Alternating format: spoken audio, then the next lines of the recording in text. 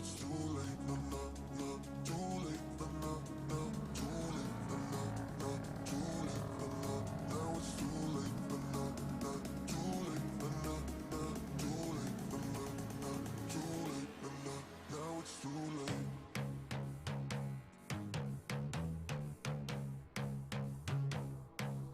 Now it's too late.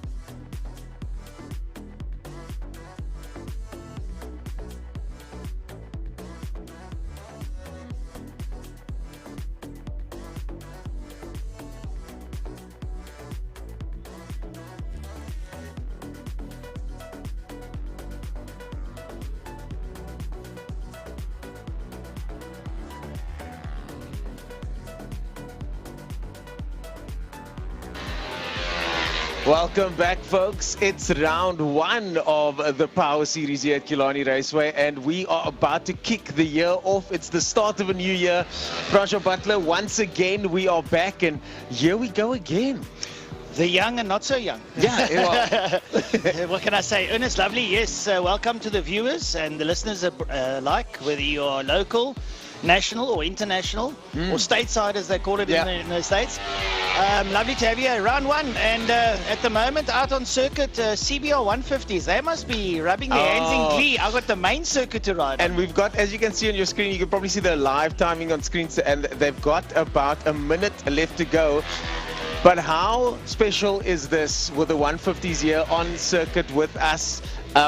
It's another example of the positive movement that's taking place at Killarney now. I think if you speak to anybody about this place right now, it is the new heyday as far as I'm concerned. There's a lot of positive movement happening and positive things happening here. And one of those things is the inclusion now of the 150 class, which is a fan favorite. It is. Look, they won't be at every meeting, but I'm sure they'll have their chances. When someone sits out, they'll be able to pop in. Wow. It's just nice for them. Look, they ride the half main at Killarney. The viewers can't see the circuit, but we call it the half main. It's out of turn 2 down to turn 3 and then back up. They obviously use the inside of the circuit, a couple of chicanes and what have you. Short circuit, for them, they will actually be active on the 15th of this month. So if you want to pop down and watch short circuit, it's motorcycles. All genres, from the little piccanins down on the little bikes. They ride up to the 150s, 250s. They have the Moto 4 as well. Moto 4 is actually quite exciting because that's sort of like your 250 modified kind of thing. It's really, and they've got motards as well. Yes. So it's exciting. And who's this Mitch Robinson? Because he wants to think he's Mr. Motorcycle at Killarney. We have our own views about this. Now, Mitch is just one of those guys. He's been around as long as I have. He's my age. The Mag Workshop, Mitch. The Mad Workshop, yeah. The fact that, I mean, I raced against Mitch when we were pickies. 16, 17 years old. Is he that old? Yes. He's that old, yes. We've got Peter Hill over here. We've got Evert Kurtz over here. A couple of familiar names, but I think, too, a lot of people out there not necessarily that familiar. We're not familiar with short circuit. But just another way that we're bridging the gap here. I'm loving where things are going. And then also, I'm proud to be We've got things like extreme festivals, SA South African Endurance Series, 9 hours. All these things have to be fit in. So if you're going to fit all of this in on the respective Saturdays, you just got to start a bit earlier. I like it. And I know, sorry, Ernest, and I know a lot of people aren't ready. No, it doesn't suit me at all. No, it doesn't suit anybody. I mean, we've just come out of the Christmas, New Year Fantasia. I've got 2 cars to prep, bro. I know. How am I going to do it? Well, you know what? Beg, borrow, and steal. Go sell something at Cash Crusaders. You know what the story is. But folks, yes, it's lovely to have you with us. How much do you think I'll get for this watch, eh? No, you're lucky, $20, because I only paid 50 Rand for it. But I've looked after it, so it's still a good neck. Really nice watch. Yeah, look, folks, when you're out there, we will be going out live on IMUSAT, on YouTube, Facebook Live, and join us. You know, look, we're going to try and see if we can hop onto the live YouTube. If you guys want to pop some comments down there, yes, please do. We will try and return it. Yeah, that's awesome. Thank you for that. That's great that the commentators get involved. So let's talk about the commentary team. Who you got in? You got to phone a friend. Yes. And then we got young Jordan. I don't know, Jordan has disappeared, but he's doing the trance down in the pits, trying to get all the ins and outs. Jordan, Jordan is one of my favorite newcomers because he's the only newcomer. Yeah. But I like his voice, and I think he fits in well with the guys here. You guys have been coaching him very well, so that seems to be going quite well. And he's extremely eager to gain knowledge. Yes, I've noticed that as well. If I remember meeting Jordan probably about just before COVID, and he was always taking photos, and he shows this whole thing. And I still said to him, come upstairs and come see what it's about. And he just latched on like a baby onto its mother. But that's how we all start, isn't it? Yes, we get to come upstairs, come check it out, and then you stay. So, my name is Ernest Page, and joined here by Francois Butler for now. My co-host will be joining shortly. We're just giving you guys the update and the rundown. And Simone's going to be joining us now, so we'll say goodbye to Francois. I know when I wanted. I know, exactly. We've used you long enough for the bike stuff. This is it. But I think we get the pretty face on screen now, and no. The elder statesman, that's what I'll call you. But thanks so much for joining us. Any closing statements from you? Look, I want to say to the folks, I know you can see it on the live stream, but but come down to the circuit. The family, the camaraderie, it's so nice. It doesn't cost an arm and a leg to get in. It's one beer at the pub, really. You know, so it's just one beer less you got to drink tonight. You know what I mean? And the booze at this pub is really cheap. Cheap, yeah, it's cheap. And they can go down to the Bull Bar, it's even cheaper. There you go. So, you know, you've got no excuses. Awesome. But to the guys out there, have a fun day, enjoy the racing, and you'll probably hear us squabbling over the mics later on. Oh, yeah. Thanks, Ernie. Cheers, man. Ladies and gentlemen, Francois Butler over there. And then we are going to now be chatting to Simone. As you on your screen now should see what's happening. The Formula Supercars are out on screen at the moment, and they will be doing their qualifying right now. Formula Supercars, of course, as I said, my old alma mater, the guys that I was racing with last year. And these guys now have really revamped their image. One of the reasons that I was pulled aboard last year was to try and push things forward. And look, I got to say, they've taken a leap forward this year without me, because their cars are looking fantastic. These guys really have put in the effort to make their cars look the part. So, and that's what it's all about. Motorsport is not just about going around in circles. It's about the spectacle, and the cars have to look good. I mean, we all know how big of a deal we make about the new livery for Ferrari, and then you can see Brad's got a new livery. We've got Shane Boscombe with a new livery, Rob De Vos. We've got Kyle Halleck, who is saying that he's got the best livery, and a couple of new drivers there as well. So Andrew Moffat is out there as well. He's back in his red car, the very fast Andrew Moffat, and of course your 2023 champion Glenn also out there at the moment. So the numbers in Formula Supercars really going up. I'm very happy for them, and I'm glad to be seeing some growth in that class, albeit that I'm not there. But on to more important things. Welcome to the circuit. It's so nice to have you here, because I know that you have the information that we need, because we need to get some of those juicy tidbits, and we'll get to that. But from your perspective, Simone, what are you seeing here today on the first day of the season at Killarney Raceway? Well, first of all, good morning and good day to be alive in 2025. Yes, indeed. Guys, I've been so late this morning, but I'm so glad that I'm not missing out, because, oh my goodness, what a beautiful day in Cape Town today. What a beautiful day in Cape Town. Not too hot, I know. no breeze, perfect day to start the season. I don't know about the not too hot. It might be, guys, I'm glowing. Can you see? I think it's going to get hot later. I think it's going to get super hot later on. But for now, it's looking good out there, and the guys are quite happily circulating at the moment. As you can see, we've got the Formula Supercars out at the moment. I'm trying to pull up the results on my screen here. But as we said, lots of new talent coming to the circuit, lots of new drivers coming to the circuit, lots of new liveries. It's the start of the new year. We've got Mr. Paul Simon joining us here in the commentary booth as well, the gentleman that runs things over here. And you know what, as I said earlier on, I was telling Francois early on, there's a lot of positive movement here at Killarney at the moment, isn't it? Yeah, definitely. It feels that way. There's a new lick of paint. There's a whole bunch of new cars here. There's a whole bunch of new drivers. It's the start of the season. There's an excitement in the air. And although those of us that are racing aren't necessarily happy about starting so early, we do understand that the calendar is big, and a lot needs to be accommodated in that calendar. Absolutely. And we've shifted things in terms of the schedule a little bit, and almost kind of plummeted back to the, not plummeted, let's say pivoted back to Much better the word. I gotta say, I enjoyed racing in the B leagues in the morning, because when I was done, and I call it the B leagues, we don't actually call it the B leagues. So that's a very good point. Let's talk about the structure of the timetable. Usually, you've got the B leagues in the morning, where I raced last year, and then you got the A league guys in the afternoon. That was a joke. But now, what we've done is we've done it back to the old way, where all the cars are spread out. I gotta say, it's a contentious issue. I know that much. I have my perspective on this, but we support the leadership of Killarney, and we want to see how this moves forward. And I support it. Let's see how it goes. We've got one race in the morning, one race in the afternoon. That's how it's going to be going now. And let's see how that works out for the drivers and the teams. One of the positives is that everybody gets equal shine, which means our sponsors can get taken care of. But remember how much we spoke about there's short periods of time you had in between qualifying and in between your first race and in between your second race. This is, again, in the benefit of it, giving the drivers a little bit more time, should 100%. Anything go wrong, to take a breather. I mean, you felt the brunt of it in two classes. Oh, yeah. You were back to back. back. I mean, we barely saw Ernest toward the end of last year. I was like, because you got to do one race, breakfast show, another race, and then a short break, and then the next race, and the next race. And it was a long day. And Shane Boscombe is one of those drivers today that's doing 2 classes as well. There's a couple of them. And it's difficult. It's not easy, but you do get a lot of seat time. And this, I think, this alternate way is better for some drivers. We're going to have to see how it pans out, but we're back to this way for now, and I think it'll probably run like this for the rest of the year.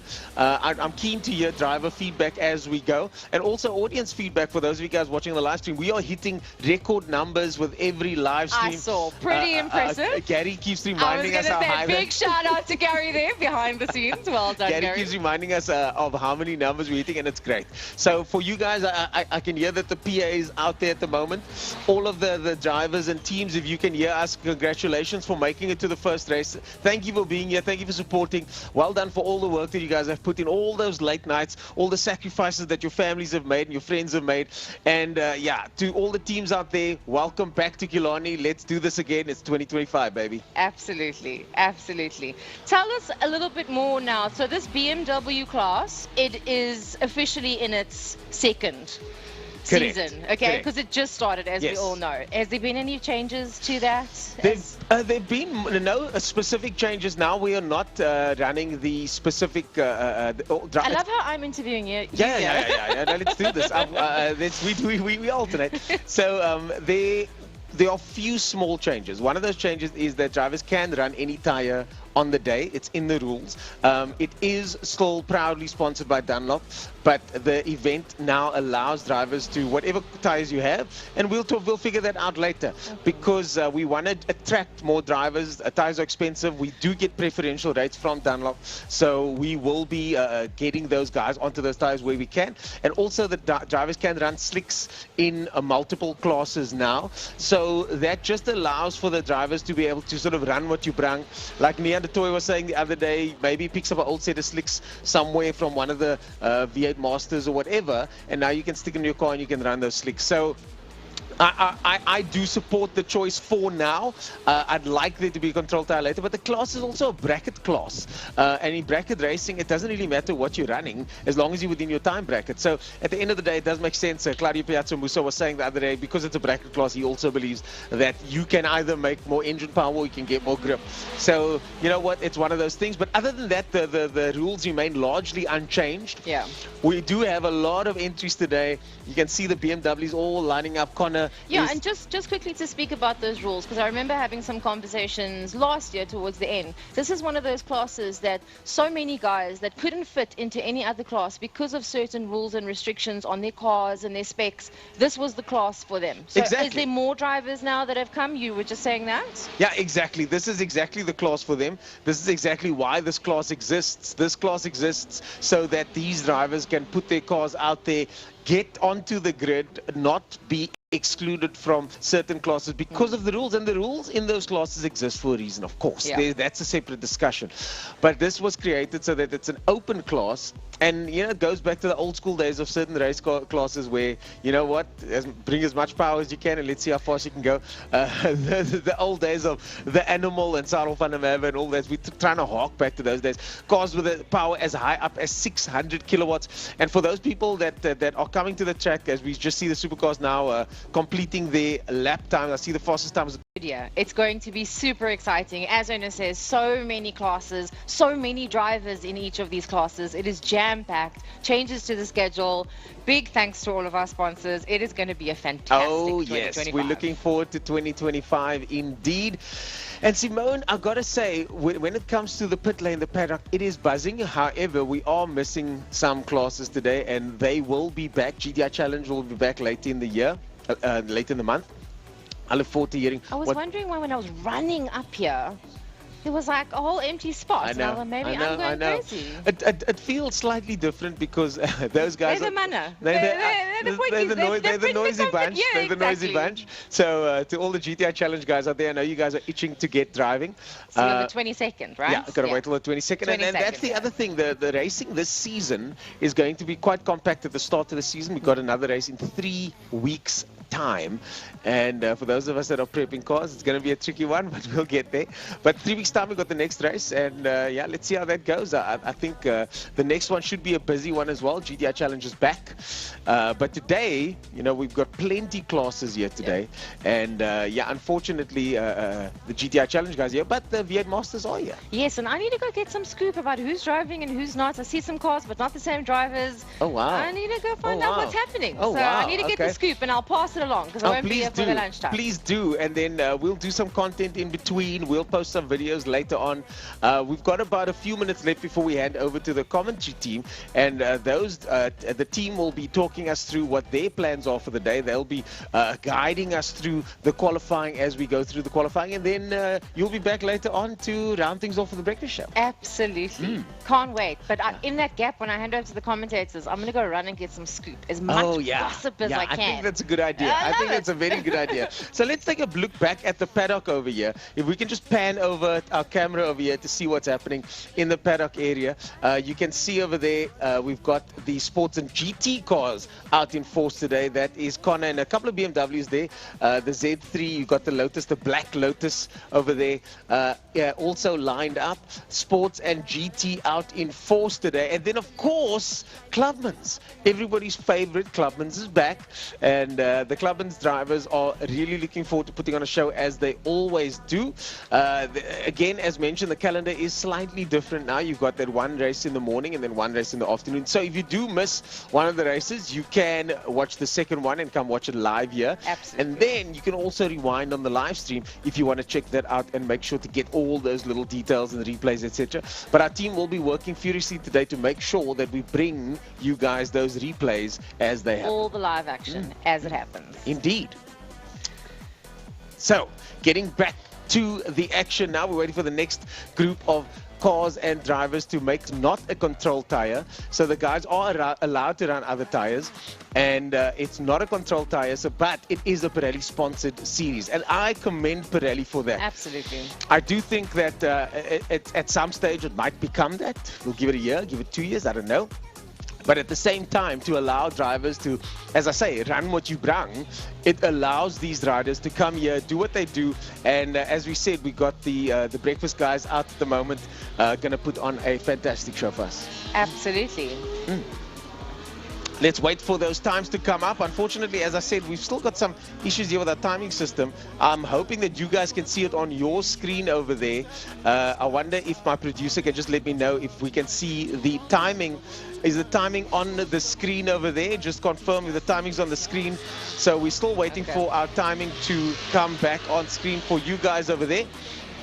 But I unfortunately do not have times, but just know that the Breakfast Club is out at the moment for their qualifying, going very, very fast at the moment. Yeah, such a beautiful morning. I'm just seeing them go, and such a beautiful morning for a bike to be on the track right now. It's just starting to populate now. We just started to populate now. We got Johan Momberg out there, John Kosterman out there, Francois Kritzinger, Shannon Thomas, Hannes Jansen, Willem Lowe, and Greg Waddington out there as well. They're so far below us, but they come past. It's like... I know, it's so quick.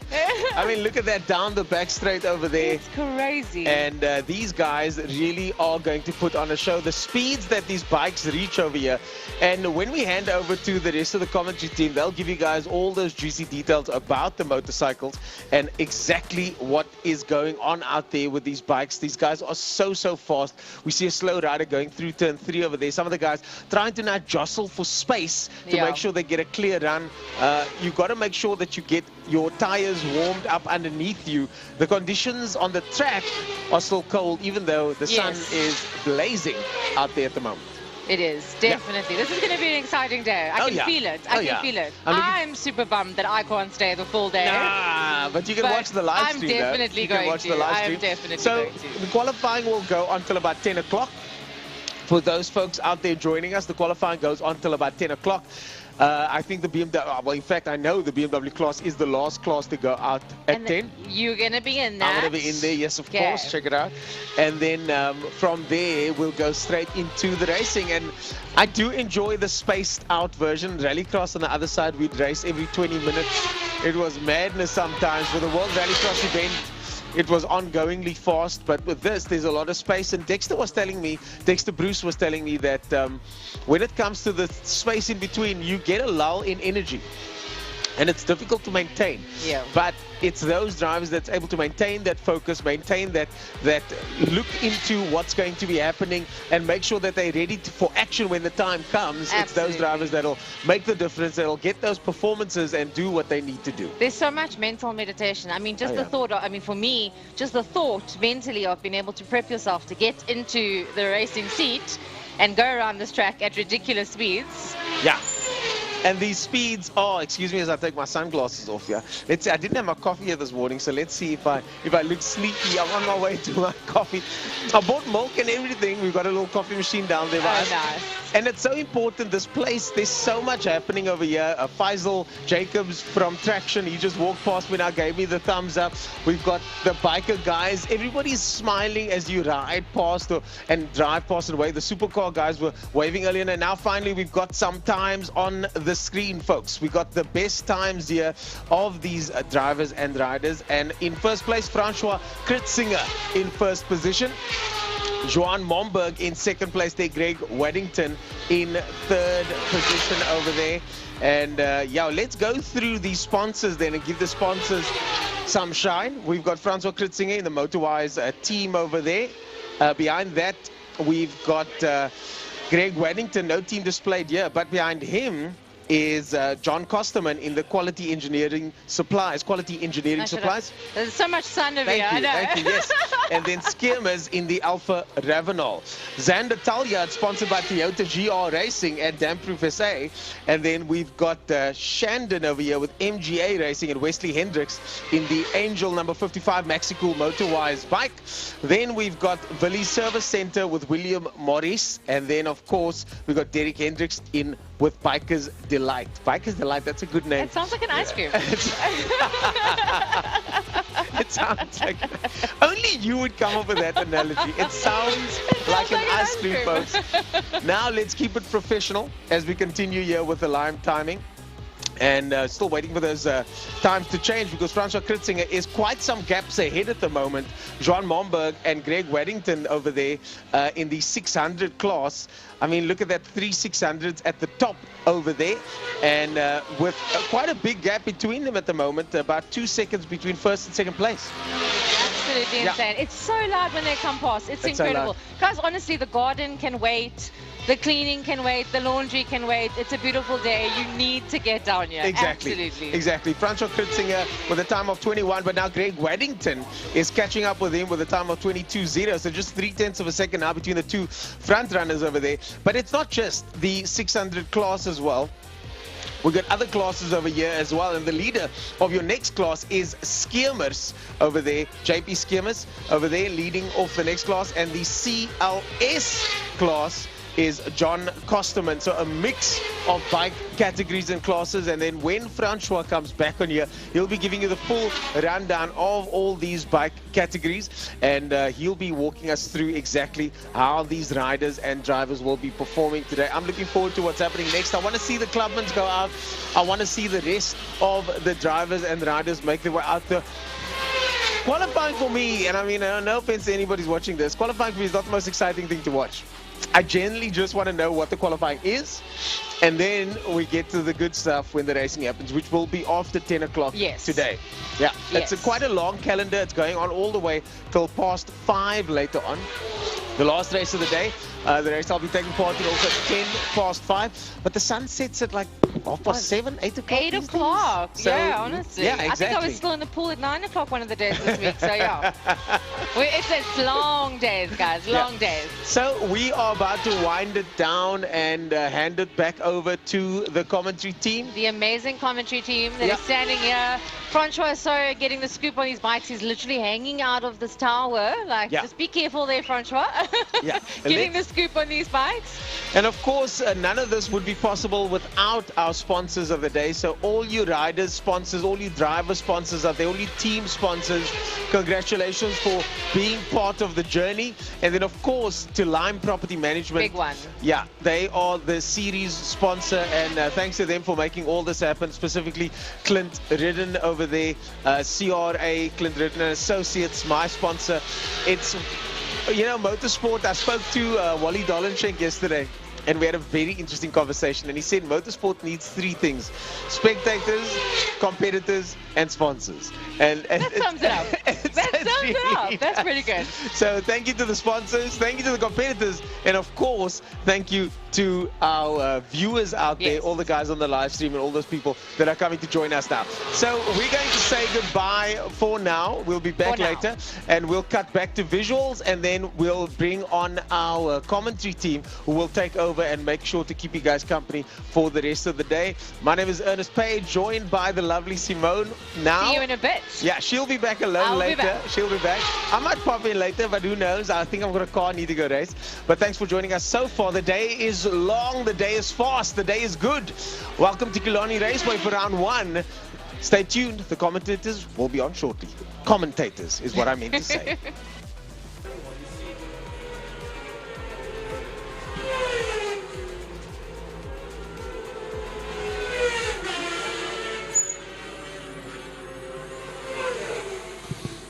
Right, good morning everybody. Big warm welcome to everyone who's at the circuit at the moment, both riders, some riders coming from up north to join us. Welcome to the spectators that are here nice and early, bright and breezy. What a lovely day on the cards for us. Mike Side, Francois Butler. And we're looking forward to a full bill of racing. We've got bikes and cars today. I reckon it's going to be an absolute humdinger. The first one for 2025, the emission of the Classics and the GTI Challenge. They're setting this one out, but still lots on the cards. We've got motorcycles, all categories. Even got the CBR 150s here today. That's going to be a crackerjack. I'm sure the youngsters and some of the older generation that are there are going to be rubbing their hands in glee that they can use the full circuit. We haven't seen them on the full circuit for probably, what, about 5-6 years? And they must be in absolute ecstasy about that one. Well, lots to be seen and lots to be had. Don't forget all our vendors out there. You can go down to the Bull Bar, the clubhouse is open, the little trackside grills open. There is the takeaway tuck shop down the bottom of the inside of the circuit by the Bombers. Yeah, there is just so much to have, to eat and drink and all the rest out there at the moment. The Breakfast Club Cycles just finishing off their qualifying. Looks like Greg Waddington there above Kritzinger and Momberg. Shannon Thompson's in there. Willem Lowe's in there. Derek Hendricks. Shemmers is there. Taliad Morris. Wayne Gress of Gresse. John Costerman, nice to see John in the pre-sling out there again. Lovely stuff on the old GSXR. Michelle House is there, and Hubert. So these are the guys that are getting in there, except for guys like Costerman and that. They're getting in there, getting the experience. From there, they step up towards maybe Clubmans or Superbikes. And they will be having a lovely tussle out there. Just to give you a big shout out on the main straight, here on the Porsche straight, we can see the Motul, Pirelli, Asibus, the DID, Chinese here, Frank Yenis is here, and myself. So we'll all keep you entertained. It's going to be a real crackerjack day. So if you're not having fun, it's your own fault, I'm afraid. That's just the bottom line. It's got to be your own fault, because we're going to do everything in our powers to entertain you. Well, I'm not going to entertain you, but the drivers and the riders out on circuit are definitely going to entertain you. And I'm looking around, I've been following the socials, seeing some of the cars, the BMW class, Neandertoy, and all the rest. Yeah, they've been building some evil machines. I tell you what, the cars are going to light the circuit up, that's for sure. Ernest was giving us a bit of a rundown on the breakfast show of what has been transpiring. And I think we're going to have a look at in the BMW cars, the likes of Neandertoy is going to be pushing for a 1 minute 10. I don't think it's out of his ambit whatsoever. Sports and GT cars are going out on the circuit. Also some new cars out there we saw last year. We had the likes of the Janetta out there. We've got a couple of very fast BMWs out there. And, well, I'm telling you something. I see the little black Lotus Exiges out there. That has been worked on by Nian. That's going to be a whole new ball of flame. And we're going to have some very exciting racing. They're going out for qualifying now, Sports and GT. It's going to be who can put their foot on the top step, who can start from the front. Probably be one of the biggies, but I'm sure it's going to be a real hard tussle out there. Look, it is hot today. Track temperatures. Now, the heat has got one benefit and one thing against it. The benefit being you're going to get a lot of traction. Your tires are going to get sticky. It might even slow you down in the corners. But the downside to the heat is that your engine doesn't work at optimum performance because there's heat coming in. You want to get rid of, you want to dissipate heat. I mean, you'll see these race cars, they've got air ducts in and out and everything to get the heat out. They've got massive radiators, some of them intercoolers, some of them running on methanol to keep the heat down of the fuel. But lots to be taken in. I'm not an aficionado here. Another one on down pit lane now is the one of Gary Kisvetter. So Gary will be out there. I don't know if Craig Jarvis is here. Jarvis usually just comes out for the Nationals, but we'll have to see if he is here. I see there's a new Nissan out there. I'm not sure whose car that is. We'll have a look and what's happening. We've got the likes of Connor Kilbride there. Davio Bear will be in that Lotus Exige. Mike Verrier's in the M4 BMW. Martin Pugh is in the Shelby Can-Am. We've got Gavin Gorman out there in the Nardini. That's that little black and orange Nardini. Tristan Denobriga in the RDSA BMW. Eric Salomon's out there. We've got Henny Trollip. Oh, in the Skyline, that could be Yanni Hatzi in that Nissan Skyline. Oh, not a Skyline, no, sorry, that's SX200, I lied. Oh, that's the one that I said to you is the new car, the new looking car. So we'll have to have a look there. Divan Lismore, he will be out in the 350Z. Like I said, Gary Kisvet in the Janetta. We've got Ray Farnham, he's in the Opel Birkin. Martin Prince, he's in the Porsche GT3 Cup. That's the more recent Porsche. I think it's the 995, if I'm not mistaken. And then we got Simeon Penev also in the 350Z. He'll be out there as well. So very lekker to see all these guys out there. And I mustn't use the colloquialisms because we have some international viewers from abroad. And when we use the word lekker, that's what's happening. Well, that's an Afrikaans term for the word nice, but it's a colloquialism. It gets used on all formats of conversation in South Africa. Well, don't forget, I see a couple of karters on the karting circuit practicing next Saturday, round 1 of the Western Province Karting Championship.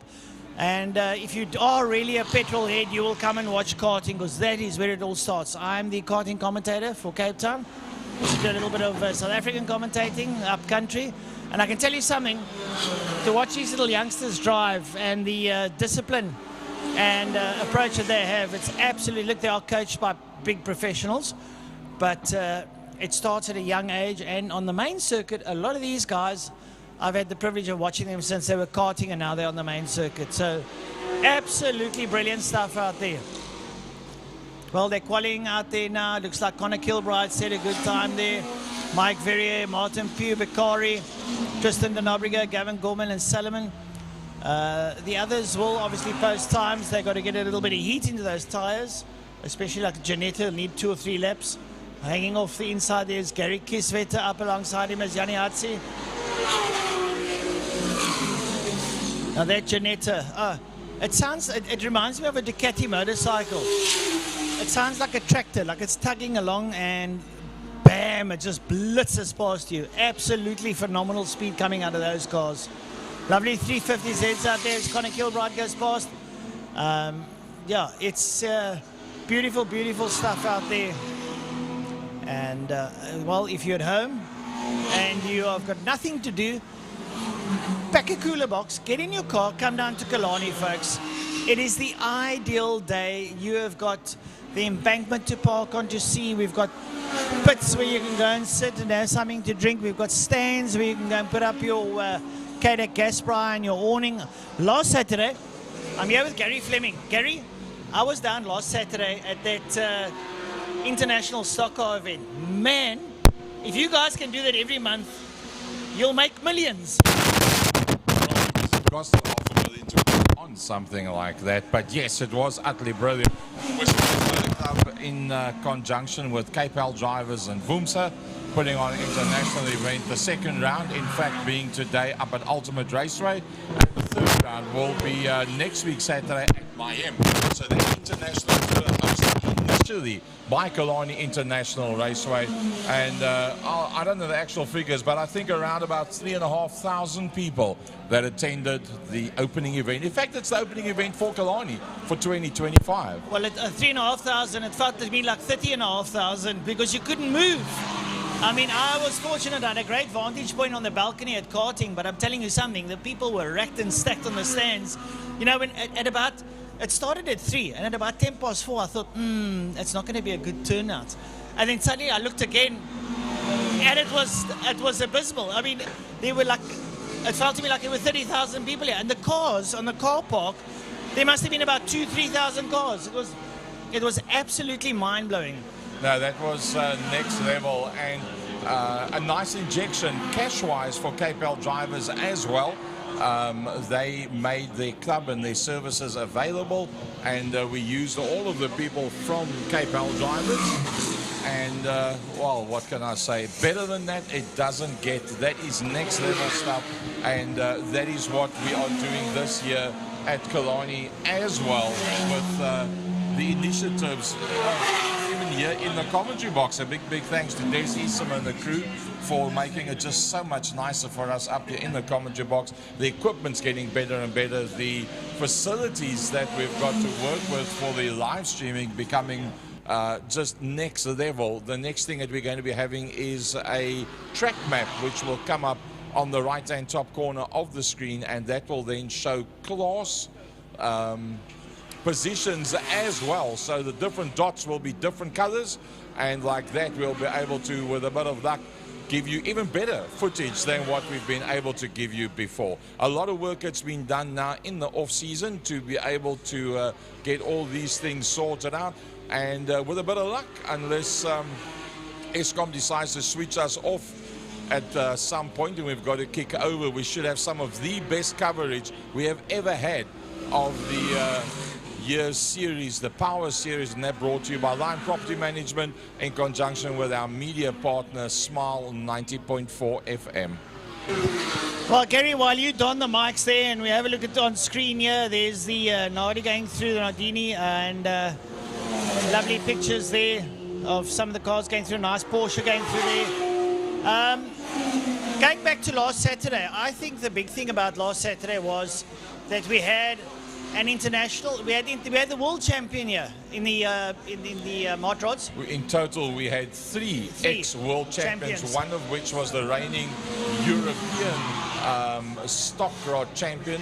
One was an ex-world hot rod champion, and one was the reigning British national hot rod champion 2024. Yeah. So it was a kick-ass team that anybody that was prepared to come. Mr. Dean Woods was here as well, the man that owns 9 different circuits in England. He's the man that gives the go-ahead for anybody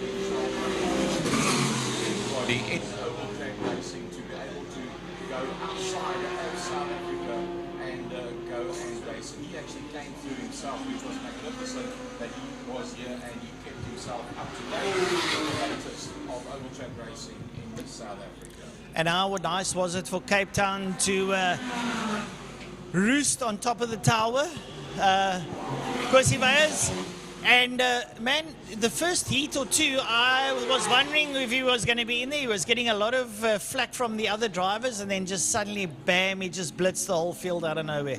Well, when we had the drivers briefing, the first thing that came up was, because he's obviously the man to catch, and Ishmael Peck said to the guys, we tried plan A to get Percy drunk last night, it didn't work, so now we're playing down to plan Z, and that means that you guys are going to have to try beating fair and square out there on circuit.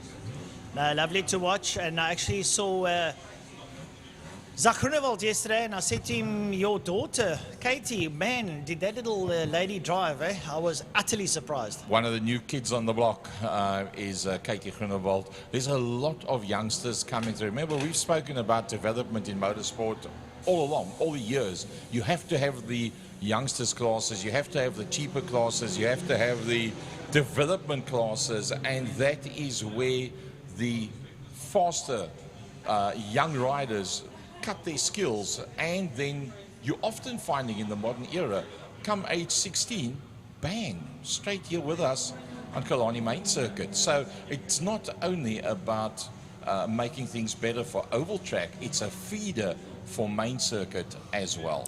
Just alluding to that one now, you've got your young development drivers in stock cars. It's much like we've got the karters who come through into the main circuit racing. And speaking of karters, the two karters that are really impressing me overseas at the moment, and they're both in the same team as the Van der Linde boys. They are doing amazingly well with what they have done. DTM, Deutsche Tourenmotor, they ended up second and sixth, I think it was. Right. The previous season ending first and fourth. Yeah. So, but with the likes of Rene Rast and the boys there, I mean, you're up against the best in the world. And they are now branching out slightly. They're going to be doing some other series as well this season. And we will be following them on the Second Gear talk show, going out live every Tuesday at 8 o'clock. We're going to be following the Van der Lindes. And then the Rathbones and the Peppers and the Pitambers of this world, the Brad Binders of this world. In fact, I'm led to believe Brad Binder's still going to be riding for KTM. He is with Pedro Costa. They've got a nice team there. Lucarini's in there as well, so it's a nice MotoGP team. But do they have the funding to stay? Well, in the I loop? do believe, and there's been a lot of negative media out there, and so you can't believe all the social media, but I do believe from a trusted source that apparently there is somebody or some company that wants to step in, and they will bring it to fore. I mean, KTM is a brand. It's not. It's like Coca-Cola. If Coca-Cola went bang, I'm sure someone will step in. I'm glad you said is and not was, because there is still hope. It is. And they Lewis just won. Hamilton spoke about actually getting involved. Well, I didn't want to mention the name. Yeah. No, you've actually popped it up there. At the end of the day, Lewis Hamilton has now grown up. He's not the most irritating Formula One racing driver out there. Max Verstappen is. Yeah. But Lewis Hamilton moving his beliefs and his causes in the right direction as far as most of the people worldwide are concerned. And he's also quietly in the background putting a lot of money into development and charity, etc., etc. So I believe Sir Lewis Hamilton has now really come of age, and he's starting to become one of the Alonsos of this world, people that you can be proud to have followed their careers, and I mean, what they put in is so much more than what they take out. Well, I don't want to say anything, but he has been here incognito. He was here for a couple of days and disappeared, wasn't seen on socials, but apparently Hamilton will be visiting South Africa this year, from what I understand. Wow. To help promote the bid for the F1. We won't see it in 2027 because the bid's closed for 2027, but we have a very good chance for 2028.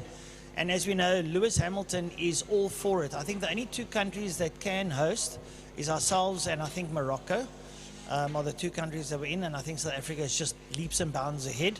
Who would like to think so, seeing that there's war in the DRC right now? Yeah, no, but we're also getting, that's also another story. But we'll send two Grippins over and we'll just wipe out Rwanda. You know, they think they can fight. We're not going to fight in the ground. We're going to take them out from the air. A couple of the Scorpions and they'll be sorted out. Let's hope that we do get Formula. It was back in the 80s that we last had a Formula One event at Killarney. With Mansell and the boys? Yeah, Mansell, Senna, all of the guys were there. Gerhard Berger. I was actually lucky to be there. The late, great Willie Hepburn actually supplied me with 2 tickets for me and the wife, and had the opportunity to sit right at the top of the grandstand on Sunset Bend, and had the opportunity to see the likes of Senna and Berger. And at that stage, Berger was doing what George Russell's doing now. He headed up the safety side for the drivers and the drivers' union, if you want to call it that. And he was actually very impressed with what we had at Killarney at that stage. Looking at what we've got at Killarney now, I mean, it's 77 million rand, and percentages better than what it was. No, lovely stuff. So there's a lot happening in the background. South Africa is becoming more and more of a recognized country around the world. And something that was very surprising, the little bit of social dwelling that I do on the phone, I noticed that a lot of Americans are coming to South Africa on holiday, and they are promoting, especially Cape Town, very, very hard. And I can tell you something, I see United Airlines and Delta Airlines flying in here every second day, so that goes to show Cape Town is really getting on the map.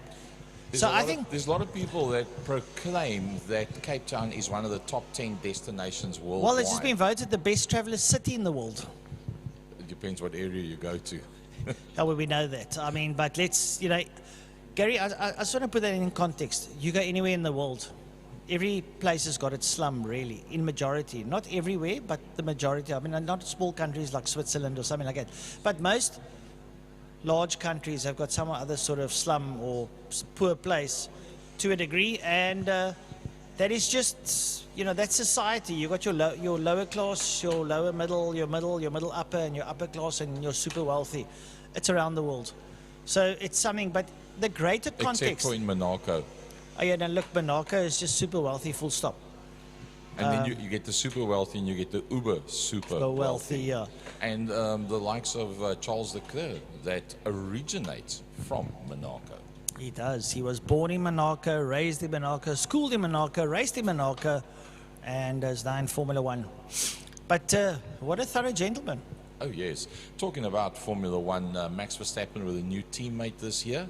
Obviously, he will be the senior guy. And in fact, all the head honchos of all the different teams, when they were asked to vote for who they believe is the best driver in Formula One right now, every single one of them said Max Verstappen. Verstappen is a cut above the rest.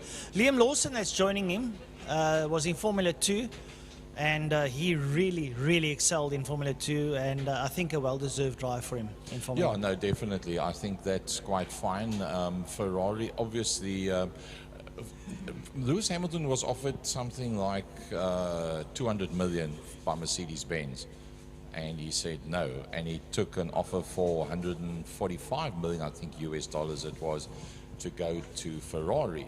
But Ferrari's shares went up by something like 3 billion rand overnight because of the signing of Lewis Hamilton. Their website went up within 48 hours by over 200,000 people that subscribe to the Ferrari website as such.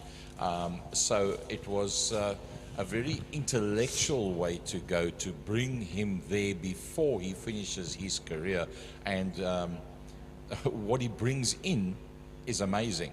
Keeping in mind, if you take somebody like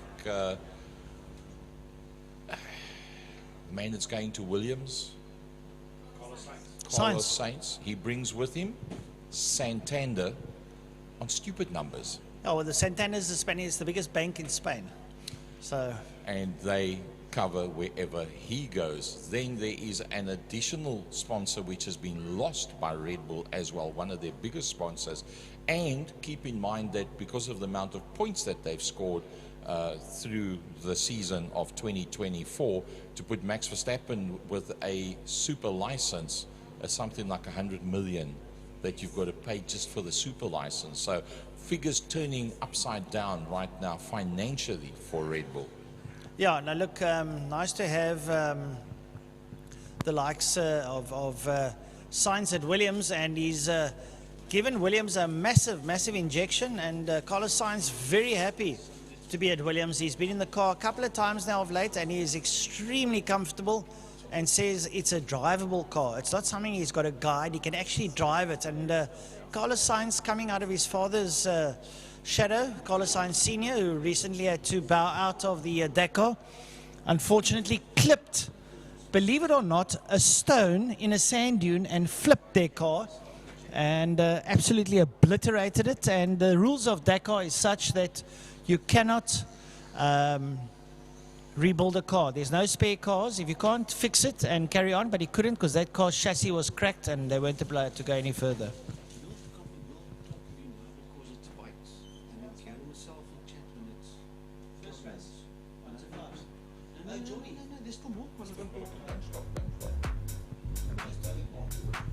So the big thing there, sorry about the break, just a little bit of an issue here, but I think the big thing with F1, it's going to be exciting with the likes of Colapinto in there, and joining me, Jordan. Jordan, have you been following F1? Have you been feeling the buzz on the socials?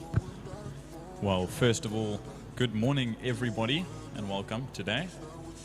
It's super exciting to be back at this start of the year, but for me, I'm not as big into F1 as I used to be. Definitely not. I think the politics and all sort of the money-hungry higher-ups make it a little bit difficult to watch.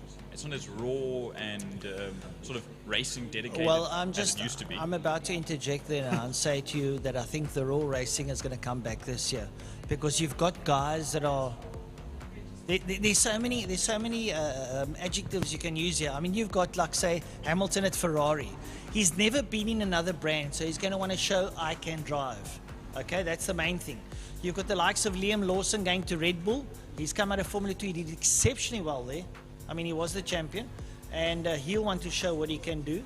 You've got the likes of Colapinto, who came from sports cars, is in there. Bang, he's now at Williams. Carlos Sainz, oh no, I think he's at Alpine, sorry.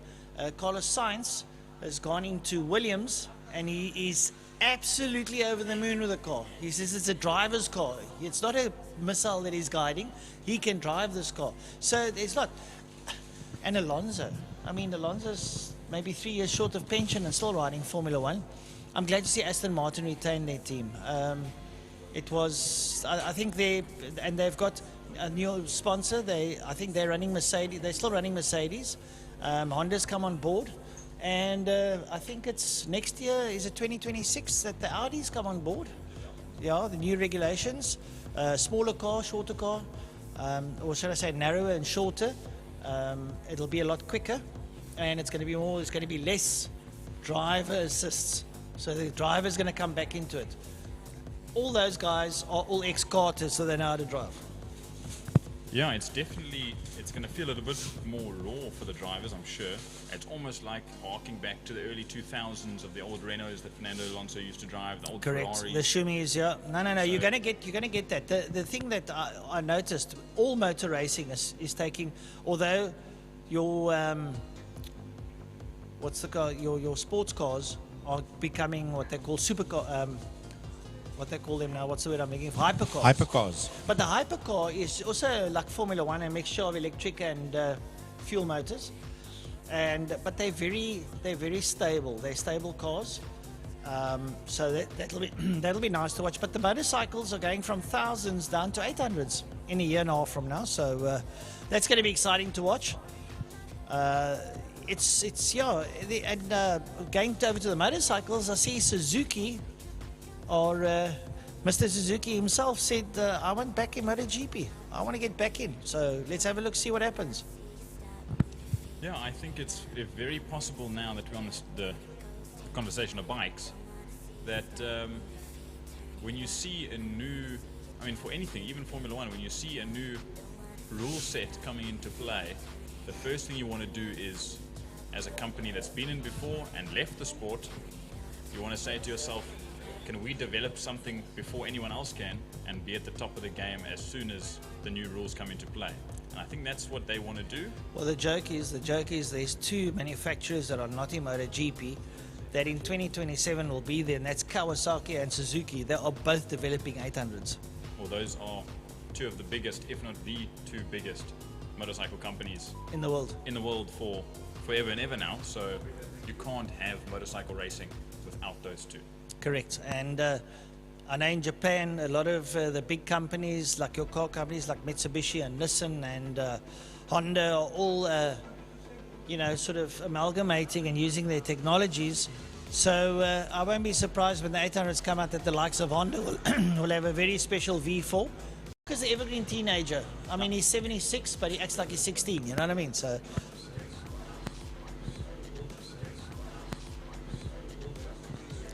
to those that have come to visit us from up north or wherever you are, even if you're from overseas, thanks for being here. Your presence is felt, and we want to wish you everything of the best today in your endeavors out there on the tarmac.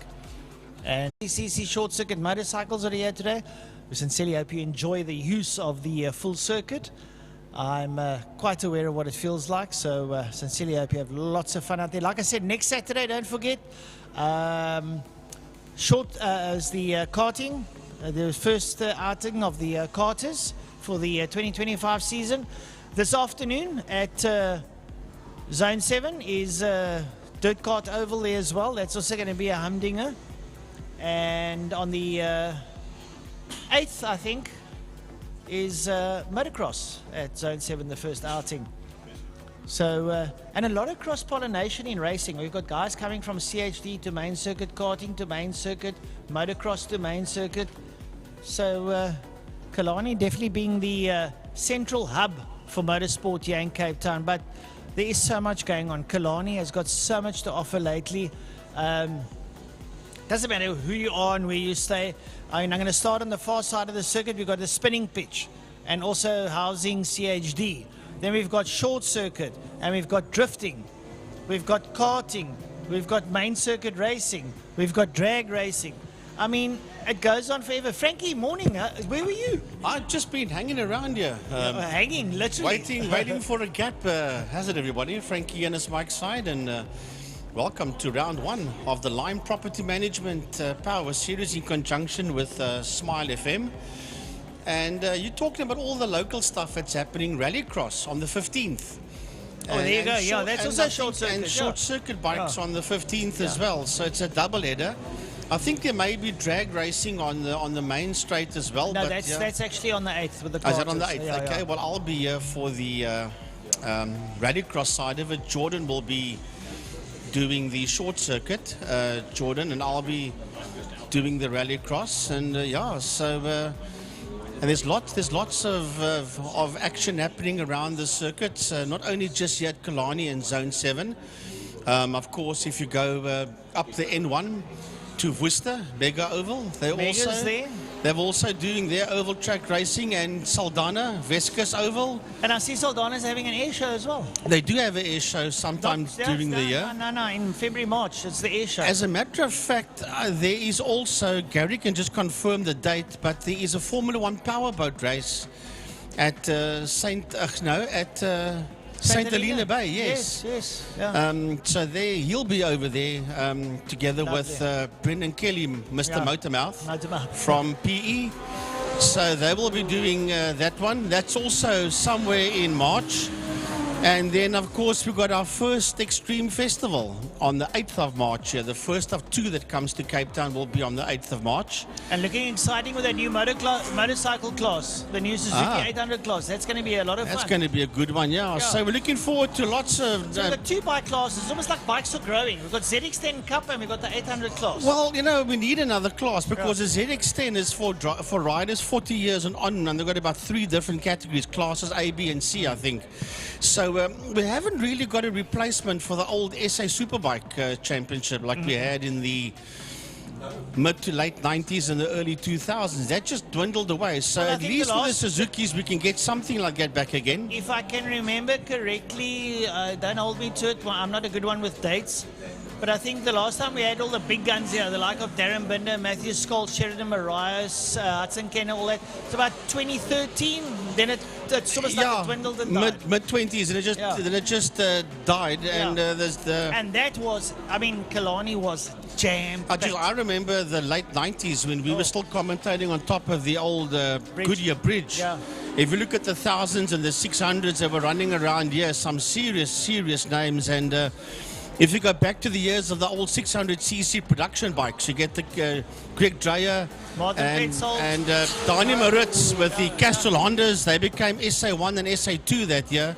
Russell Wood and the old 250cc Grand Prix bikes, the Winston Yamaha team, of which Martin was part of that. Yeah. Now Martin was four times SA champion, and the only bike rider in the 250 class to stand on the podium in a MotoGP in South Africa. Yeah. And he started from the pits in Killarney in the rain. Geez, I tell you what, those were the days. Talking about the days, remember the old, the initial West Bank modifieds classes, A, B, C, and D. That was some awesome stuff. And the Stanek production, Stanek Group N cars. I think I'm about the only guy in the box here that did the commentary on West Bank modified, Stanek Group N, the old Sassel Formula Fords, and the what was the Shelby Can-Ams? What were they called back in the day? Yeah. Vodacom, Shelby Can-Ams. Yeah. So and the initial Polo Cup. Yeah. When they started with the Polar Classics back in about 97, 98, somewhere around there. Correct, yes. They still had the sedans, and then they moved to the hatchbacks, and since then they've looked back. Yeah. And I was chatting to Mike Rowe the other day. I saw him at the Oval. Mike was at the Oval. Saying that the new Polo Cup, the new Polos are going to be absolutely nice cars to drive.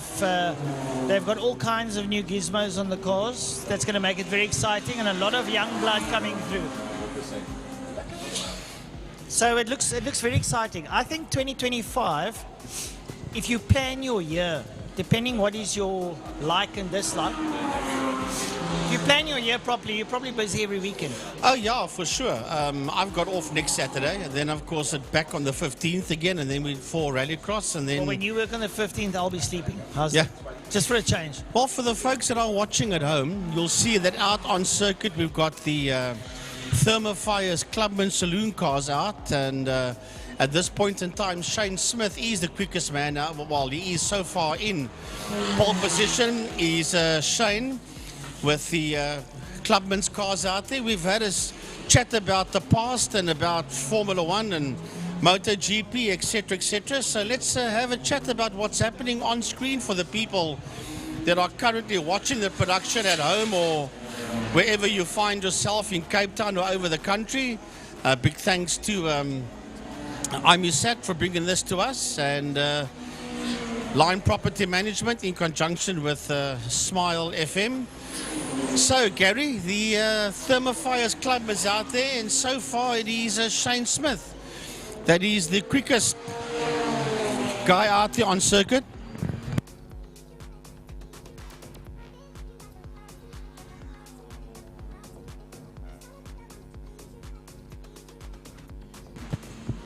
Another man that has done exceptionally well last season and looking very, very good at the beginning of this season is Jaco Lambert. He's the new kid on the block of the up-and-comers in the top end, keeping in mind that Jesse Huggett's motor is still not completed. They've got all the parts. He's expecting it to come back to Cape Town probably in the next week or so. Then he'll have to do dynos and sound checks and safety checks.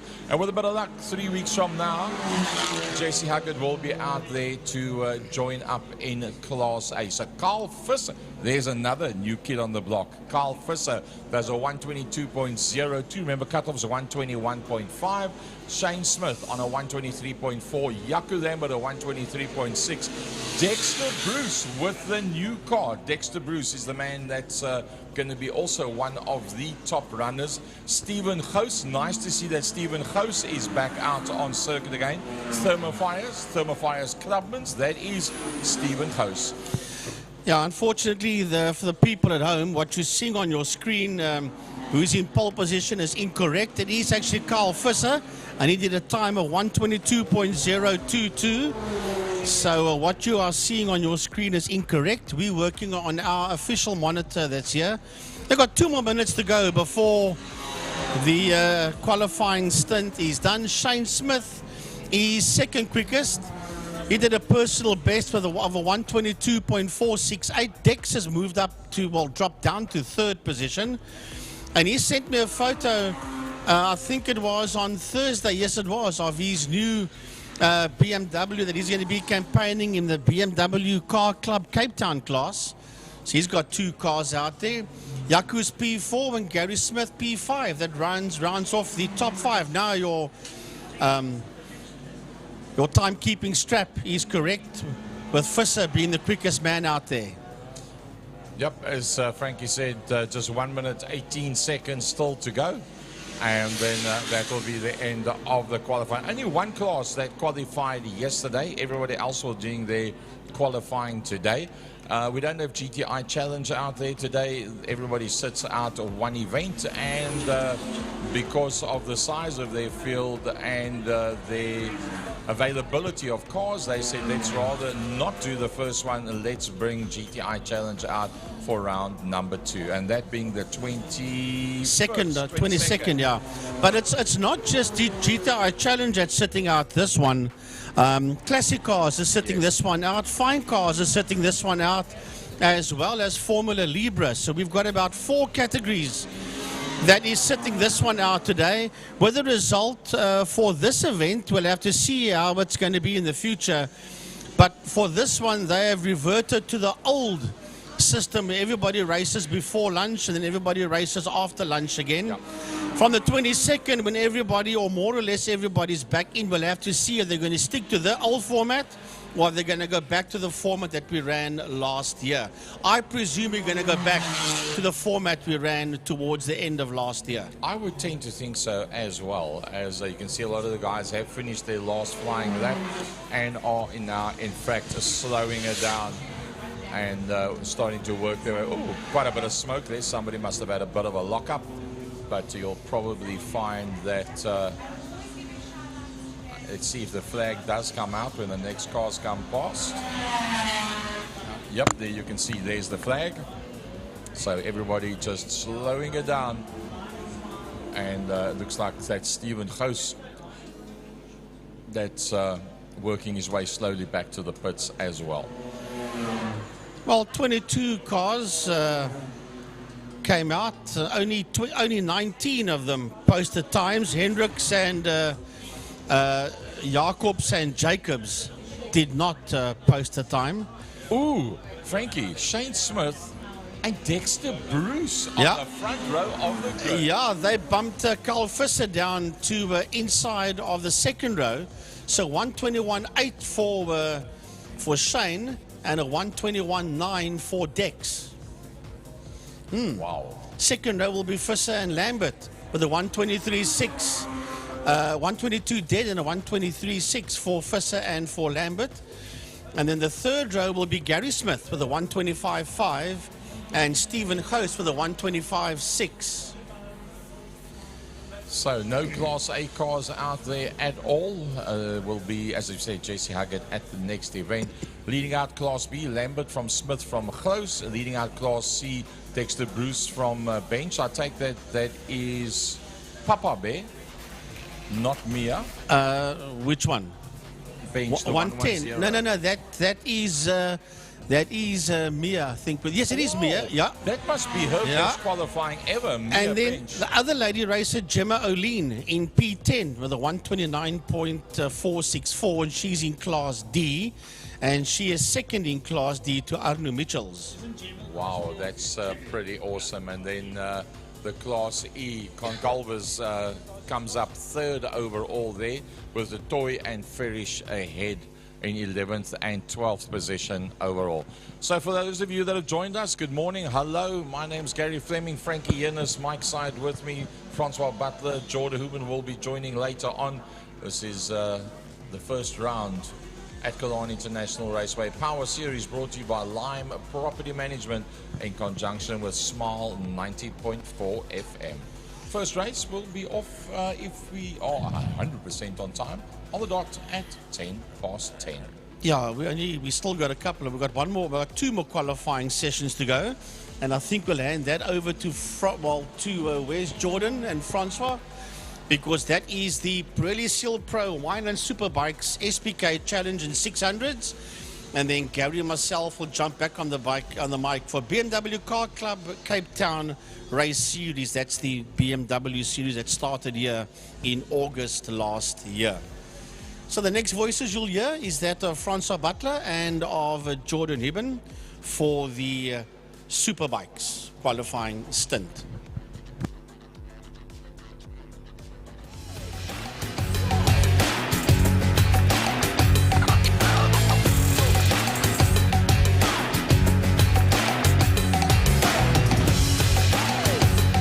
Just keep on chatting until these two gentlemen have found their way to the microphones. I see that Francois is enjoying the fan in the commentary box here, as it's going to get pretty warm here in this commentary box today.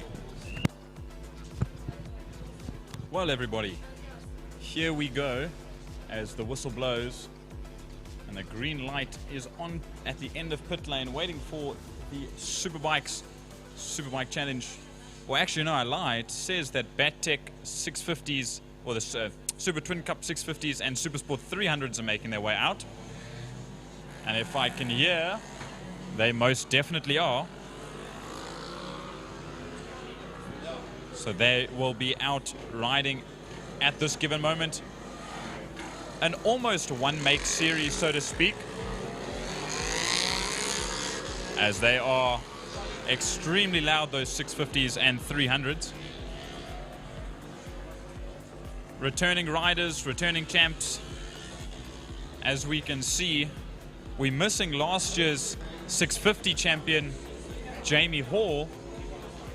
He has stepped back from Super Twin Cup.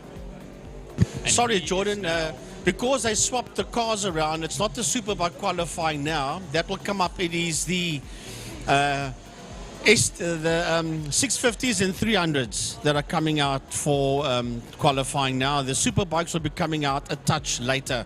Remember, they swapped the qualifying sessions around. Ah, okay, I see. Yeah, I know there was some thing after cars had dropped oils, they didn't want to let the bikes come out first. Yeah, I also got it wrong when I said the Superbikes, but then I realized it's because of the oil that they changed the qualifying sessions around. Yeah, I've got some information from Emil Tiny Brunt that there was, you can actually see as they exit turn 5 Pertamina Foster now, there's a strip of oil and a little bit of dust that they've left down there to clear up that oil. So they had to hold the bikes back up until now. But like I was saying, last year's 650 champion Jamie Hall isn't out there. He's racing his Suzuki S-Rad in the Classic Superbikes class for MGA Racing's Clubman's Classic and Breakfast Run class. But we've got fairly newcomer Bradley Musto out on main circuit for the first time on a KTM RC390. I nicknamed him the Joker with his bright green helmet, and he's a bit of a funny youngster, so hopefully he'll put the visor down and show us what he's got out here today as qualifying starts. Then you've got Raymond Alexander, Mitch Robertson, and the young lady Cody Redlingace racing in the Power Sport 300 class. And then we go back to the 650s. Adrian Solomon, after winning the 300 championship last year on his Kawasaki Ninja 400, he jumped up to 650s. And I believe he ended the season last year, the only round that he did on the bike last year, in 4th place overall. So he was already up and running on that motorcycle straight out of the gate. So he's now got a fresh start, good preparation, and he's ready to come out. And then you've got the likes of also 2 big front runners in the Power Sport 300s from last year, Abigail Bosson and Max Munton, both on 650s this year. That's good to see those youngsters out there performing in a slightly higher class than they did last year. So they are definitely going to try and prove a point that the young guns are definitely the ones to be scared of. Reynard Burnett out there as well. Nicholas Hutchings. He missed a couple of races last year in the 650 class, but he's back out again at the beginning of the season. Lance Jonas as well. Elmer Mostert, one of the lady racers in the class. Of course, Peter Hill. I know there's a running joke between Mr. Mitch Robertson and Peter Hill. Now you might see Peter Hill's bike out on the circuit, that white Suzuki SV650. It no longer has PH 60, it now has PH 70, because as far as I know, Peter Hill at the ripe old age of 70 is the oldest competitor out on the race circuit at this point in time. So that's really cool to see him out there and still running as quickly as he does. Then you've got the likes of Lance Jonas on his MT-07. And then one of the other lady racers back out once again, Sante Otto, after a very dramatic accident last year near the beginning of the year where she did a full somersault after a bike slid into her back legs, hurt her ankle quite badly. She's still going to physio and apparently has to get the screws out of her ankle fairly recently. She's back out on main circuit once again. She did short circuit racing for a little while, so she's definitely back into it. But she's on an R7, the same Yamaha R7 that they use in the Women's Cup over in Europe. So it's a new bike, still no fairing kits for it here in South Africa, but a lot of new bikes out on the circuit in both the Power Sport 650s and the Super Sport 300s.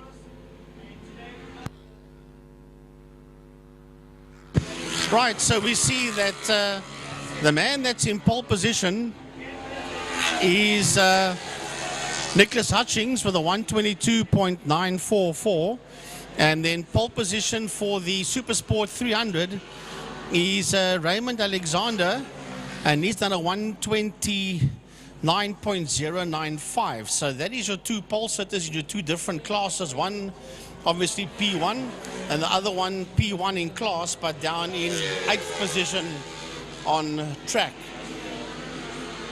Max Bunton is second in the 650s with a 123.278, followed there by Adrian Solomon. Now, Adrian Solomon has a bike down in a turn 3 in Damstip.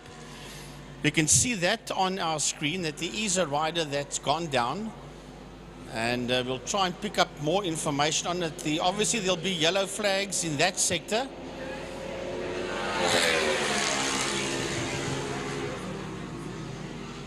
We'll get the binoculars on and see exactly who is that rider that has gone down there in turn 3 during the qualifying for the STC 650 and the Supersport 300s.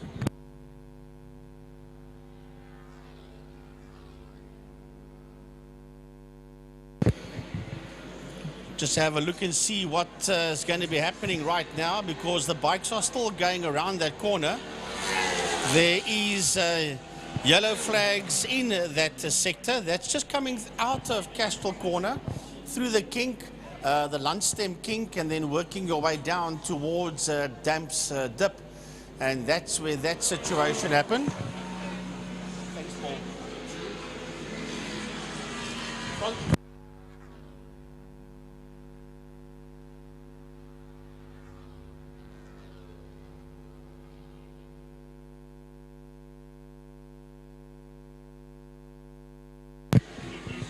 So we'll try and figure out who it is, and we're not 100% sure exactly who that rider is down there. We haven't got confirmation yet on the bike number. Just waiting for Emil Brandt, radio man, Tiny from Tiny's Pit Box, to get confirmation as to which rider went down there. We think we know who the rider is, but we're not going to say until we know for sure. So Nicholas Hutchings, 122.601. He's the quickest man out there.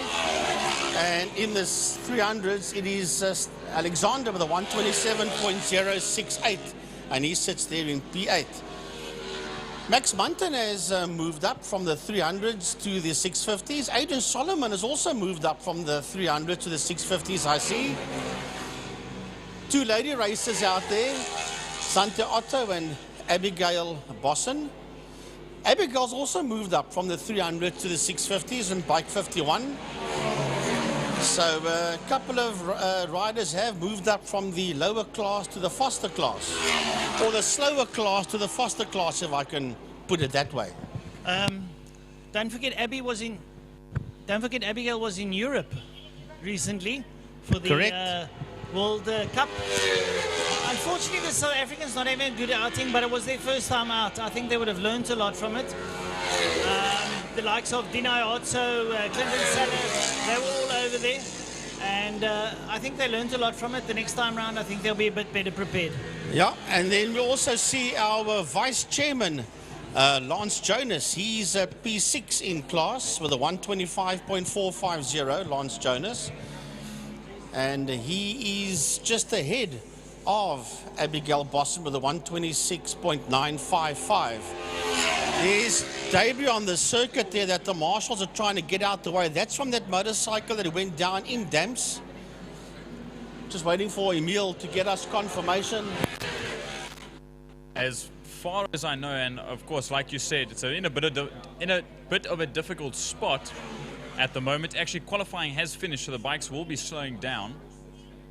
And you know, you're right, Gary. It does look like maybe the end, the box of the exhaust because that would be quite a far distance to get a little bit of body work up the circuit. You guessed quite right. We got confirmation it is bike number 7, Bradley Musto, that went down in turn 3 in damps. Yeah, obviously still a new circuit for him. He's done a little bit of practice in the off-season when the circuit opened up again. And of course now, yesterday, he did some more practice. Obviously still getting to grips with the KTM. It's now obviously qualifying. At least it wasn't the first race. So I think they're going to try and get that bike back as soon as possible, see if there's as little damage as possible, and if there is damage, what they can repair to send him back out for race 1. So 3 lady racers out there, Zante Otto, Abigail Boston, and then of course the 87 bike of Cody Redlinghuyse. Oh, then yes, Elmay Mostert, yes, in bike 94. So 4 of the 13 riders out there are lady racers. Now, big thanks to all our main sponsors, your Porsche Club for the main straight, Castrol for turn 2, also for the spinning pitch, and then King Tony Tools for the bridge, Pertamina Fostron for turn 5, City of Cape Town for the bridge, Castrol as well for the tower. A big thanks to all of them. And then of course our main sponsor, Lime Property Management, Mr. Clint Ridden and his team, in conjunction with Smile 90.4 FM, playing more 80s music than anybody else in Cape Town. A big thanks to them, and of course all our class sponsors as well. We'll run through those class sponsors as the day goes on. This class, of course, is sponsored by Battech, as the folks at home can see on the top right-hand side of your screens. So a big thanks to Battech for the sponsoring of the STC 650 and the Supersport 300s. So the qualifying for these 2 bike classes has concluded. So there'll be a bit of a delay. Just get that situation there in turn 3 in damps sorted out, and then we will move on to the following qualifying stint.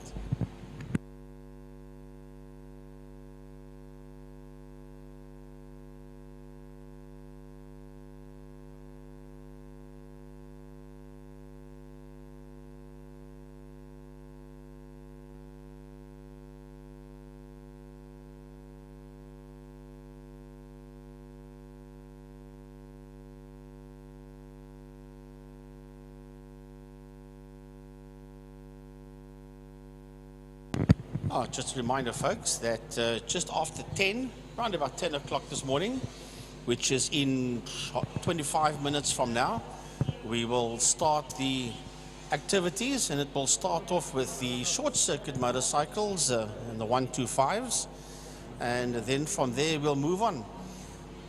Are a few classes that are not running today. GTI Challenge has opted to sit this one out. They will be back with the next event, which will be February the 22nd. We will see them out together with the classic cars, fine cars, and then the Formula Libras. But the Libras were initially penciled in to sit out this one, and I think maybe even the fine cars, but then the GTI Challenge and the classic cars opted to sit this one out as well. So we will see classic cars and GTI Challenge together with fine cars back in for the 22nd of February. And then of course, Jordan, on the 8th of March, we've got the Extreme Festival here at Killarney International. We've got 2 for the year here in Cape Town, and that will be the first one for Killarney, will be on the 8th of March. And that's going to be something incredible. This place will be packed to the rafters, that I can promise you, with all the spectators will be coming around. We will not be going out live from the IMUSAT side for that one. We'll just be doing the circuit commentary, because that does get covered by our sister television company up there in Joburg, with Dave Peterson and the team, and the voice of choice, Mr. Greg Maloney himself. So they will be doing that one. That goes out live on stream. the commentary team up here will just be calling the race to all the fans that will be around the track. But that's only the 8th of March. We've got another Power Series before we get to that one after this one today. So we'll have to look and see what's going to come out next, because there are 2 qualifying stints that must still go. One is the Superbikes and SPK Challenge, and of course the other one then is the BMW Car Club Cape Town Race Series. It's getting pretty warm here in the commentary box. Guys have got windows open all over the place just to get some air in.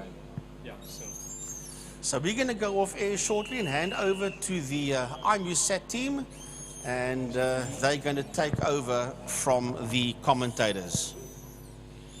Right, Simi, over to you.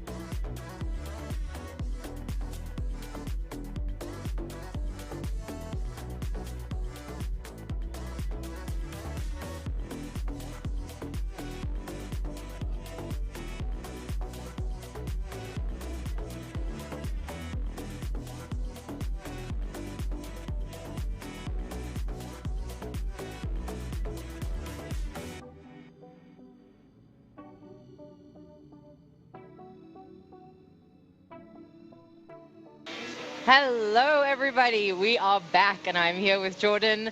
The Superbikes are going out right now. Guys, it is hot. It is a beautiful day here at Killarney at the moment. There is not even a breeze, okay? And I just want to give a shout out. I've been sitting in this commentator's box and we are like the birds' eyes in the sky. These commentators are amazing. I've been watching these guys. Not only is it hot, but they are really the eyes in the sky. It's everything that's happening, heads out of the window, what's happening on what monitor, what screen, which camera angle, which turn, what is happening on the track. There's oil. Oh my gosh, there is so much that goes on, and to see this organized chaos is absolutely incredible. Jordan, well done. And guys, Jordan is the one with a really smooth voice that we all love hearing up here in the commentator box. Jordan, how's it going? Good morning, and thank you very much. It's very kind of you. Yeah, it's going great so far. You can hear the Superbikes. You can hear the Superbikes going out now. You can probably see them in the background as they come out of Pertamina Fostron and down the main straight. But so far it's been so good. You're completely right. It's getting warm already. It's hot. Guys, I'm glowing. I have a glow.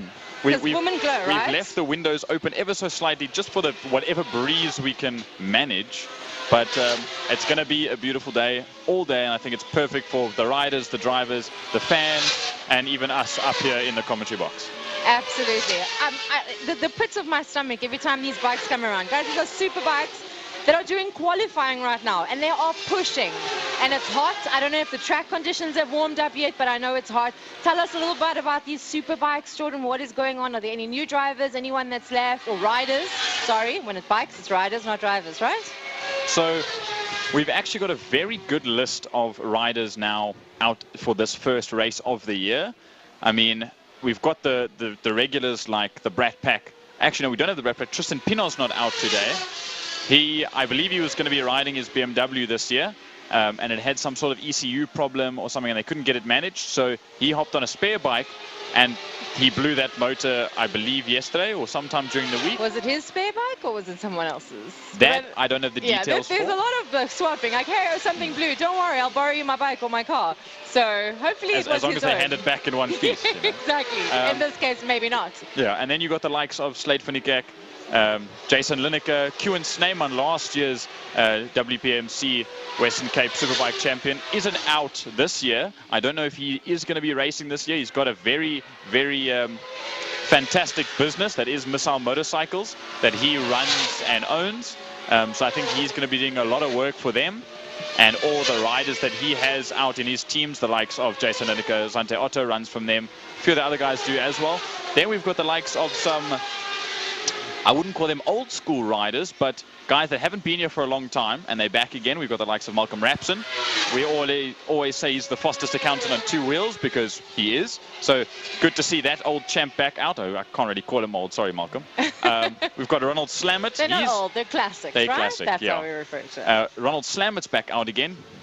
Multiple champion. I think he wants to go for his 4th title this year, which would be absolutely incredible. And I know from him, I had a fat chat with him a couple of days ago, and he said he wants to come back strong. He's got his own riding academy that he started, and it's given him reason to come back riding, because you can't be a coach unless you do what you're coaching. Absolutely. So he's back out. He's on a Yamaha R1, which is going to be really cool to see. He's used to the ZX10 from ZX10 Cup. And I think he's going to be quite a showstopper, in my personal opinion. So he said he doesn't want to be seen as the has-been, and I don't think that's going to be the case at all. Definitely not. Jordan, like I was just talking about now, all this behind the scenes, tell us, like, everything that you guys are talking about, you're watching the action live as it happens. And there's just constant, I mean, I saw you guys, one grabbing the mic and the other one putting it down. Just give the viewers, like, a little bit of understanding of how insane this is behind the scenes. Well, I have to give myself a little bit of props.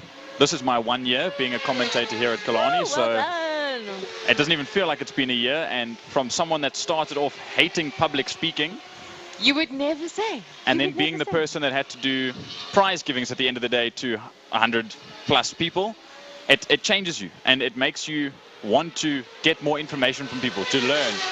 And the guys I share the commentary box with have probably about as many years racing as commentators as I've been alive. This is true. I know probably more, right? Frankie Eunice, my co-commentator Frankie Eunice, has got 30 years in motorsport. Gary's got more than 20, 25 years. Our OGs over there. And I'm just, Francois's got many years as well. I can't tell you the exact amount, but way more than me. So coming into the commentary box, having to find all the information, you're always chopping and changing between each other, but I think we work so well as a team that it's very smooth and it's very well put together. And I think, I always say it, and I don't believe you can have a race weekend without commentators. Oh, definitely. So absolutely not. I know I'd like to give my team the props for what they do, because without that, we wouldn't be able to have a race weekend. So big thanks to them, and I'm just happy to be here.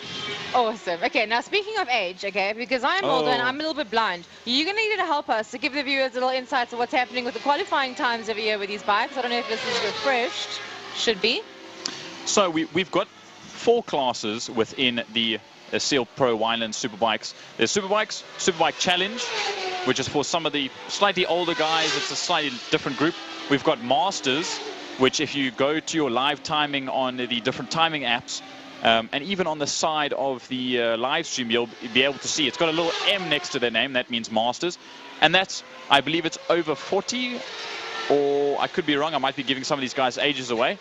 But that's the Masters class. It's for its own championship. And then you've got 600 cc's. 600 cc's, obviously the sport bikes in comparison to the 1000cc race superbikes.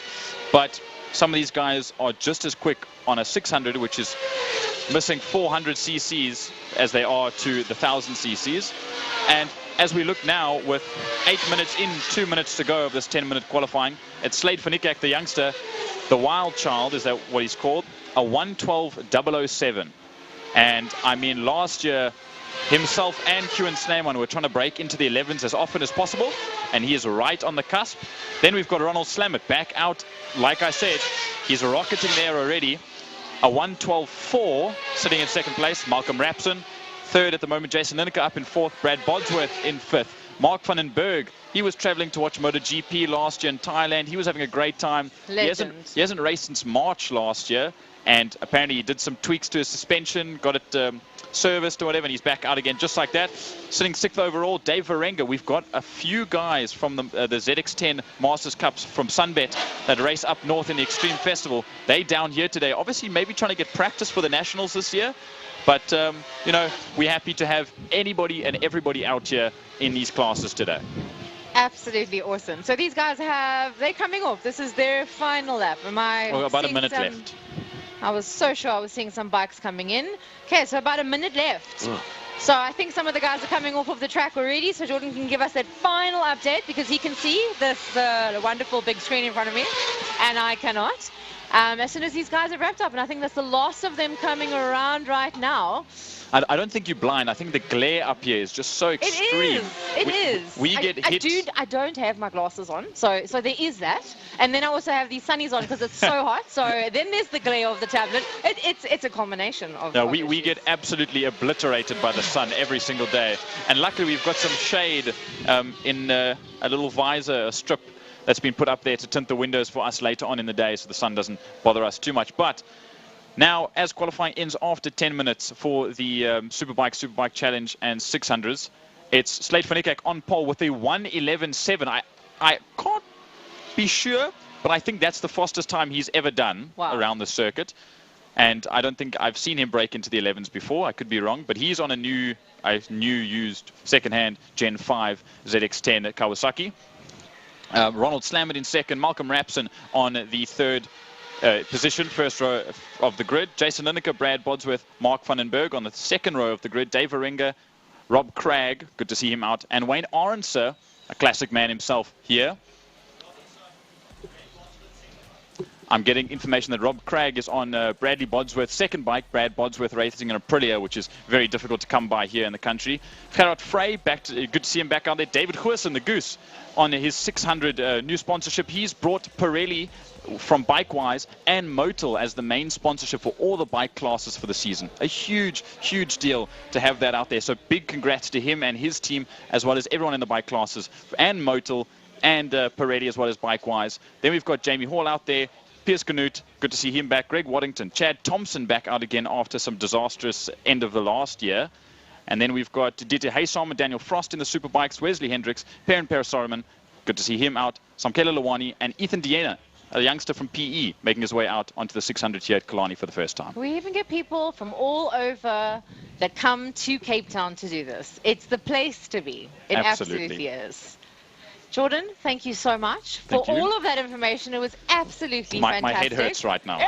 and I got to talk the whole day. And you're going to talk the whole day. Guys, I'm going to have a couple other people come and join me, definitely Frankie, but I wanted to check, and you can give me a yes or no behind there, guys, if Gary, the man behind the camera, can come with me for 2 minutes. Francois, okay, I'm getting Francois. Yes.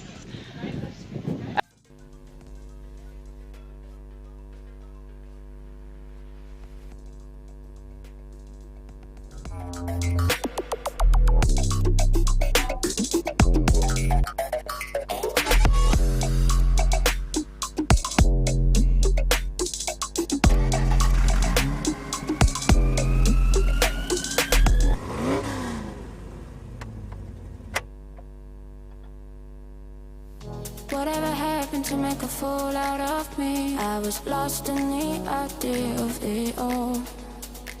Too many years of the suffering here, burning down right now. And I don't know where I run to, but it could be oblivion. I dream I was making love to a whole new life.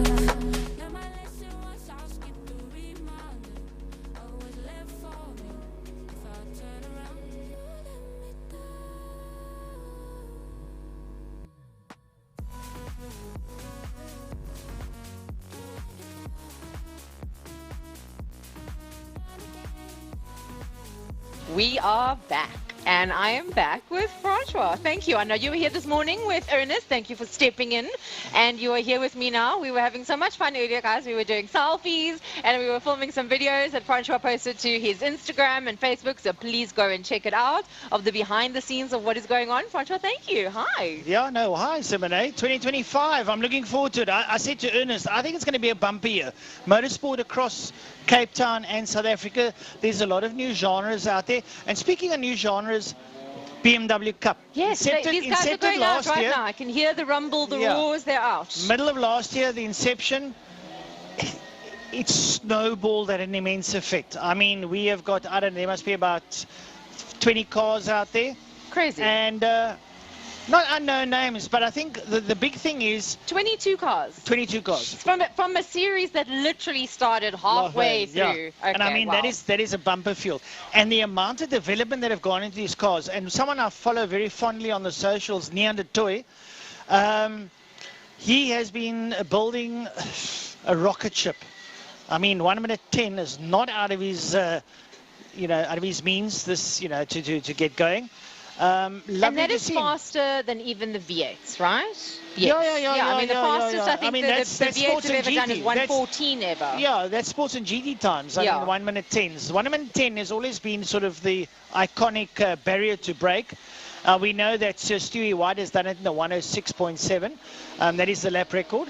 Davy Hubert was very close to it last year, did a 107 point something. That was stupid times. Guys, that's so fast. It is incredibly fast. I think we'll ask Frankie later on. He does the calculation of the circuit and the time. There's a little formula you got to do. It's very simple, and you work out what the average speed is. Margaretta, lying second, he's in that red BM.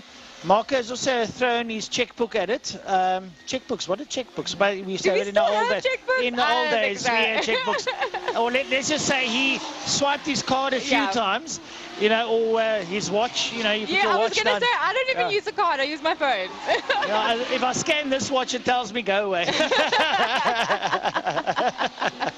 Not due to the bank balance, due to the fact that it's not a smartwatch. No, mine just says, this is the time. It's analog. It's analog. Remember the old clocks go tick, tick, tick? It's one of those. Yeah, the digital era. Funny enough, we speak about digital era. It's always strange to me how the older folk, the Gen Xers, we call ourselves the Gen Xers. We don't take hassles. The Gen Xers seem to mold into technology. Because we still come out the era where TV started in South Africa, where we still had the old dial telephone and then the punch button telephone. If you were to show that to my kids right now, they wouldn't know what on earth to do. I think you can show it to a couple of adults today, they wouldn't know what to do. Never mind kids. I remember having a little TV box where you had to hold the aerial, position the TV, and tune with the round little tuner button until you had a little blur. A little fuzz. I just want to say you look 25, but I'm starting to worry about your age because you're giving it away. That little tune aerial, the bunny aerial, Check you hanging out the window. Mark, can you check what's happening on the news? Just stay there, Michael. Mom, I'm falling. Yeah, it is wonderful, and to start the year for this weather, Simone, it is a gorgeous day in Cape Town. I mean, it's going to be a bit of a stinker. I reckon it's going to be hot today. I mean, when I got in here this morning, the sweat just teemed off me. Okay, that's because I had to walk up 100 and plenty stairs. Yeah, I mean, did you see me? You were on the breakfast show, and I came up here, and I actually had to stand and go, I can breathe, I can breathe. I can do These stairs are no jokes, guys. We are high up, and it's just stairs. There's no lift. There's no luxury of it. Okay, guys, enough about the chit-chat. Let's get into this is the problem with us. Don't you see? Yeah. We will just talk instead of actually focusing on the racing. Guys, back to the racing, please. It's what it's all about. Out Reel there, us in, please. Nean de Toy cruising around the track merrily at a 1 minute 14. Margaretta, 120. Mansour Parker, now I say Mansour Parker out there on a 123. Anwar Levy on a 123. Asif Parker, 127. Ernest Page, 129. Ernest, I tell you. Yeah, but Ernest must remember is another class. He's in class E. Nice to have Dylan Hubert out there. Dylan Hubert in that beautiful grey and blue BMW. He'll come onto screen. He's going down the back straight at the moment. Jock the Toy is out there. James King is out there. Lovely to have James out there.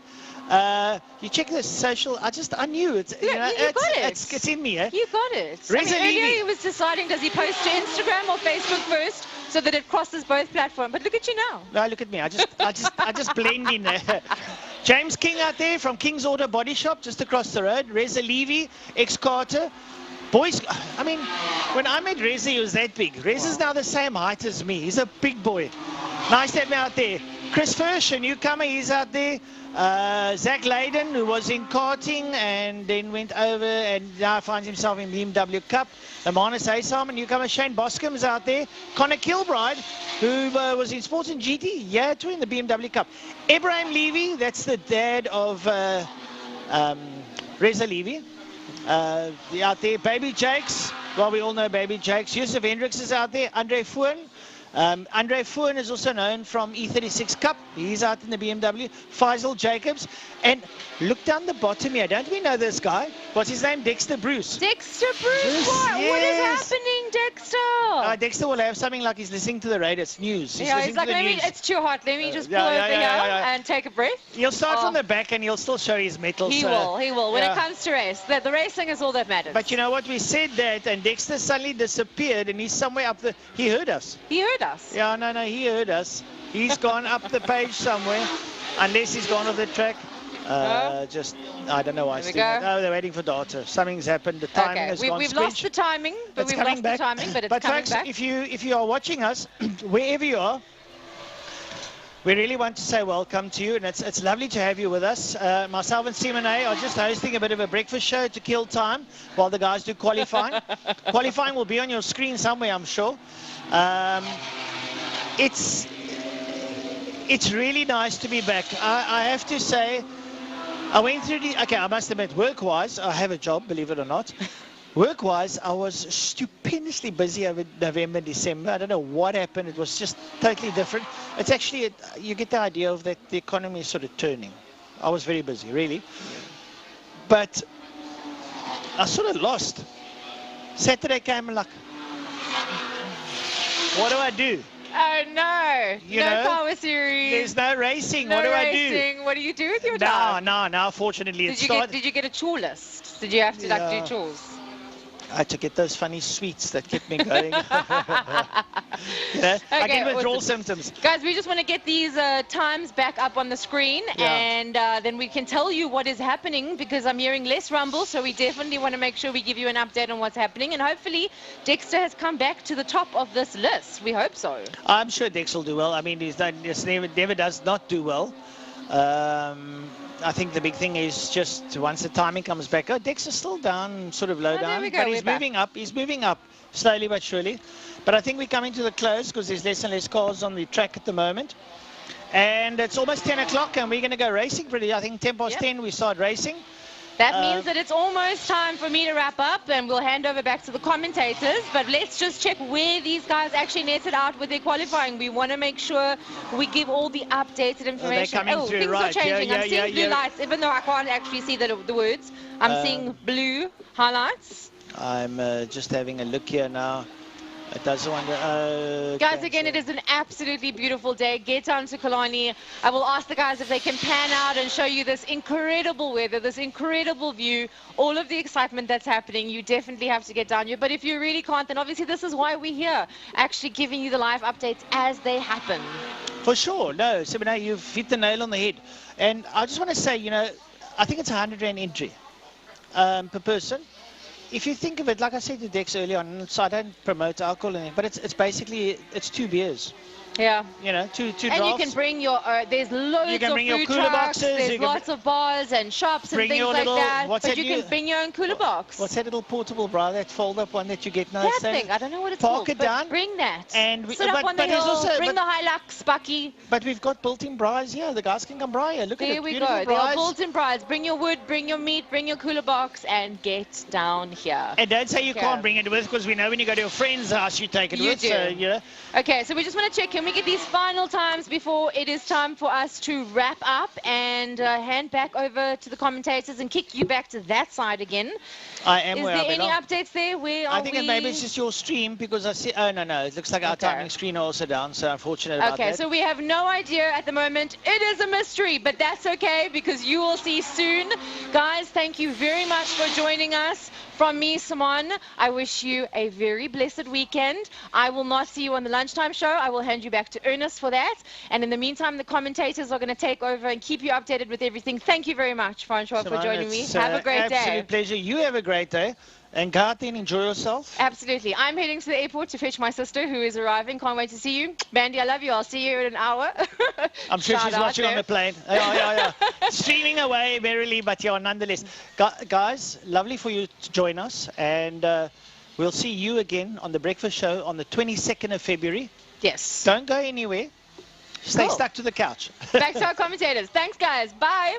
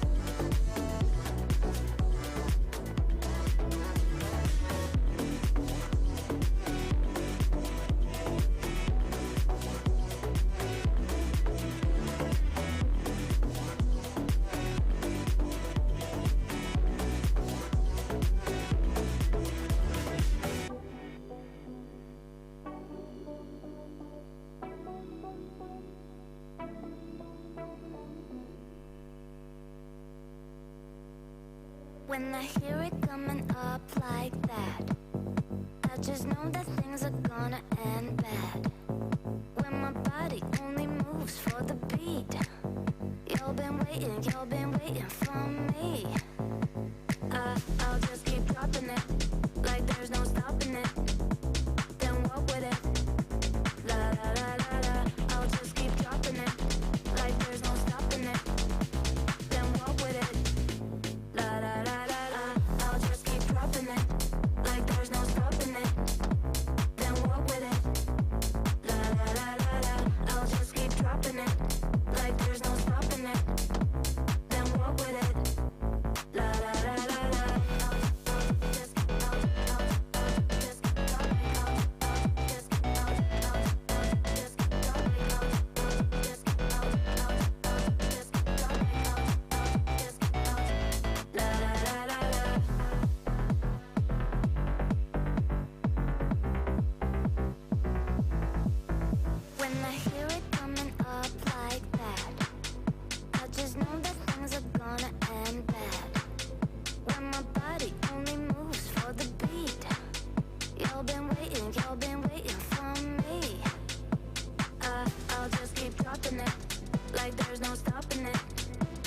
then walk with it.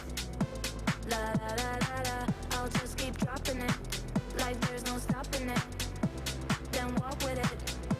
La la la la la, I'll just drop like I'll just la la la la la, like I'll just drop like I'll just la la la la la, I'll just keep dropping it, like there's no stopping it. Then walk with it. La la la la la, I'll just keep dropping it, like there's no stopping it. Then walk with it. La la la la la,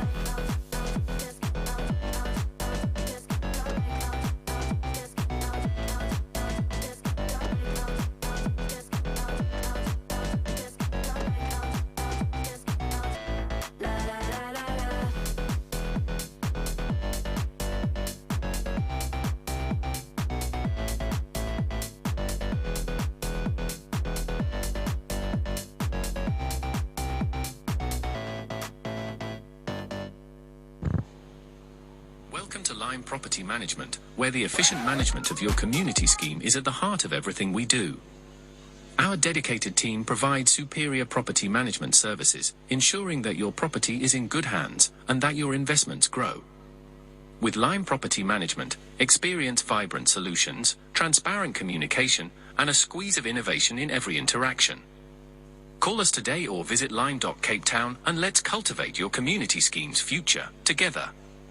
Lime Property Management, leading, innovative, motivated, energetic.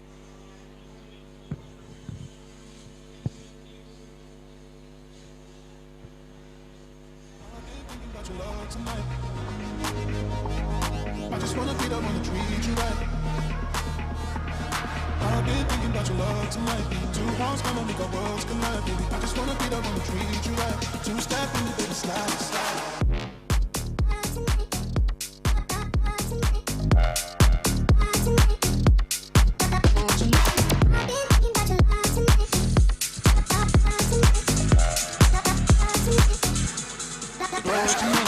Is its home right here at Killarney. In fact, it's the only Porsche club in the world to have a clubhouse at an international racetrack. We are proud sponsors of Killarney and the Porsche Club Straight. Our passionate club members and their families regularly attend our race meetings. If you own a Porsche, come and visit us at the Porsche Club and we will let you know what fantastic events we have on offer. The Porsche Club, the best car club in Cape Town.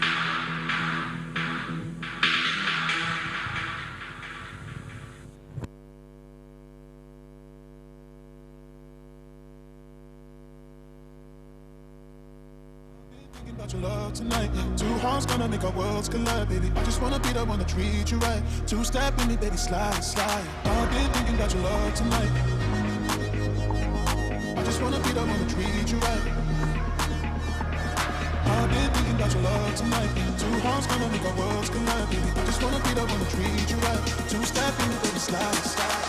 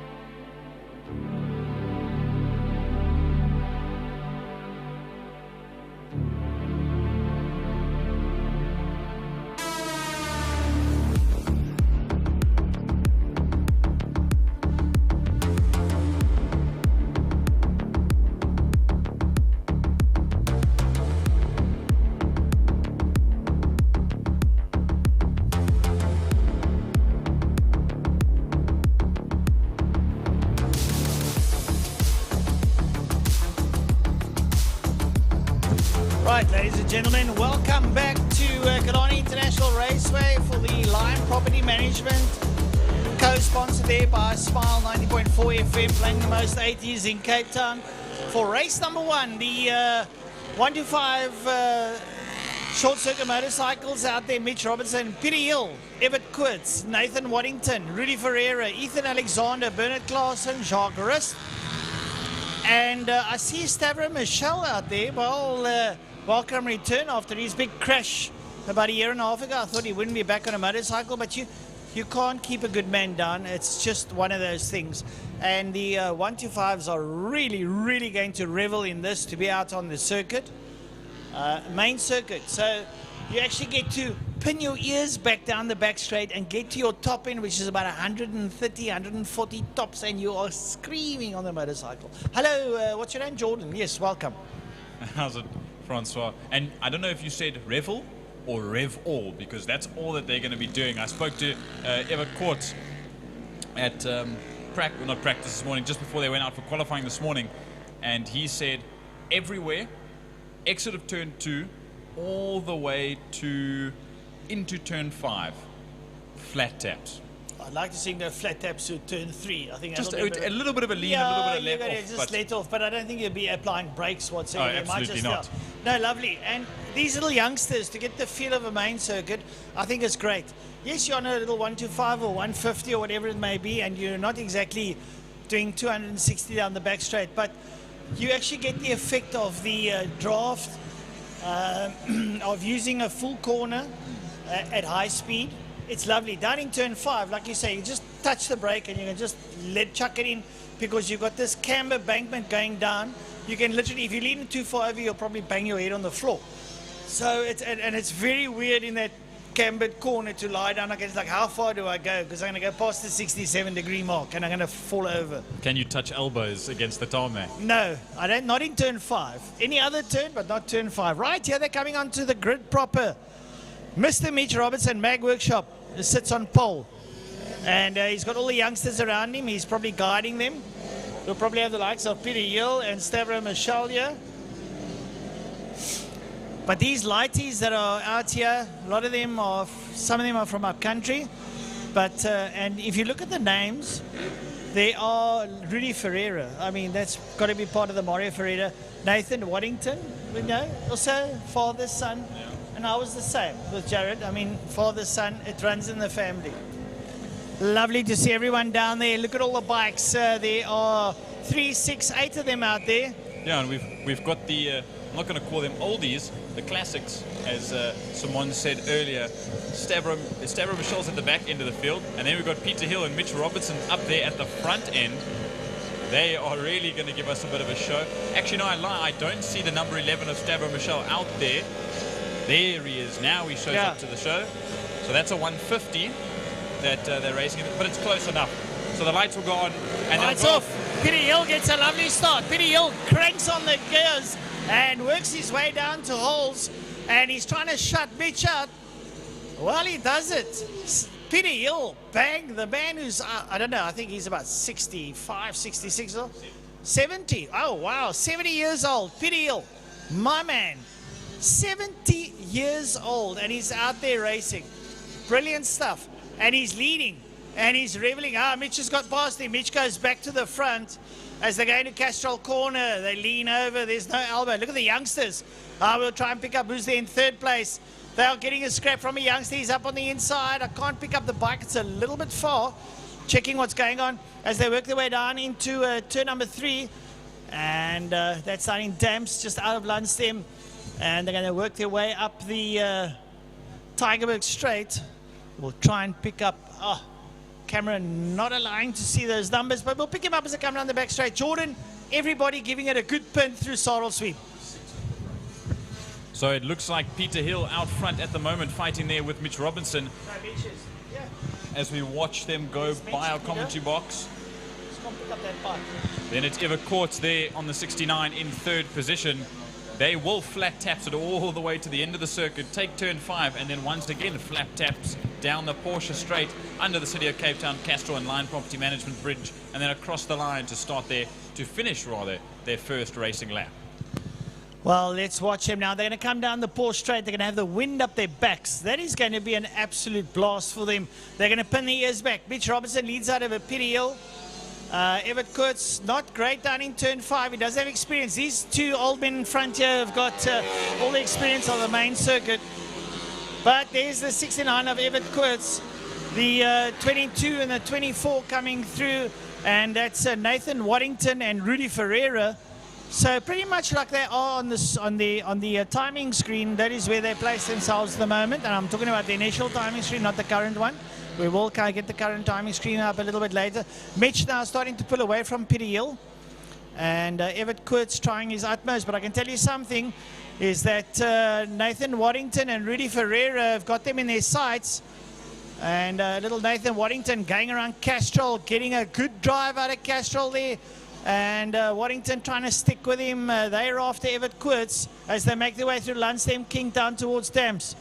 And you see them coming here through Damstip. There they work their way up the Tigerberg Straight. That's Mitch Robinson, Pity Hill coming up there. There's Everett Kurtz and up behind them. Oh, and running wide, keeping it together is Rudy Ferreira.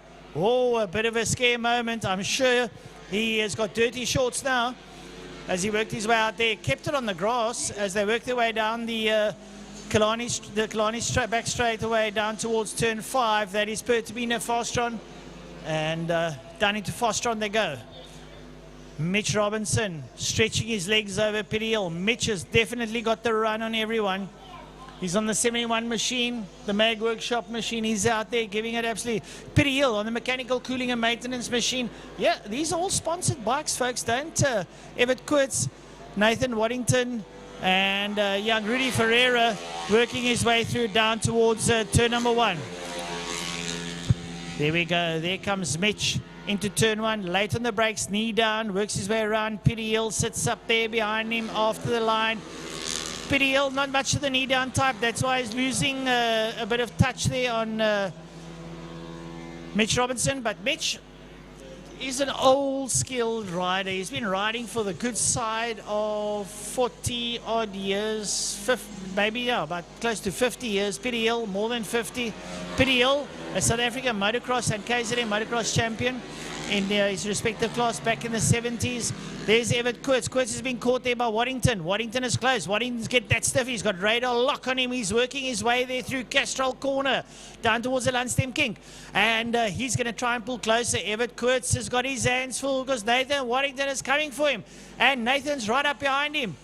Oh, this is going to be a little bit of a scuffle, Geordie. Absolutely, and this is the battle for the last place on the podium. This is the fight for third, as we've got just under 4 laps, 3.5 laps to go. As now these two make their way through Sorrel Sweep, the double right-handed. This is still flat taps, a little bit of a lean as there we catch back up to our leaders. Mitch Robinson 3.5 seconds ahead. The fastest lap of 1:42.865 for the 71 Mag Workshop motorcycle. Then Peter Hill obviously sitting there in second position. He comes out of Pertamina Fostral now. You can see the gap. I would say it's bike lengths, but it's maybe even bus lengths. As there now you'll see come into picture. There they are. That's Everett Kurtz and Nathan Waddington.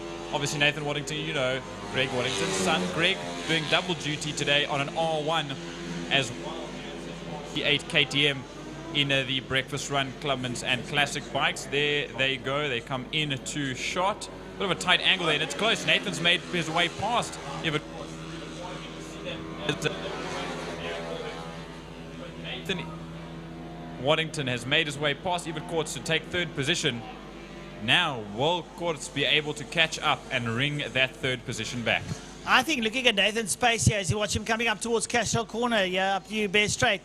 And Nathan Waddington got his head down. Look at him, tucked up behind the screen there. Gets up now, gears down, 2 gears. Pitched it into Castrol, and Everett Kurtz sits there right up behind him. Like I said, this is going to be a real tussle down towards the wire. And got Dave Abrams, the local photographer there on the inside of Castrol taking photos. Lovely to see. But this little tussle for third place, Nathan Waddington up ahead of Everett Kurtz. There up behind them, there's Rudy Ferreira working his way through. And they are quite ahead of Ethan Alexander. So working their way through. Brilliant stuff now as we watch the leaders. There's Mitch Robinson. He's up now. He's 7 seconds ahead of Piriel. Mitch Robinson is in his own little zone at the moment. He's not going to have anybody bother him. But look at this, Francois, a 3-bike battle at the back end of the field. A 3-bike battle at the back end of the field, now coming through Dam's Dip. You can see, we'll just have a look who it is. Right, so Geordie having a bit of mic issues there. There's a lovely 3-way tussle there. I think that is Ethan Alexander, Jacques Rist and Bernard Klaassen all having a ding-dong tussle there as we lose picture. We'll get picture back soon. And still going over the line now, Nathan Waddington and Everett Koorts are having a lovely scrap there. There's, what, 0.2 seconds of a difference between them. They're 17 seconds off Mitch Robinson, who's leading out. Riders working their way down towards Pertamina Fostron. Have a look at that 3-way tussle. Lovely stuff. And, oh, going around the outside. There's a real starlight maneuver going around the outside of turn 5. Because you get the inside line as you come out of the kink. Geordie, good move. Yep, you can see that 3-way battle as I get my mic back up to scratch. Here they come into photo. Side by side is Jacques Rust and Ethan Alexander. Bernard Klaassen just behind in that 3-way fight. They make their way into Hole's Hook. Now on the inside goes the 91 of Alexander. Ethan Alexander, no, I lie. Sorry, it was Jacques Rust on the 77 that went up the inside, but now they're still going to go outside, side by side, out of the corner and down the Joubert Straight, making their way into Castrol Corner. Watch for the late break. Watch for the late break. Oh, up on the inside. What a maneuver going into Castrol. Brilliant stuff, but running wide. Yeah, you can't get that out into Castrol. Going down towards... saw that down towards turn 5 now. You still got that dice there between Waddington and Koorts. It hasn't unfolded yet. Piriel still sitting in second, but there's Koorts and Waddington at each other's throats. They are literally nose to tail stuff. And watch there now as your leader. There's Mitch going into Castrol Corner. He's now 12 seconds ahead of Peter. He's absolutely pinning his ears back. So Piriel, there's Peter coming up towards Castrol Corner. 70 years old, folks. You are never too old to race. Never. Never, ever. And have a look at now at those two going into holes. That's your 3rd and 4th. That's Koorts and Waddington. There's Ferreira. Now we come here. It's still Waddington and Koorts. Koorts coming closer. Ooh, right on the back of Waddington. He's looking to try and go up on the inside, but Waddington, very clever, holds his line, doesn't afford Koorts the inside line now as they exit now through Lunchtime Kink, and they're going to work their way down towards Dams. And yeah, I think this tussle's going to go right down to the wire. We have got 1 lap to go. It's their final lap. So it won't be too long before we have the flag lap. And still leading out. But look at this tussle. Look at it going down through Sarl's sweep. Oh, it's close, it's close. And Waddington and Koorts are at it. Flat taps as they work their way down the back straight. Checkered flag is out for Mitch Robinson. He takes the race. Piriel coming out of turn 5. He comes up towards the camera. There's Piriel coming into frame now. He'll take second place, the number 6 machine, the mechanical cooling and maintenance machine. And that other tussle now coming out of turn 5 out of Pertamina Fostron Corner is Waddington and Koorts. I think this is going to be a dice down to the line, or has. No, it looks like Waddington's got the upper hand. Waddington has got the upper hand as he comes up towards us. These 150s are reveling in these circumstances. And a great ride here by Nathan Waddington. And Koorts up behind him. Brilliant stuff. I'd also shake my head in ecstasy. Absolutely. Everett Koorts right up against the wall just to show the fans. And there is Rudy Ferreira, top 5. His fastest lap of a 151.694.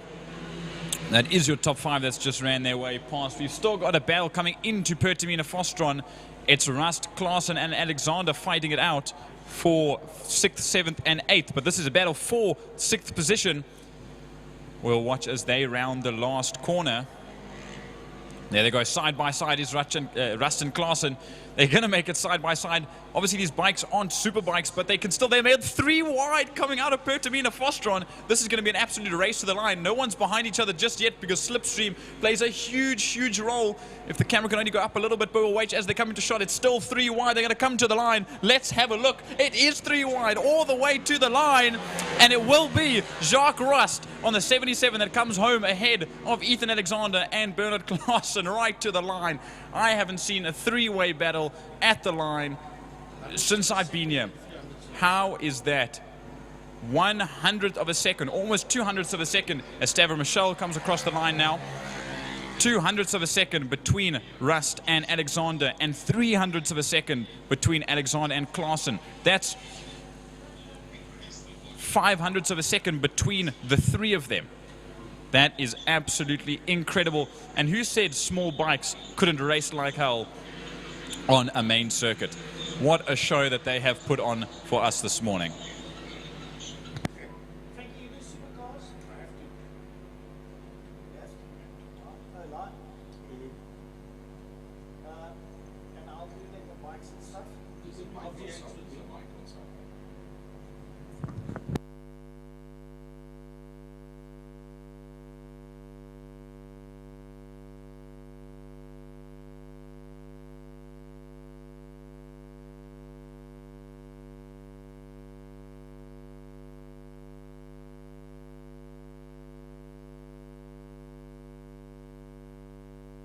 Right, that was the opening race of the day in the 125 short circuit bike. Today's event brought to you by Lime Property Management in conjunction with Smile FM. The official media partner of the Western Province Motor Club is Smile FM. And that was race number 1. 125cc short circuit motorcycles. Robertson Hill and Waddington finishing 1st, 2nd and 3rd.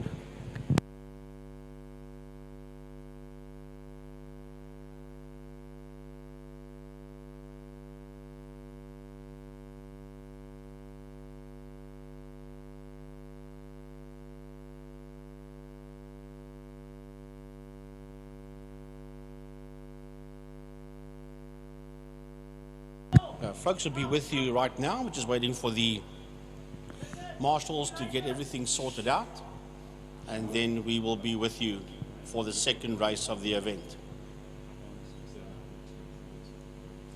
As a matter of fact, the 2nd race of the event will be the Formula Supercars and the V8 Masters combined.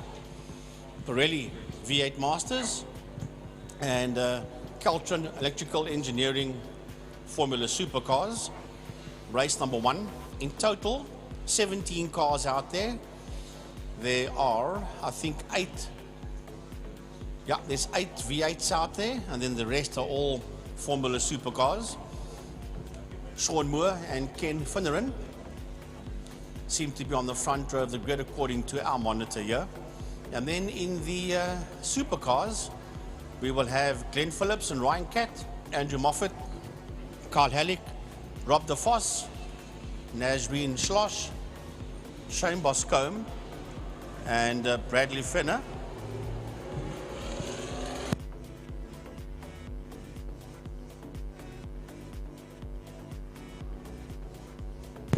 Now, Bradley Fenner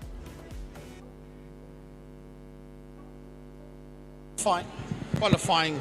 While they were out on track qualifying this morning, Brad Fenner's car had a bit of a misfire, and I was listening to that misfire from the commentary box. He's qualified pretty low down in the supercar category.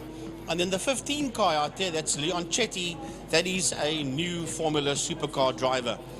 Having a chat to Ryan Catt this morning, there's still 2 supercars that are up for sale, of which one is the car that was campaigned by Ernest Page last year. So that's one of 2 cars. But yeah, there's quite a few supercars out there, and I know that Craig Hume is not racing today, together with people like Clint Gooden are slowly but surely beginning to grow the Formula Supercar category. And they, as a matter of fact, were out on track with us last year at the Oval Track event. And can pass the mic to Tiny quickly to have a chat a bit more about that one. Tiny, just switch the mic on. When the Supercars were at Killarney. Tiny, first of all, welcome back to the main circuit after taking a sabbatical in 2024. And it's good to have you back again. And yeah, the Supercars put up a pretty good show at the December round of Cape Drivers last year. Well, thank you very much, Frankie. And yeah, it's quite nice to be back here with the guys upstairs. And yeah, thanks for the opportunity to the powers that be that made it possible. And yeah, the Supercars really put up a great show. And nobody knew that they could actually go around the oval anti-clockwise, and that's exactly what they did. And as you look at the cars going out on circuit now, there's some beautiful spray jobs on most of all the cars there, and new sponsorship on certain vehicles as well. I think Carl Halleck and Bradley Fenner has got new sponsorship on their cars. But beautiful looking cars, a lot of effort in the background, and as you said, there are two cars still up for sale there. A championship winning car, which was campaigned by Ernest Page, so definitely a car to acquire if somebody would like to join the class. But yeah, a great bunch of guys, a lot of camaraderie between the guys. They all help each other out. And yeah, just to get back to Shane Bosco, we had a coil pack issue with his car, that the car actually started misfiring during his qualifying, so it's a little bit down in the pack. But yeah, he actually said he learned quite a lot to going around the oval. And yeah, let's see if he can actually use that to his abilities in that. And we also welcome the two new drivers, Leon Chetty. And I'm not sure where the other person is who actually joined there, but yeah, welcome to Leon. And yeah, we'll hand over back to Jordan and to Frankie Ennis for race number 2. Yeah, second race of the day. Yeah, Leon Chetty is one of the two new drivers that are out there. He's the only one of the two that is out there. So, Frankie Ennis and Jordan Huben, Mike's side. Jordy will be doing the Pirelli V8 Masters, and I'll be doing the Keltron Formula Supercars. So big thanks to Pirelli and to Keltron, that is Ryan Catt. There will be a gap between the V8s and the Supercars when they start. There are 9 V8s out on the track, and then the rest are all Formula Supercars. As the field rolls off the line, as a matter of fact, you were having a look at the entry list, and there is nothing short in the supercar category of 1, 2, 3, 4, 5 supercars with the Lime Property Management logos on the side. But Jordan, Stuart Spooner and Sean Moore will lock up the front row for the Pirelli V8 Masters. Yep, and I am super excited to see the V8 Masters back out. They qualified yesterday, as everyone else did this morning, but I mean, that's always been the case that the V8 Masters do it in the afternoon. I know a lot of the, not senior, but the because it is a slightly older class. 40 up for V8 Masters. So they prefer to do it in the afternoon when they have the time after a work day and whatever, instead of first thing bright and early in the morning. But good to see the number of V8 Masters out. We've got 9 out on the field at the moment. I think we started getting a little bit lower to the end of the season last year. We had a couple of guys drop out, but now we're back up and running. V8 Masters have been working hard in the off-season to make sure all these cars are right. And also to see the number of supercars that are back out. And I see Leon Chetty, you said the new driver, he's got some ribbons on the back end of that. So that's a good way to start the first race. That's just to show that it is a new driver-car combination. As we watch them roll down the back straight, oh, they're looking so lovely, the V8s. And as you see them roll down past the Lime Property Management board towards Turn 5, Pertamina Fostron. And here come the Keltron Formula Supercars. And sorry, Frankie, just a little bit of information on your supercars. one of the drivers, the crazy Mexican as I like to call him, Rob DeFos. Rob, yeah. He has a extra weight ballast of 50 kgs that he'll be running. So you might see a little bit of fighting out of that car for him. He's got a new body and some other new stuff. He's got Armor Guard on board and Pro Oil for the Hobo Racing guys, Brad Fenner. But here we go, V8 Masters make their way. The thunder goes down as the lights go off and make their way in to Holzhoek. Right behind them is the Caltron Formula Supercars as the V8s filter through turn number 1 through holes, and they all get through clean. Now let's have a look. Are the Supercars going to do the same? Yes, they all get through holes without any issues. Brilliant first corner, now into second corner, Castrol corner. They go through, some going 2 by 2, but it is Sean Moore that holds out at the moment as the Supercars come into picture. Yeah, look at Ryan Catt sitting there on the outside of Andrew Moffat, and right ahead of them is Glenn Phillips as we watch the V8s roll through Lunchtime Kink, through Damps and up the Tigerberg Straight towards a Sarl Sweep. Here they come, the massive V8s, line and stern, make their way through Sarl Sweep. Frankie in here, coming into frame once again. There's your Supercars. Yeah, look at Ryan Catt diving around. There's bodywork loose on Phillips's car, yes, and no, not Phillips, that is on Moffat's car as the V8s roll down the back straight. Big incident in turn 4, Frankie. I think there was a little bit of damage from Andrew Moffat's car. That's 1, 2, maybe even 3 cars sitting on the outside of Sarl Sweep. 4 cars involved. That is absolute chaos. They're going to have to bring out the yellow flag for that, maybe even more. As the V8s come by us, there will be yellow flags in the second sector into Sarl Sweep. But here the V8s come now through Holzhoek. Just getting some confirmation, sorry, from, oh, that's a big one there on the exit of holes. Yeah, that's a big mistake there. We couldn't quite see the number on that car, but I see Stuart Spooner's dropping down the field a little bit. But there come the Supercars back out in picture. Well, there's only one Supercar racing out of holes, and that is a Glenn Phillips, and they're coming in there behind Glenn Phillips. It's a big mess. There's a lot of them that is damaged as they come through here.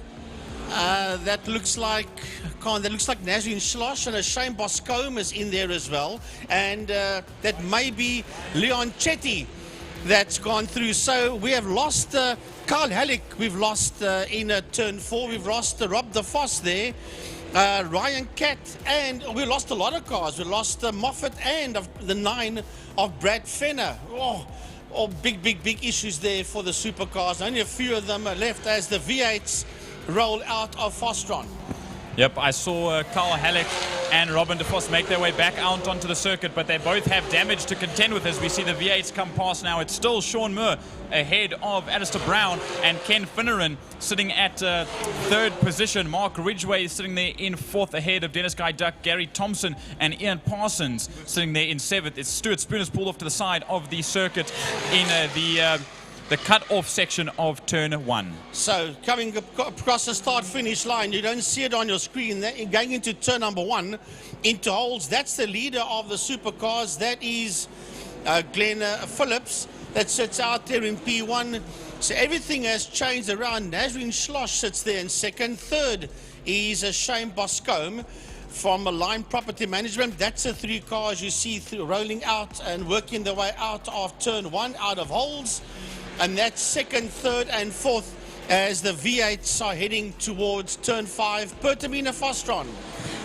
Here come the V8s into the heavy braking zone that is Pertamina Fostron. Slam on the anchors for these quite heavy motor vehicles.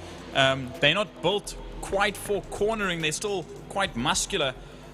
And that downforce that you see doesn't play a big role, actually. It's a lot more of the mechanical driving that you have to take out of these V8 Masters, but it's still Sean Moore ahead of Alistair Brown and Ken Finneran. Then a little bit further behind, you see that battle there for 4th place between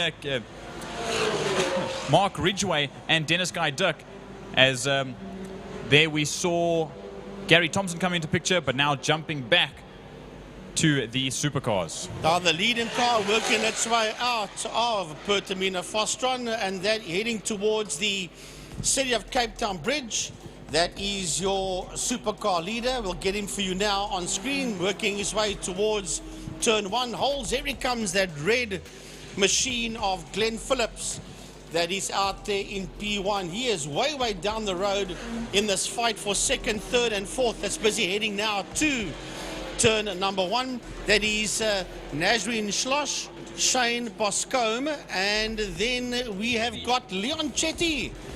Well, he's doing pretty well, the rookie in this class is Chetty. As here comes Carl Halleck towards us. He's not on screen yet. That's still 2, 3 and 4 that you see in the supercars rolling towards Castrol Corner. And that is... so he's going into turn number 1 now. That is Carl Halleck. And then right behind Carl Halleck, Jordan, is the leader of the V8 Masters, Sean Moore. Yep, that Hobo Racing entry, and now sponsored by Pro Oil. Good on them. But you can see the damage on the front of Carl Halleck's car. That front bumper is going to have to be replaced. But there, now you see he's one of the back markers to the V8 Masters. As there goes Ken Finneran. He's spun it out as Alistair Brown went wide in the same corner. That's a bit of an error there. He's going to lose a whole bunch of time. We need to make sure that Ken Finneran doesn't lock up those wheels and get stuck in the grass as we jump back to the supercars. Yeah, we'll get him for you now on screen. Here he comes. We'll pick him up in turn number 1. Well, that's second and third heading out of Pertamina Fostron. Nazreen Schloss, wow. She's having, oh, there's a spin, and that's Chetty. That is Leon Chetty that spins on the exit of Fostron Corner. As first, second and third have already crossed the line. Phillips, Schloss and Boscombe. And Leon Chetty, he's got going again, but he's going to be lapped there by the V8 Master leader, Sean Moore. And luckily for Leon Chetty, the only person behind was Carl Halleck, who's way fast, so he still holds that 4th position. We saw Sean Moore go past, Alistair Brown go past. Here's this two-way battle between Mark Ridgway and Dennis Guy Duck. He throws a hand up in the air, tells those back markers to get out of the way. It's Guy Duck that gets ahead of Mark Ridgway now into the first corner. There we see, there's the 17. Gary Thompson's just sitting behind that yellow number 53 of Mark Ridgway as they now make their way down the Joubert Straight and into Castrol Corner once again. Right, we're going to pick up on the leader of the supercars. There he goes. That is Glenn Phillips sitting all on his own, working his way out of Fostron Corner. And when he crossed the line, he was 14 seconds ahead of second place driver in this class, which is Schloss. Then Nazreen comes into picture.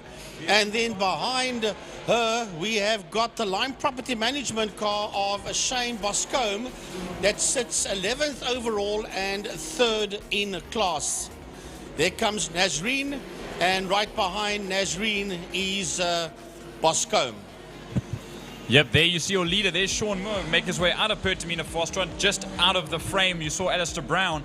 He's 4.5 seconds adrift from Sean Moore, so it's going to take way of catching up to Sean Moore at the front end of the field. There's your second place currently in class. Then you see just behind Mark Ridgway and Dennis Guy Duck are fighting it out. Mark Ridgway managed to get past Dennis Guy Duck once again in that yellow number 53, and this will be a two-way battle for the last step of the podium with Gary Thompson just a little bit further behind. Right, the leader of the supercars is making their way through a saddle sweep, which is the double right-hander. As we watch these V8 Masters work their way through Castrol Corner.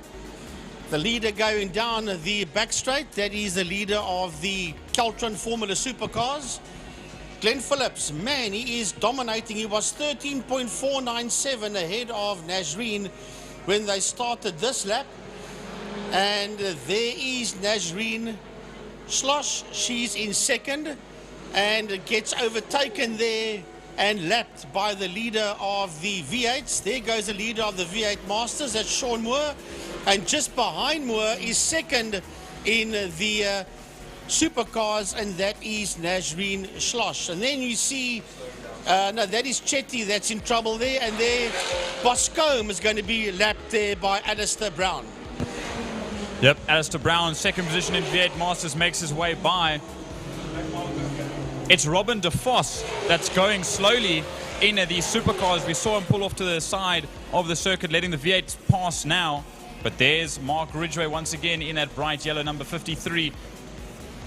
And then we are seeing that Dennis Guy Dick will be just behind there in the blue with yellow striped number 9 car. And then there's Gary Thompson, also he's just watching. Gary Thompson is right there waiting for the two of them in front, that of Mark Ridgway and Dennis Guy Dick, to make some sort of mistake that he can capitalize on. But for the time being, that's 3rd, 4th and 5th racing down into Dam's Dip. Right, the leader of the supercars. Remember, we've got 2 more laps to go. Man, the leader of the supercars is heading into Pertamina Fostron, and right behind him is the overall leader and class leader in the V8s. That is Sean Moore. Your Sean Moore will just sneak. There you see Moore, right on the case of the leader of the Formula Supercars, which is Glenn Phillips. Phillips coming into view. The leader will cross the line, and there will be 1 more lap to go. So the entire Formula Supercar field has now been lapped, as your overall leader works his way through turn 1 holes, and then right behind him and a lap down is your leader in the supercar category, namely Glenn Phillips. For a second, I thought that red supercar was Alistair Brown, but in fact it was the back, or not the back mark, but it was Glenn Phillips, the leader in supercars. But there you saw Alistair Brown, still 7.5 seconds now is he away from Sean Moore out in front. Then it's Mark Ridgway and Dennis Guy Dick sitting there in 4th position ahead of Gary Thompson. So there's still that 3-way battle for the last step of the podium between those 3 drivers. And then Ian Parsons sitting in 6th ahead of Ken Finneran, who had that spin in the 2nd corner in Castrol a few laps ago. And there's another spin in turn 2, and that is Dennis Guy Dick that's had a problem. He's come to a stop. There you see his car on the inside of the circuit. The marshals are looking at him, but he's not going anywhere. Well, this is the final lap that Sean Moore is on as he makes his way towards the checkered flag. So here comes your leader, Jordan. Sean Moore taking the first race, hand out the window, celebratory win. Very, very well done, Sean Moore, as Alistair Brown comes into Feroto to take 2nd. Yeah, and right there with him is your leader of the supercars that finishes his race, namely Glenn Phillips. Yep, and then we saw Mark Ridgway in the yellow number 53. He came through to take 3rd in class in the V8 Masters on the podium for him, and Gary Thompson came home in 4th position. That supercar that crossed the line there, that is 2nd overall, and that's the lady racer, that's Nazreen Schloss. And then the rest of the cars just filtering through as well. Shane Boscombe also took the checkered flag in 3rd for the supercars. Yeah, we see some of the back end of the field now coming through. Ian Parsons came home in 5th. Dennis Guy Dick obviously dropped down the field. That car is still stuck in Castrol Corner.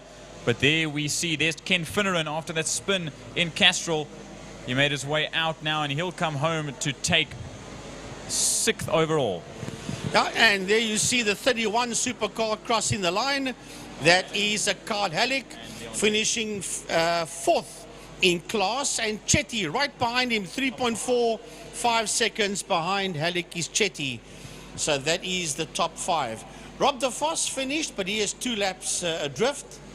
And then, of course, we had drama out there in Saddle Sweep early on involving a few of the other supercars. Yeah, Frankie, we had a perfect lap 1 for both classes. Come lap 2, heading into Saddle Sweep, and when you've got the ground that somebody else wants, we saw what happened in Saddle Sweep. Yeah. 4 supercars off into the dirt, 3 managing to come back on, but it was Ryan Catt and Andrew Moffat that didn't get out of it. But it was Carl Halleck and Robin De Vos that managed to get back onto the circuit and come back and finish the race a little bit down on the field. So let's hope that Ryan and Andrew can get their cars sorted out. So we're just going to wait for the marshals. We're going to go off air for a while because they're going to need to clean up the exit of Saddle Sweep, get Ryan Catt and Andrew Moffat's car out of the kitty litter, and then as well as sort that car out that you see on your screen there for the V8 Masters, namely Dennis Guy Dick. Get that motor car back to the pit area as well, together with the 2 supercars. So the moment the WPMC marshals have done that, we will continue with the program.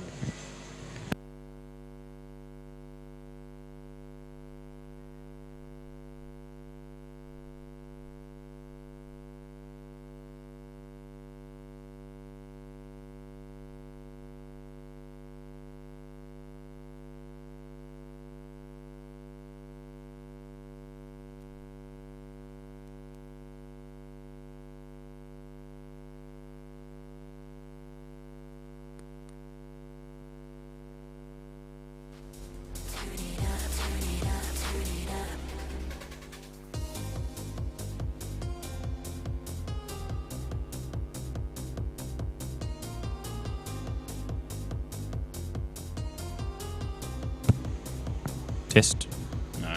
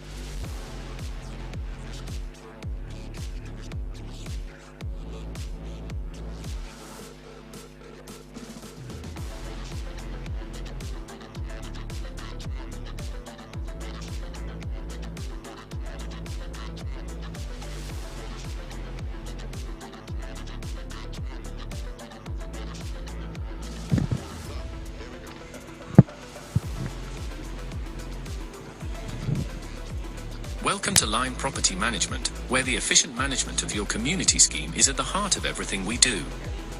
Our dedicated team provides superior property management services, ensuring that your property is in good hands and that your investments grow. With Lime Property Management, experience vibrant solutions, transparent communication, and a squeeze of innovation in every interaction. Call us today or visit lime.cape Town and let's cultivate your community scheme's future together. Lime Property Management, leading, innovative, motivated, energetic.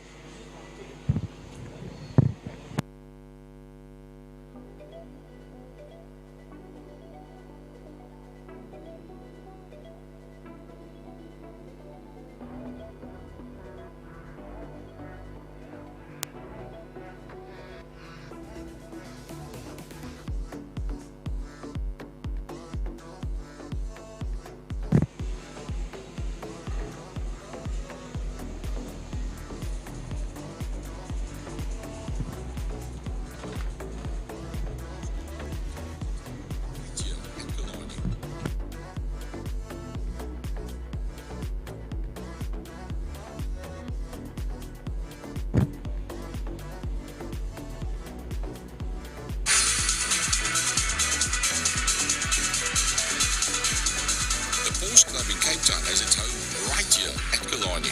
In fact, it's the only Porsche Club in the world to have a clubhouse and an international racetrack. We are proud sponsors of Killarney and the Porsche Club Straight. Our passionate club members and their families regularly attend our race meetings. If you own a Porsche, come and visit us at the Porsche Club and we will let you know what fantastic events we have on offer. The Porsche Club, the best car club in Cape Town.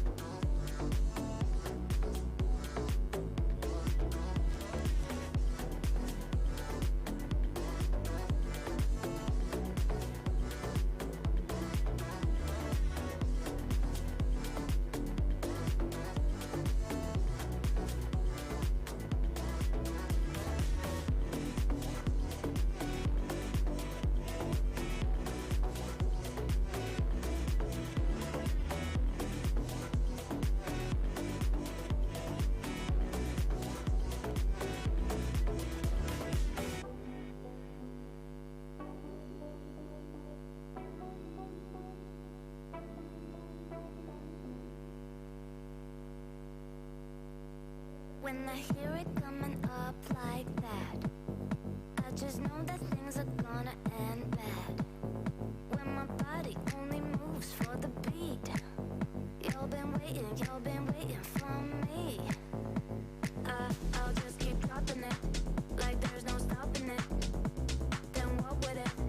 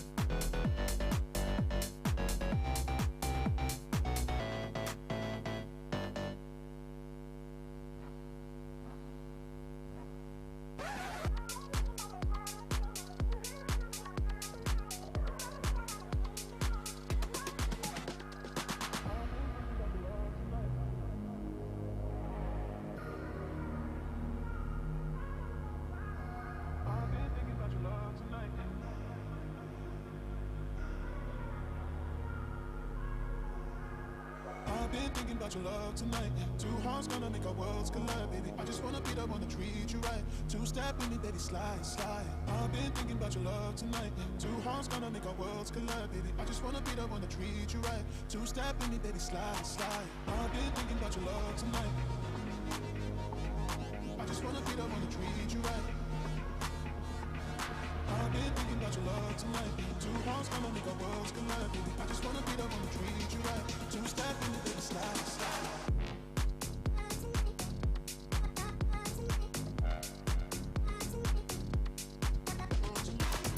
Right, folks, next up, Pirelli MGA Racing Clubman Classic and Breakfast Run Motorcycles. Heat number 1. We spoke earlier with Nathan, young Nathan Waddington. Well, Pops, Greg Waddington's out there. Francois Christinger, Zander Talliart, John Momberg, JB Shermers, Derek Hendricks, Willem Lowe, John Kosterman, he's in the Classics. Shannon Thompson, Wesley Hendricks Senior, Wayne Gress, Hannes Janssen, Hendrik Schilhauser, and Charles Hubert. I've been thinking about your love tonight. Two hearts gonna make our worlds collide, baby. I just wanna be the one to treat you right. Two-step in it, daddy, slide, slide. I've been thinking about your love tonight. Two hearts gonna make our worlds collide, baby. I just wanna be the one to treat you right. Two-step in it, daddy, slide, slide. I've been thinking about your love tonight.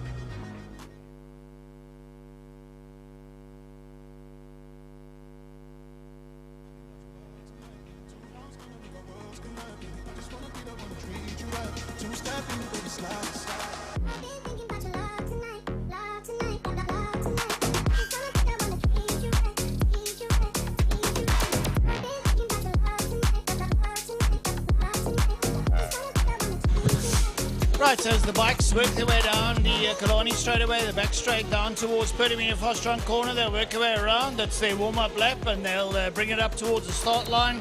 All the officials are waiting for them. And, well, we're about to get this one underway. Always exciting stuff in this class. These are guys that want to step up onto the big league. And this is where they start. I think the league is big enough, if you ask me. Yeah, it's a sort of a, I won't say unlimited bike, but any kind of bike you can ride, you can bring to Breakfast Club. It's your bike, you can ride it. Willem Lowe sporting a nice new black bike, 86.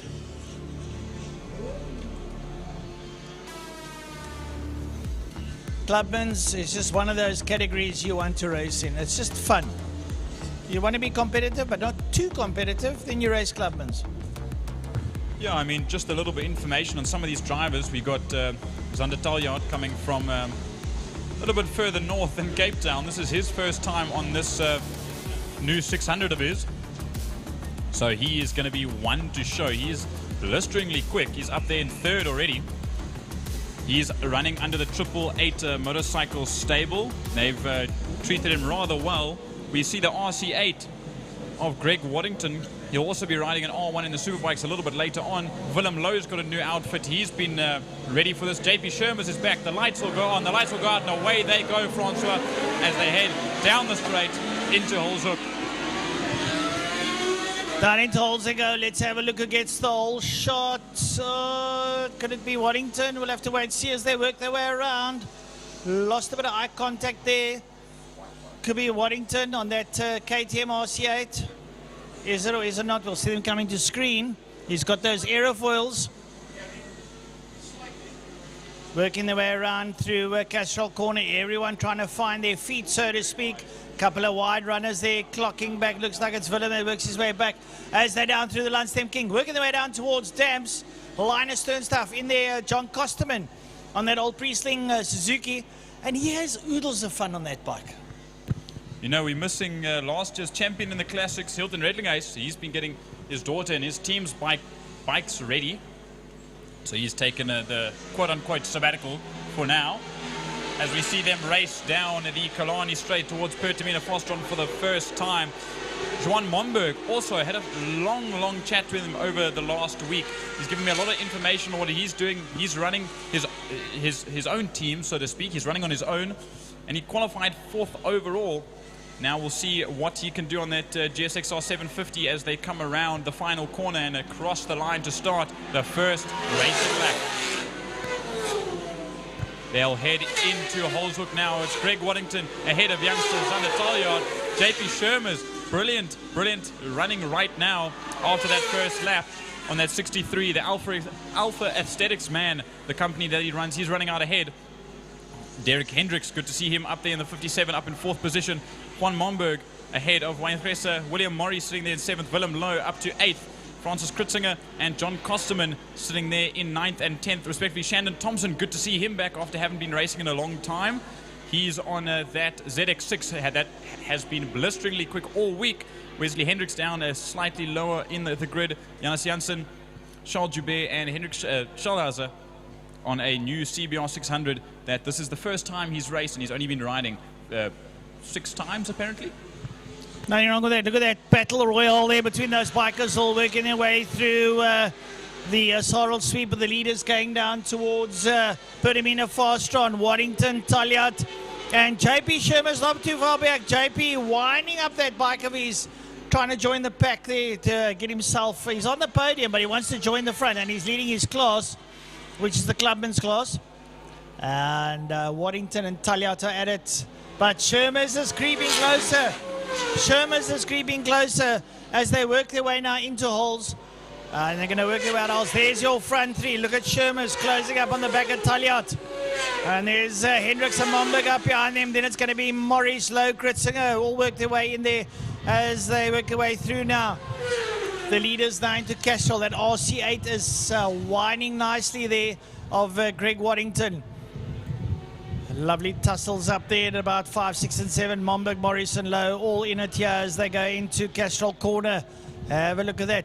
You lean down there, quite get the elbows down. It's Breakfast Club. You get your knee down, that's about as far as it goes.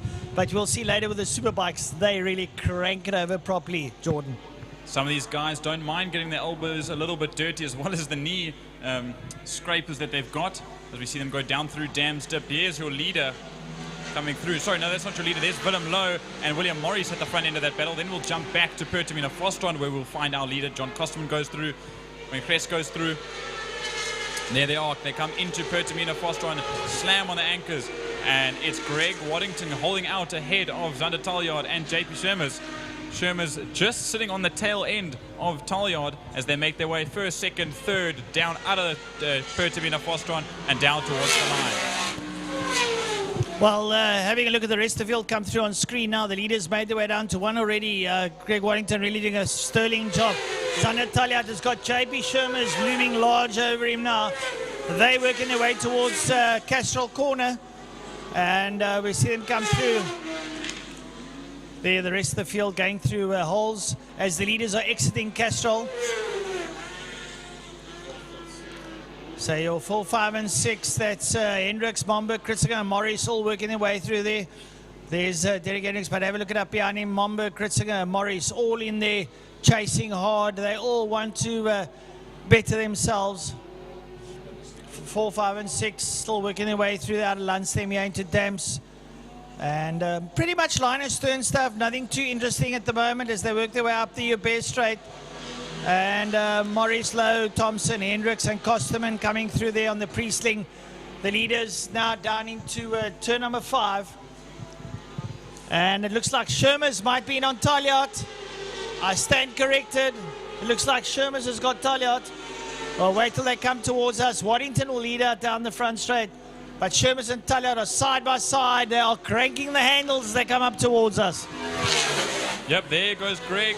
There's JP and there's Zander. Zander currently, like I said earlier, under the 888 Motorcycles, Toyota GR Racing and Damproofing SA on that CBR 600. Then JP Shermers on the Alpha Aesthetics and Ravenol.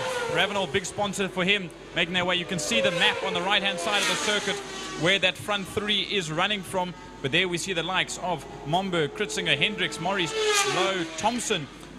Shandon Thompson's made his way up into the top 10 ahead of Wesley Hendricks, sitting in 10th place. And those are all Club 600 riders, anywhere between 600 and 1,000.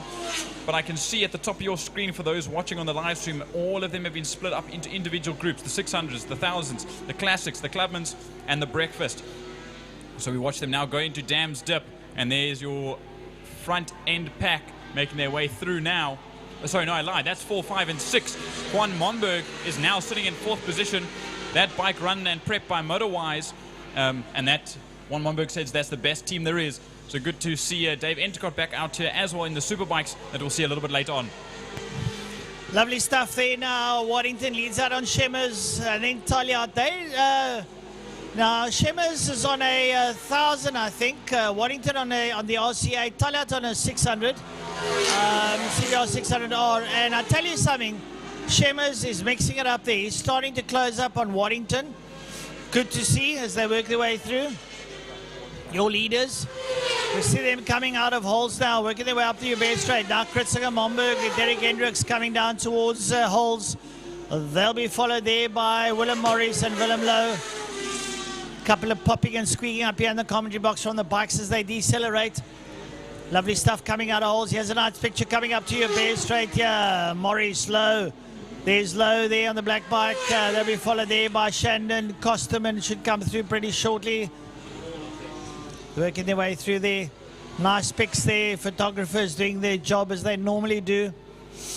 And then going down the back straight to our leaders. They'll come into picture pretty shortly. Down the back straight. And Greg Waddington. Waddington has now opened the throttle. Shemmers really cranking it in hard there now at the moment. As they work their way down towards Pertamina Fastron. Down into Pertamina, they dive. That's Greg Waddington there. And close to him, JB Shemmers is closing up. JB going loud down into Pertamina Fastron, holding it up nicely there. Is getting ahead of Zaran Taliat. So Taliat will have to up the ante a bit. But I think Shemmers is the man on the move. As we go back down there, there's Kritzinger and Momberg. They'll get followed there by Hendricks and Morris. Yep, here comes Juan Momberg and Francois Kritzinger.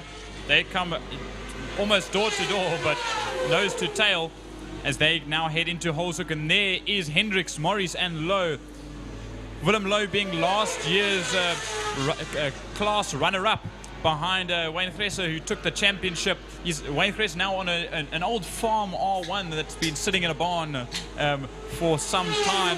He raced the ZX10 last year. He won the championship with it. He jumped on something different this year, and that's why you see he's roughly sitting in 12th position. But there we can see that is 5, 6, and 7 making their way down now into Dam's Dip. There goes JP Shermers at the front end of the field. There's your 5, 6, and 7. There's Lowe at the back end of the field. And now we jump back to the leaders, making their way to Pertamina Fastron. Well, I have to say that Greg Warrington's RC8 has got incredible pace on it, because JB Shemmers has really been cranking his bike. And he's really battling to stay in touch there with Waddington. Waddington on the KTM RC8 coming through. And it's not missing a heartbeat as it comes past us.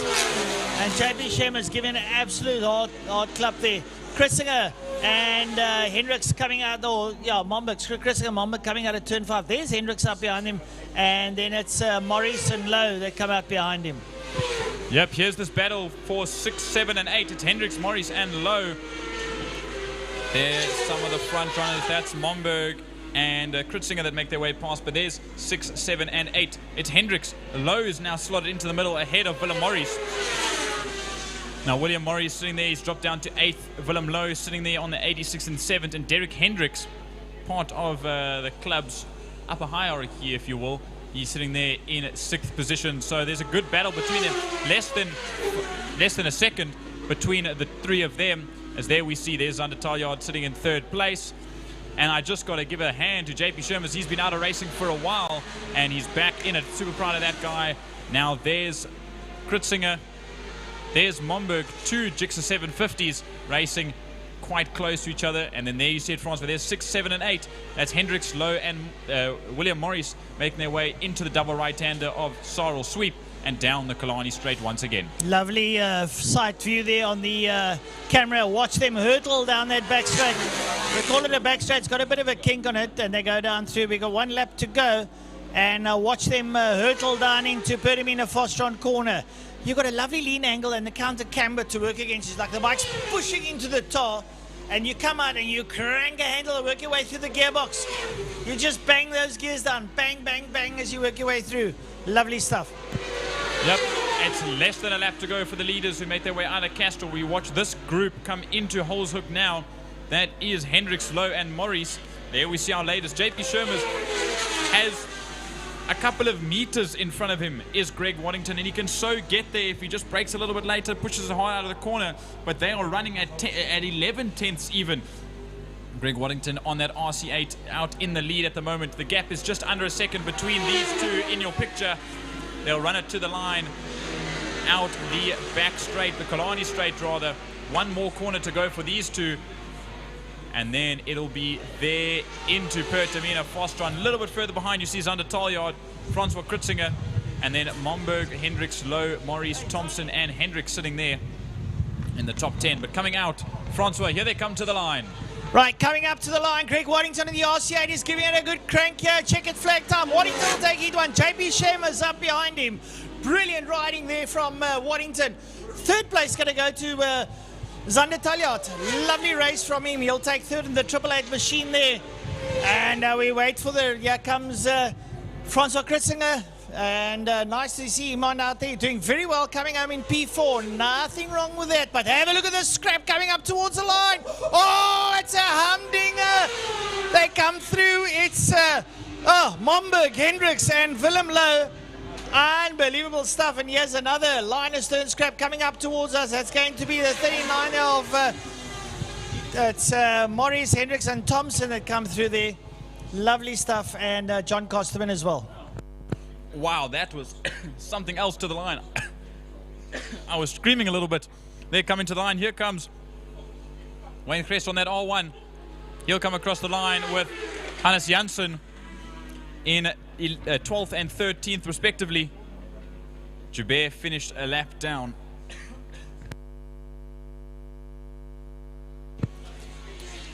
Oh no, Charles Joubert hasn't finished just yet. He's still coming around the circuit, I believe. There they are. Well done to all of those Pirelli sponsored MGA Racing, Clubman's Classic and Breakfast Run split into their respective classes. Awesome, awesome racing from those guys.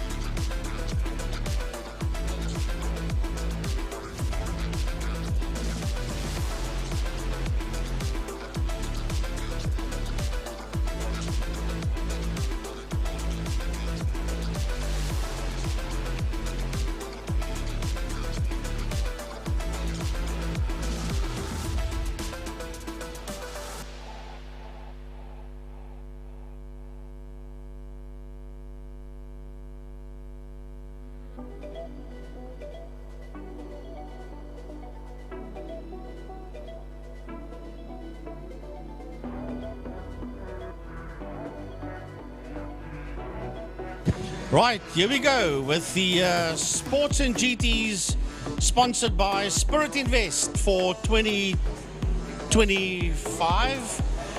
And this one is going to be pretty decent. This one's going to be pretty decent, just waiting for Jordan to come through.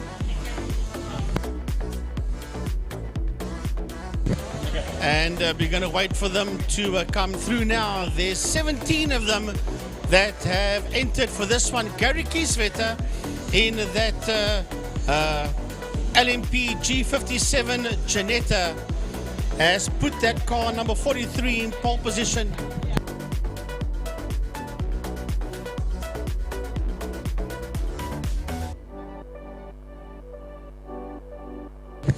And he put it in with a time of 1:10.223 is Gary Kieswetter.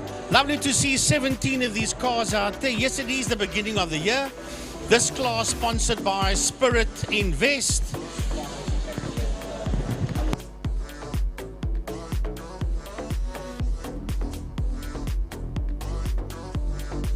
Right, so of course with the passion for speed happening at Swartkorp's World of Motoring, we've got 5 of our guys that's taking part in that event. Yeah, that's brilliant news. Awesome to have guys from up north come down when it's not an extreme festival event.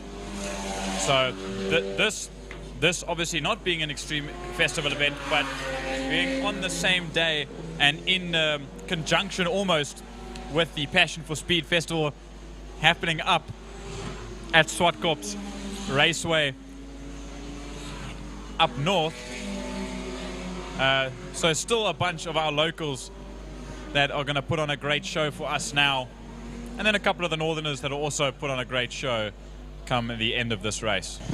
Right, so they work their way up the Joubert Straight, or should I say along the Joubert Straight, towards Turn 2 Castral Corner.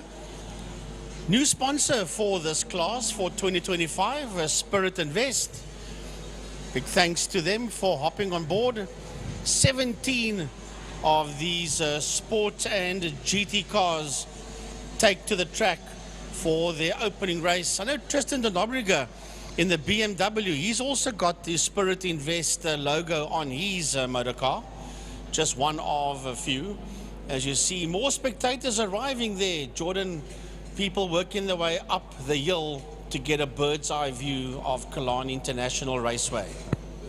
It's still the beginning of the season, so there's still more than enough time to have spectators come in throughout the year, and hopefully we have more spectators come to the circuit throughout the year. I mean, there's a lot bigger social media presence. We now have a social media Instagram and Facebook account for Power Series racing in general on its own, not just Killarney as a whole, where you can see your street to strips and your short circuit and your everything to that regard. Power Series, our regional racing series that happens about 8 or 9 rounds in the year, has its own Instagram account, so make sure to go follow that. A big thanks to the ladies that are part of the social media team for getting that put together and really bringing a bit higher of a social media presence to Killarney that brings a much bigger audience. Well, that is what it's all about, technology and moving forward. Right, so they are rolling through turn 5, Fostron corner. The safety car has pulled off. It's in the hands of Gary Kieswetter and Charles Visser that lock out the front row of the grid.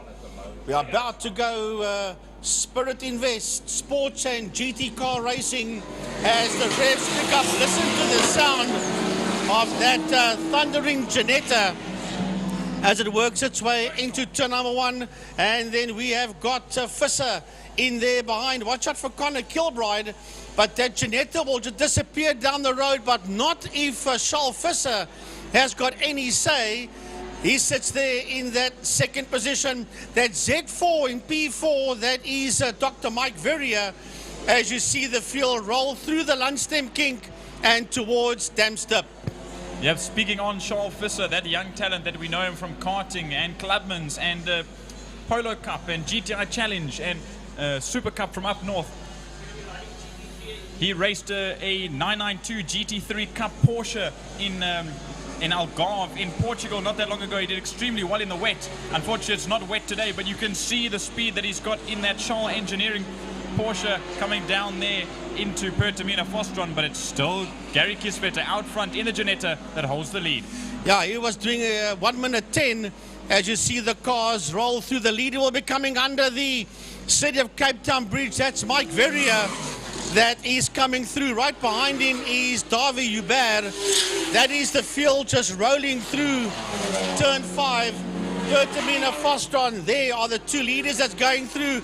Connor Kilbride, Mike Verrier, behind him is Davi Hubert, Sandra Bakari, Martin Prince. Here comes one of the Spirit cars. That is Tristan de Nobrega, Gavin Gorman, Liz Moore. They're all in that field. Simeon Panev, there is the elf of Eric Salomon rolling through as the leader makes his way through Damps and towards the Tygerberg Straight. There's a fantastic number of cars and drivers out on the field at the moment, and names we haven't seen in a long time. Connor Kilbride there in third position, also one of the Racing Spirit cars. As they now make their way down this whole gaggle, it's Bakari, it's Joubert, it's Prince, it's de Nobrega, it's Gorman, all making their way down Sarl Sweep. But we catch up to the leader once again. Gary Kisvetter making his way into Pertamina Fostron. A little bit sideways there, Frankie. Yeah, out of Pertamina Fostron comes your leader. That is Gary Kisvetter with Charles Visser in the Porsche in second. There's Connor Kilbride coming into view. Behind Kilbride, Mike Verrier's got Davi Hubert and Sandra Bakari right on his case, as well as Martin Prince. Here is de Nobrega. Behind de Nobrega is Gorman. Behind Gorman is Divan Lasmore. And behind Lasmore is Simeon Panev. Then two fights out there. And that is Steenkamp that's now got his nose ahead of Eric Salomon.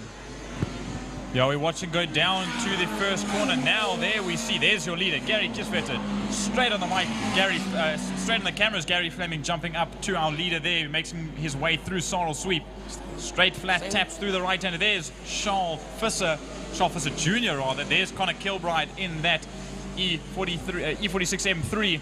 And then there's that battle. Look how close this is getting. It's Mike Verrier, Davi Joubert, and Sandra Bakari. Good to see Sandra Bakari back as well. And then Martin Prince. And then just behind Tristan de Nobrega, the other Racing Spirit BMW, all leading their way through and down the Killarney Straight. But the leader is making his way towards turn 1. That's Gary Kisvetter, that's Olds. And he's on a time of 1:10.406 in the previous lap. And he is 7.8 seconds ahead of that man that's in second spot, namely the Porsche of Charles Visser. And yeah, we're going to have a good look at this one. Here comes Connor Kilbride.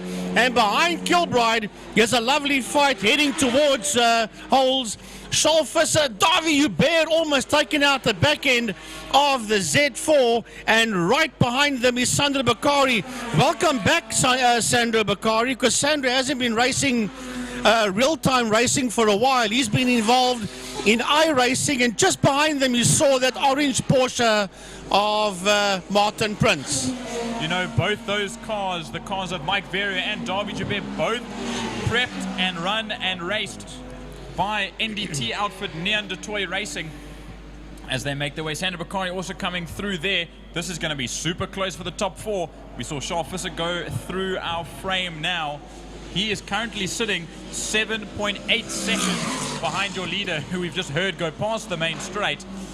And there's Connor Kilbride, and there's this battle once again, Frankie. Yeah, this is a good battle. Watch out for Davi Hubert that sits on the inside, or no, I should say the outside of the Z4 of Dr. Mike Verrier. And right on his heels is Sandra Bakari in the Juno right there.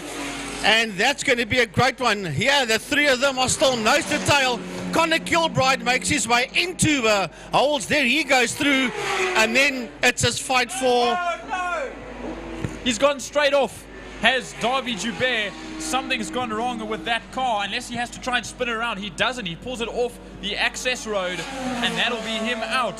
What a fight that was between the three cars. I was waiting for Sandra Bakari to try and stick his nose in there, but now it's gone from 3 to 2, and it's Verrier and Bakari that will fight it out for 4th overall.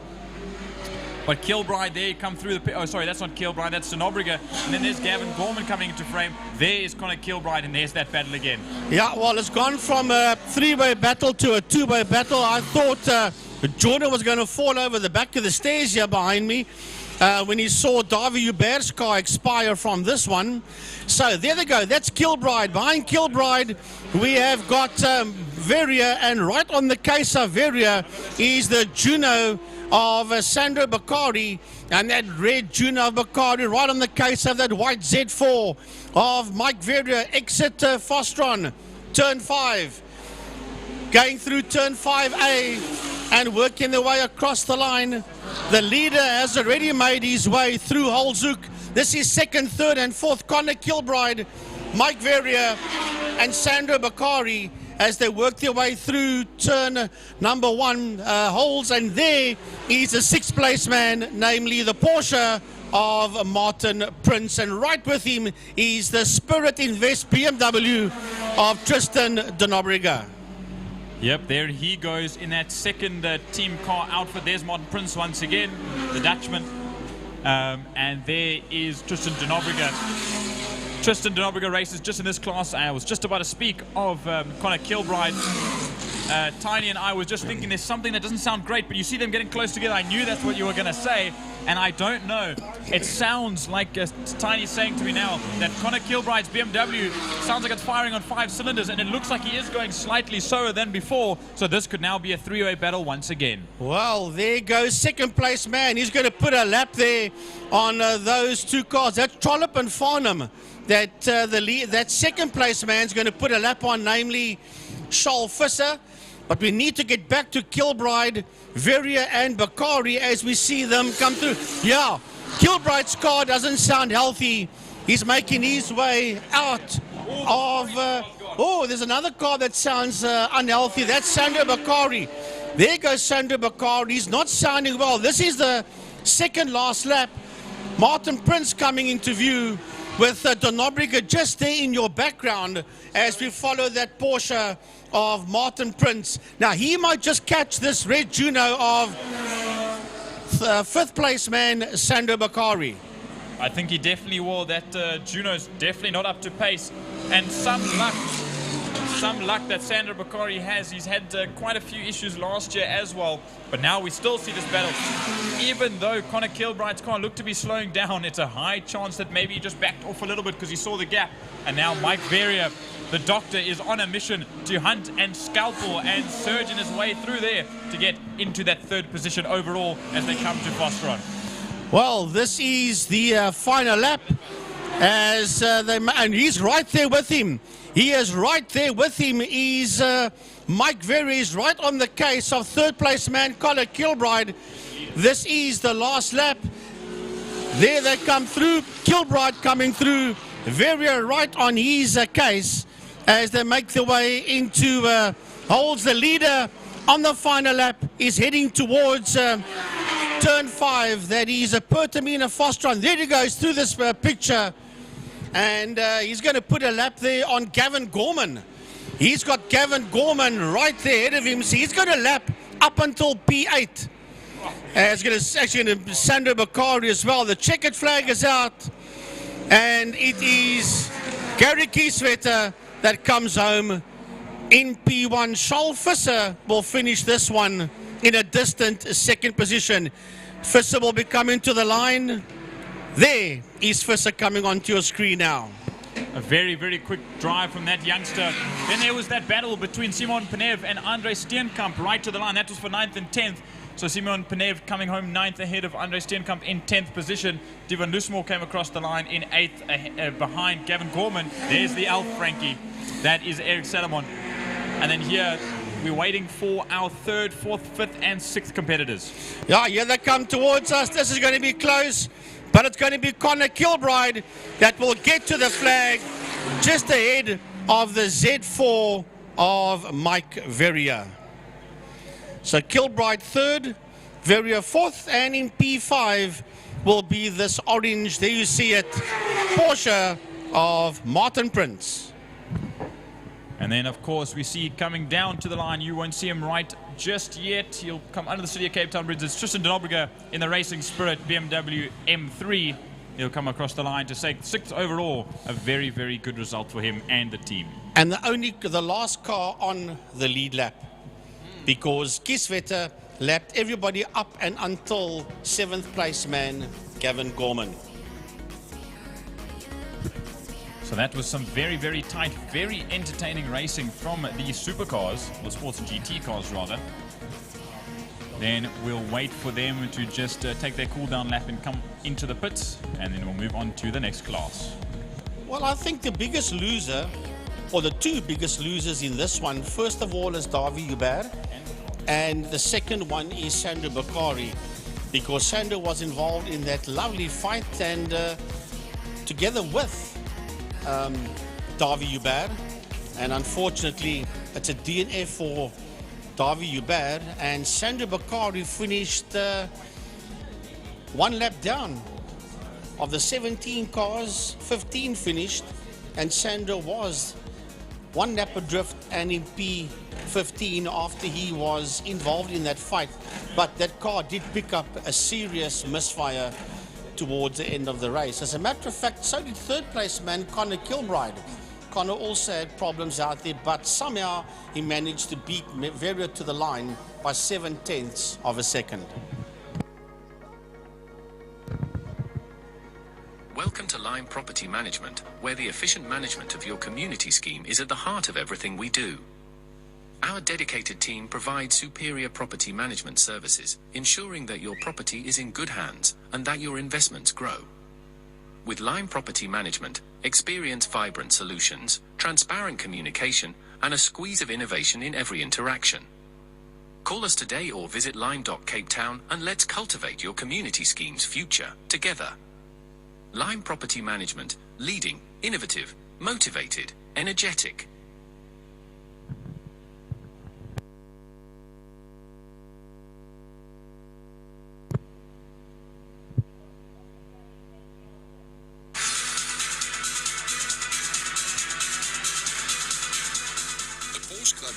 Has its home right here at Killarney. In fact, it's the only Porsche club in the world to have a clubhouse at an international racetrack. We are proud sponsors of Killarney and the Porsche Club Straight. Our passionate club members and their families regularly attend our race meetings. If you own a Porsche, come and visit us at the Porsche Club and we will let you know what fantastic events we have on offer. The Porsche Club, the best car club in Cape Town.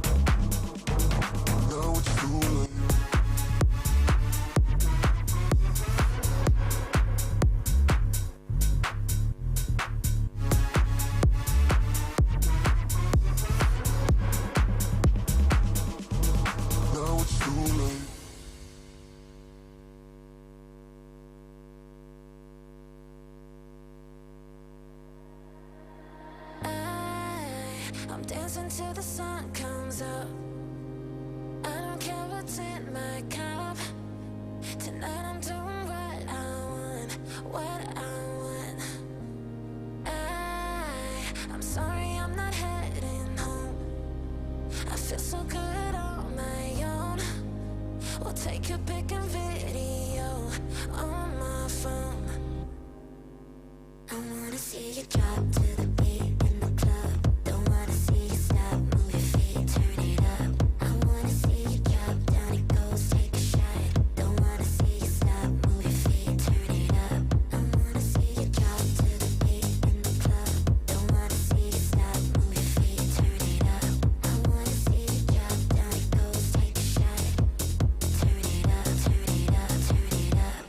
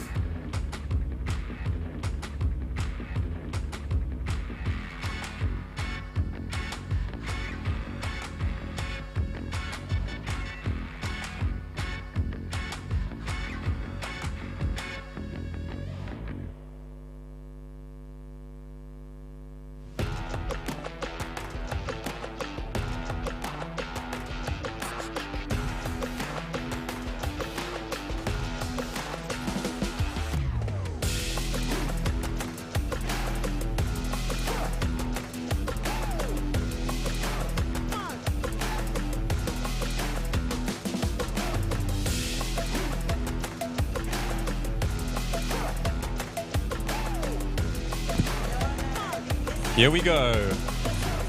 Battech Super Twin Cup 650s and Power Sport 300s make their way out onto the circuit.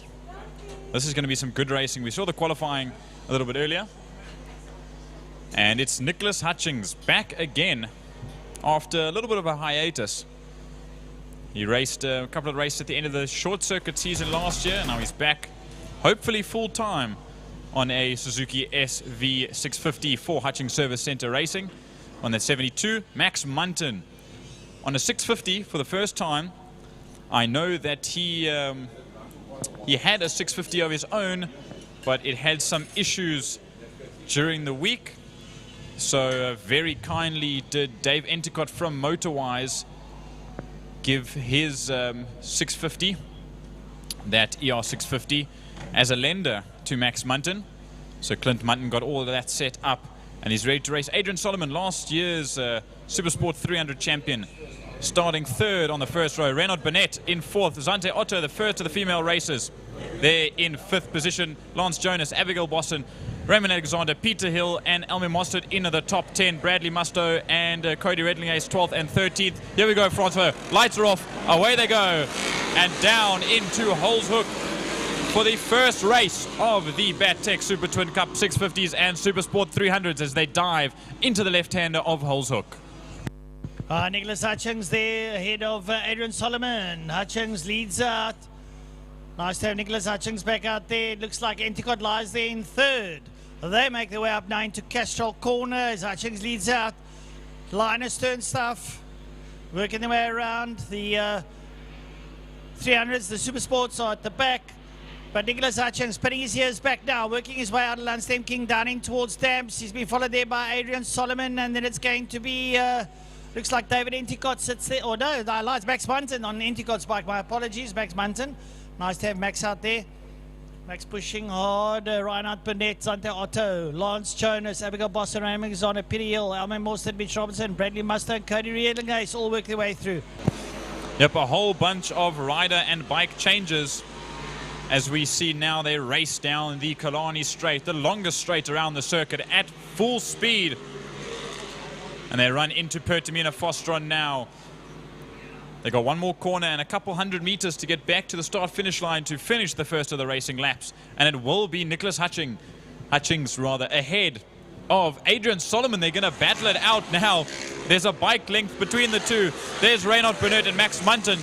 Zante Otto sitting there in fifth. Lance Jonas, Boston, Alexander, Hill, Mostert, Robertson, Musto and Redlingace round out that 13 as they now make their way down the Joubert straight, diving to the left-hand side of the circuit. Watch out for those roots, Nicholas, as he jumps onto the brakes, tries to get out of the slipstream of Adrian Solomon, because Adrian's light. We call him Sticks for a reason. He is stick and bones, but that will make him so fast as he runs now. They both run through Lunchtime Kink, down into the right-hander of Dam's Dip and down onto the Tygerberg straight. Lovely tussle up front here with Adrian Solomon and Nicholas Hutchings, but up behind them, Max Munton and Reinhard Burnett. Then Zante Otto, Lance Jonas, Abigail Boston, Raymond Alexander. There's Raymond on the red bike. He's followed by Peter Hill. They work their way now up into Sarlsby. There's Alexander in picture as the leaders make their way down the back straight. You can see Hutchings. Solomon is getting closer. Adrian Solomon wants to compete. There's your 3 and 4, Munton and Burnett. And they're working their way through. There's Max Munton, got Reinhard Burnett up there behind him as he works his way out in picture. Up towards us. And here's it.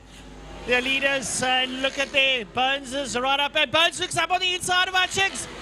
Adrian Solomon, and he's going to slide through. Solomon works his way through. Look at that lovely take up on the inside by Bones.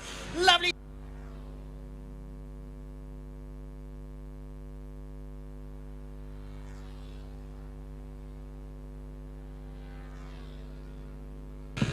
One. So lovely stuff there. And Hutchings and Solomon having a total scrap there. Adrian Solomon leading out there. Lunchtime King down into Damps, and Nicholas Hutchings not going to let go. Hutchings hanging around his outside. We got to go. There up behind him, Max Munton sitting in third there. Reinhard Burnett in 4. They working their way around as they come through. Then it's going to be Zante Otto, Lance Jonas and Abby Bosson. The two ladies are sitting. Well, Lance will be happy. He's got two ladies for company. Nothing wrong with that. And then it's going to be Raymond Alexander and Peter Hill, up behind Mitch Robertson, Almin Mostert, Bradley Musto and Cody Redlinghuyse. Yes, we also saw that Bradley Musto had that incident in qualifying. They managed to get that KTM back out and sorted, and he's back out and riding pretty well at the moment. 4 seconds, or 4.5 seconds behind Almin Mostert. But here come our leaders down to the start-finish straight. There's 3rd and 4th on your screen currently. 5th, 6th and 7th. That's Otto, Jonas and Bosson. They're all going line and stern, 2 by 2 by 3.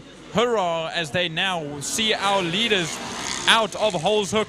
Nicholas Hutchings is leaving nothing on the table to fight with youngster Adrian Solomon. He's going to go wide again, try and go around the outside, leave it late on the brakes and try and take that position, but it's just not yet, as there's 3rd and 4th Munton and Burnett. Then it's Otto, Jonas and Bosson in the back picture. I tell you what, Max Munton doing well there in P3. It's a little bit of a dice there. It looks like it's Lance Jonas who's got in front of the two ladies, Abigail Bosson, and then it's going to be Zante Otto. So there's a lovely scrap there. These three in picture at the moment are having an absolute titanic struggle. And, well, Abby with a little bit of international experience coming to the fore. Lance Jonas, well, he's just got oodles of experience, years and years of experience as he rolls out there. We'll jump through to 5 to see our leaders. There's still that group there. They go into Bertamina Foster on is Hutchings and Solomon. Hutchings is going to drive down the inside, and he takes it. He'll take the position away from Adrian Solomon. And now they'll race down once again. This is going to be Slipstream City between the two of them and the groups behind us. There we see Munton and Burnett. That's also going to be a slipstream battle down to the line and to start another lap. 5 to go as the leaders cross the line.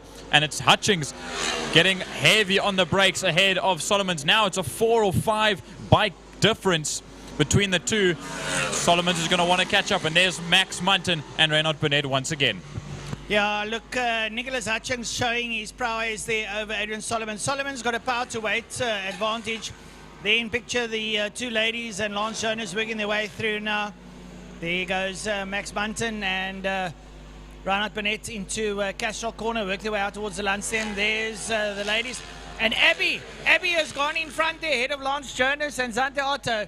So Abby Bosson leading out there on the Lance Jonas and Zante Otto. That is a lovely scrap, because there's two very quick ladies there. And I say quick ladies, Lance Jonas, the old man there.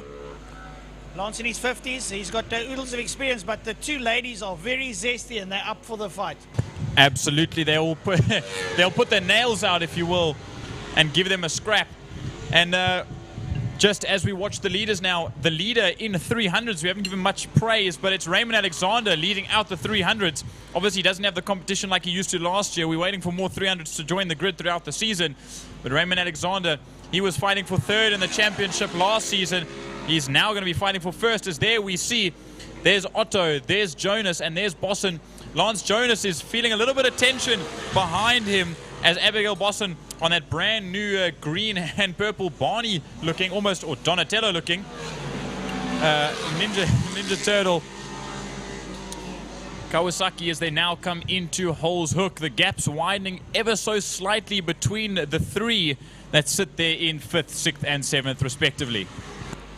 Well, Abby is showing her prowess there. She's pulling away now from Lance and Zante. Really doing well. Abigail Bosson, a little bit of international experience, your leaders.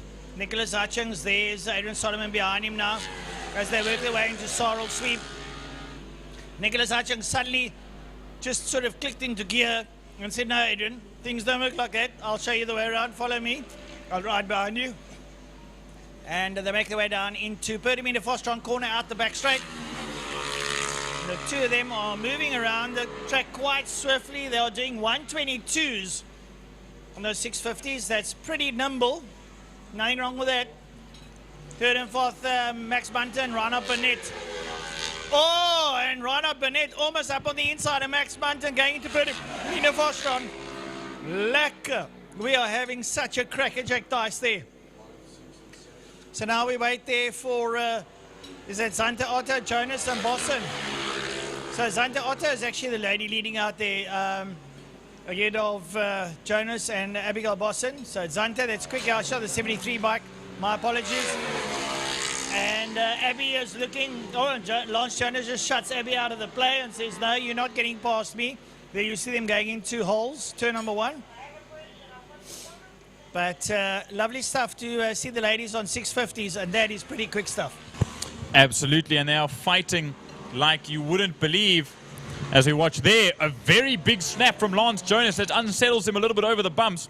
He went left, right, and managed to collect himself and still stay ahead of Abigail Bosson on that Project 60 Kawasaki ER650. You can see on the little track map on the right-hand side, you can see where our leaders are. That is the 72 of Nicholas Hutchings. That's this Hutchings Service Centre motorcycle.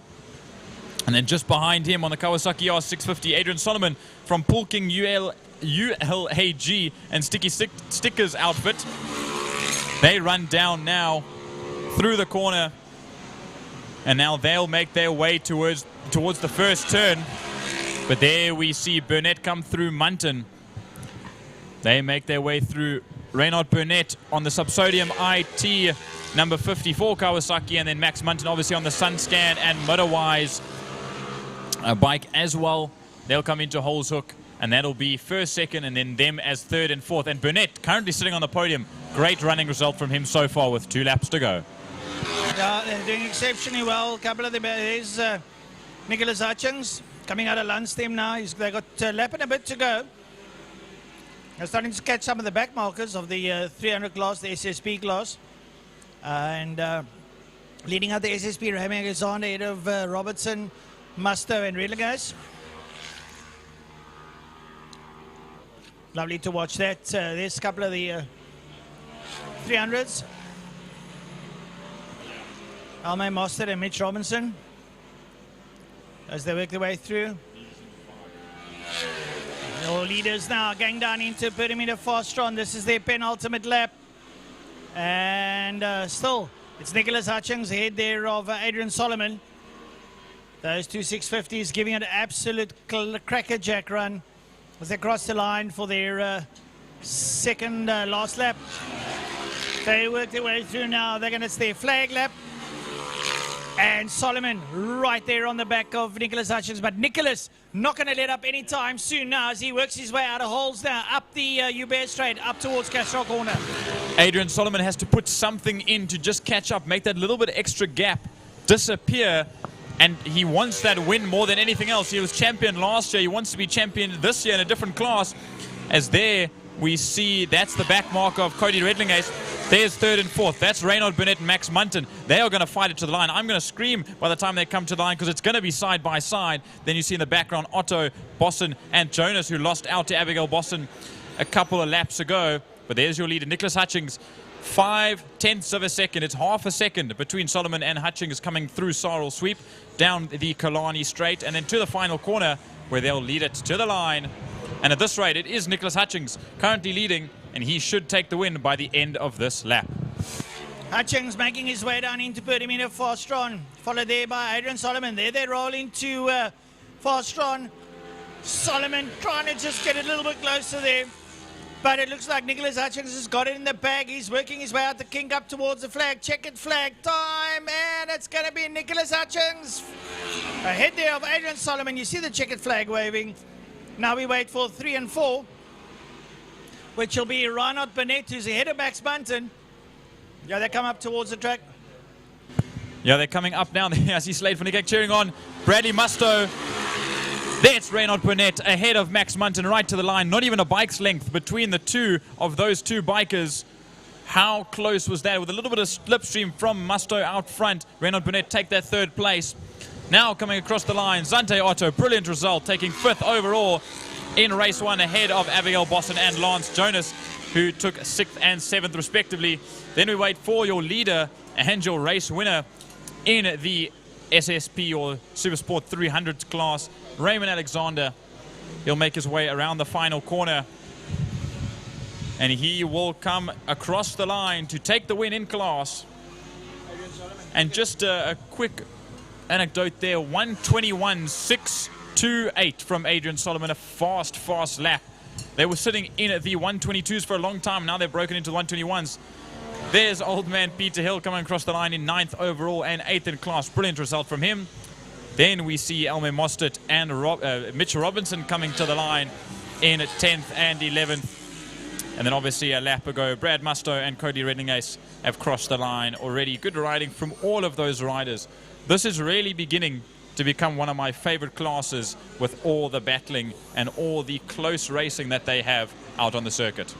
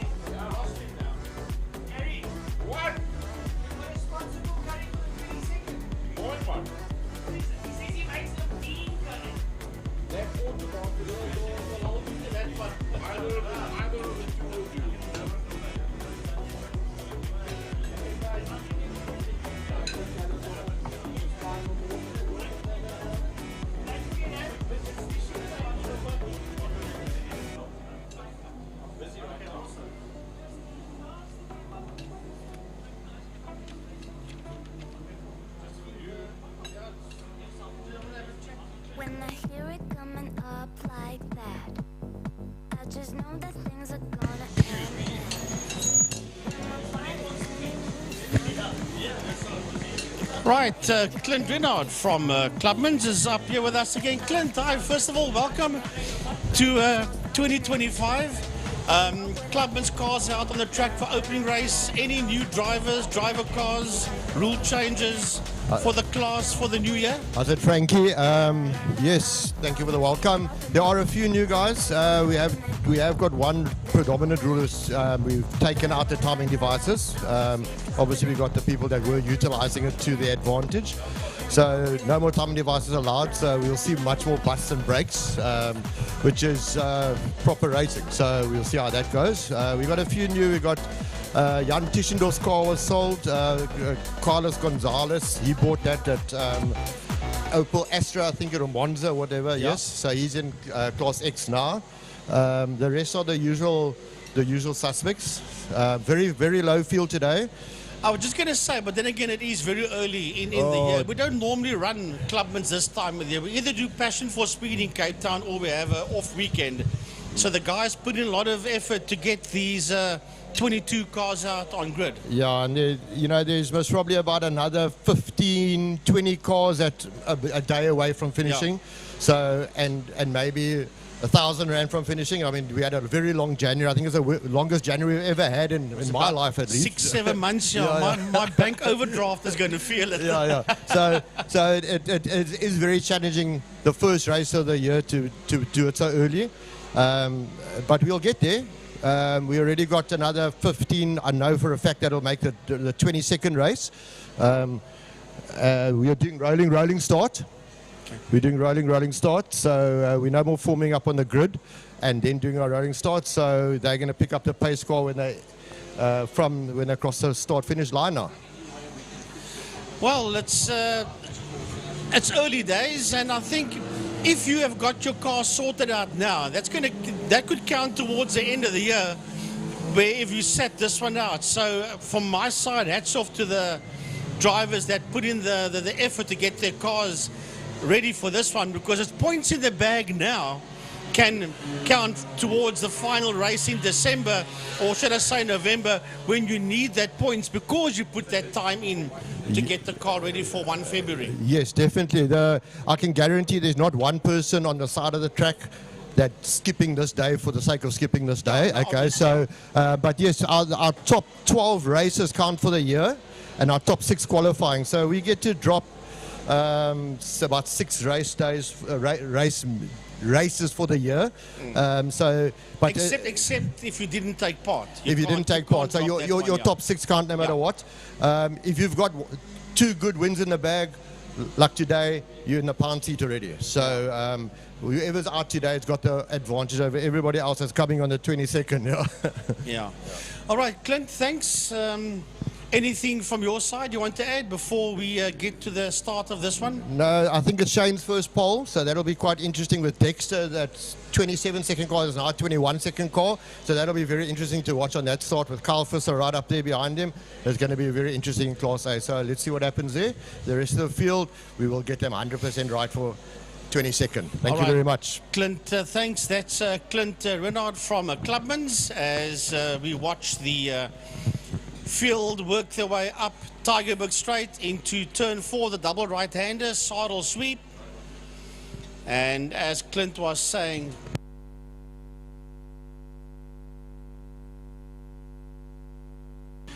so Gary, this is it.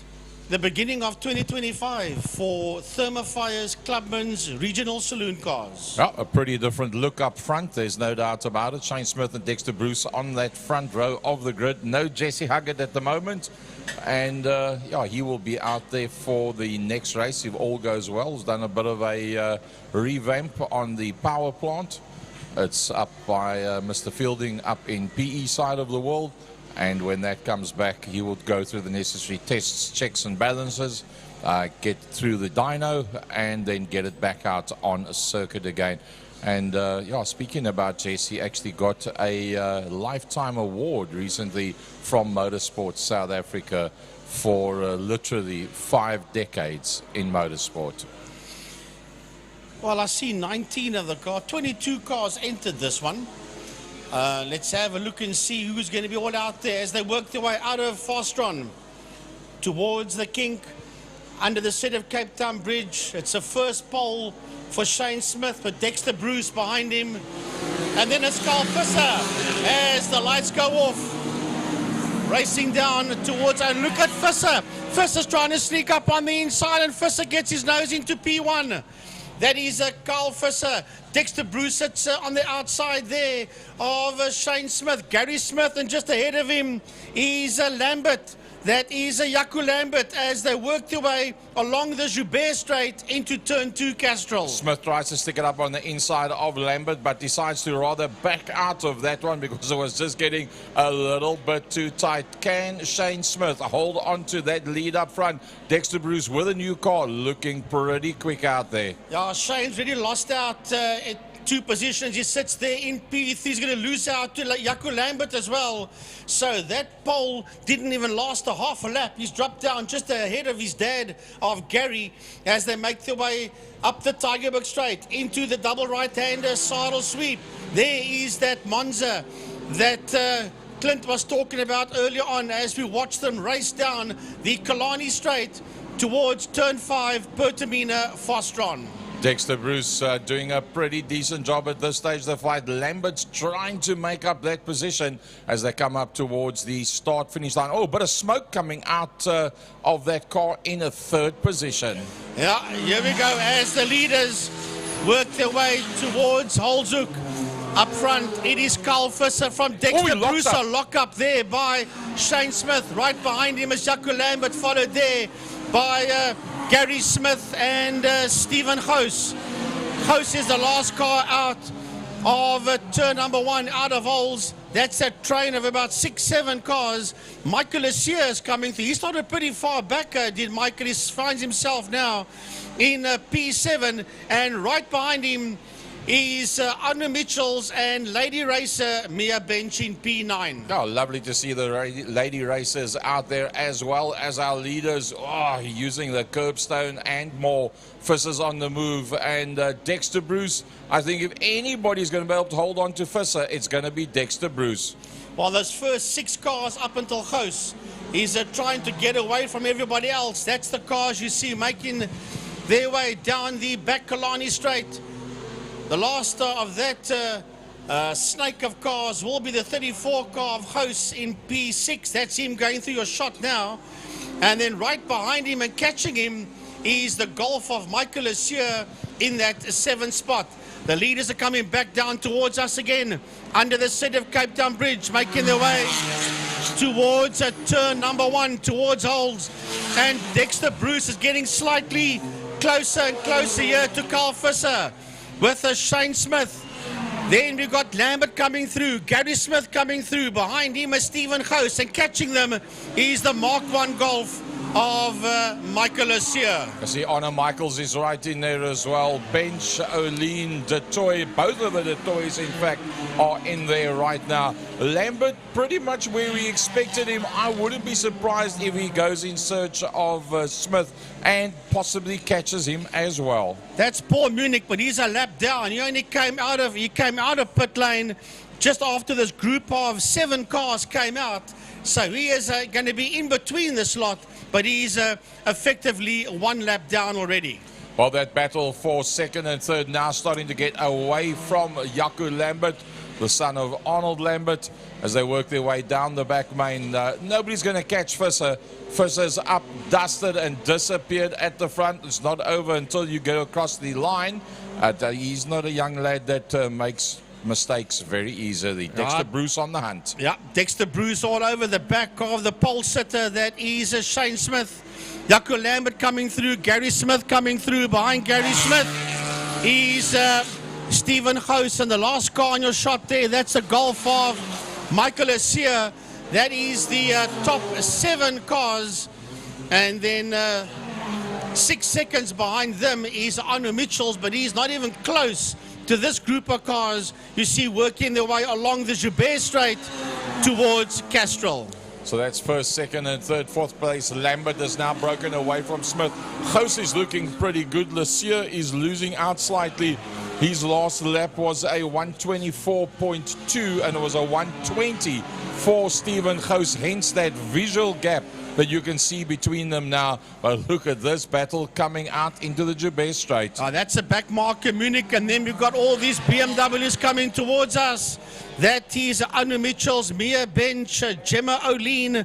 That is right in that fight as well, together with Eva De Toy.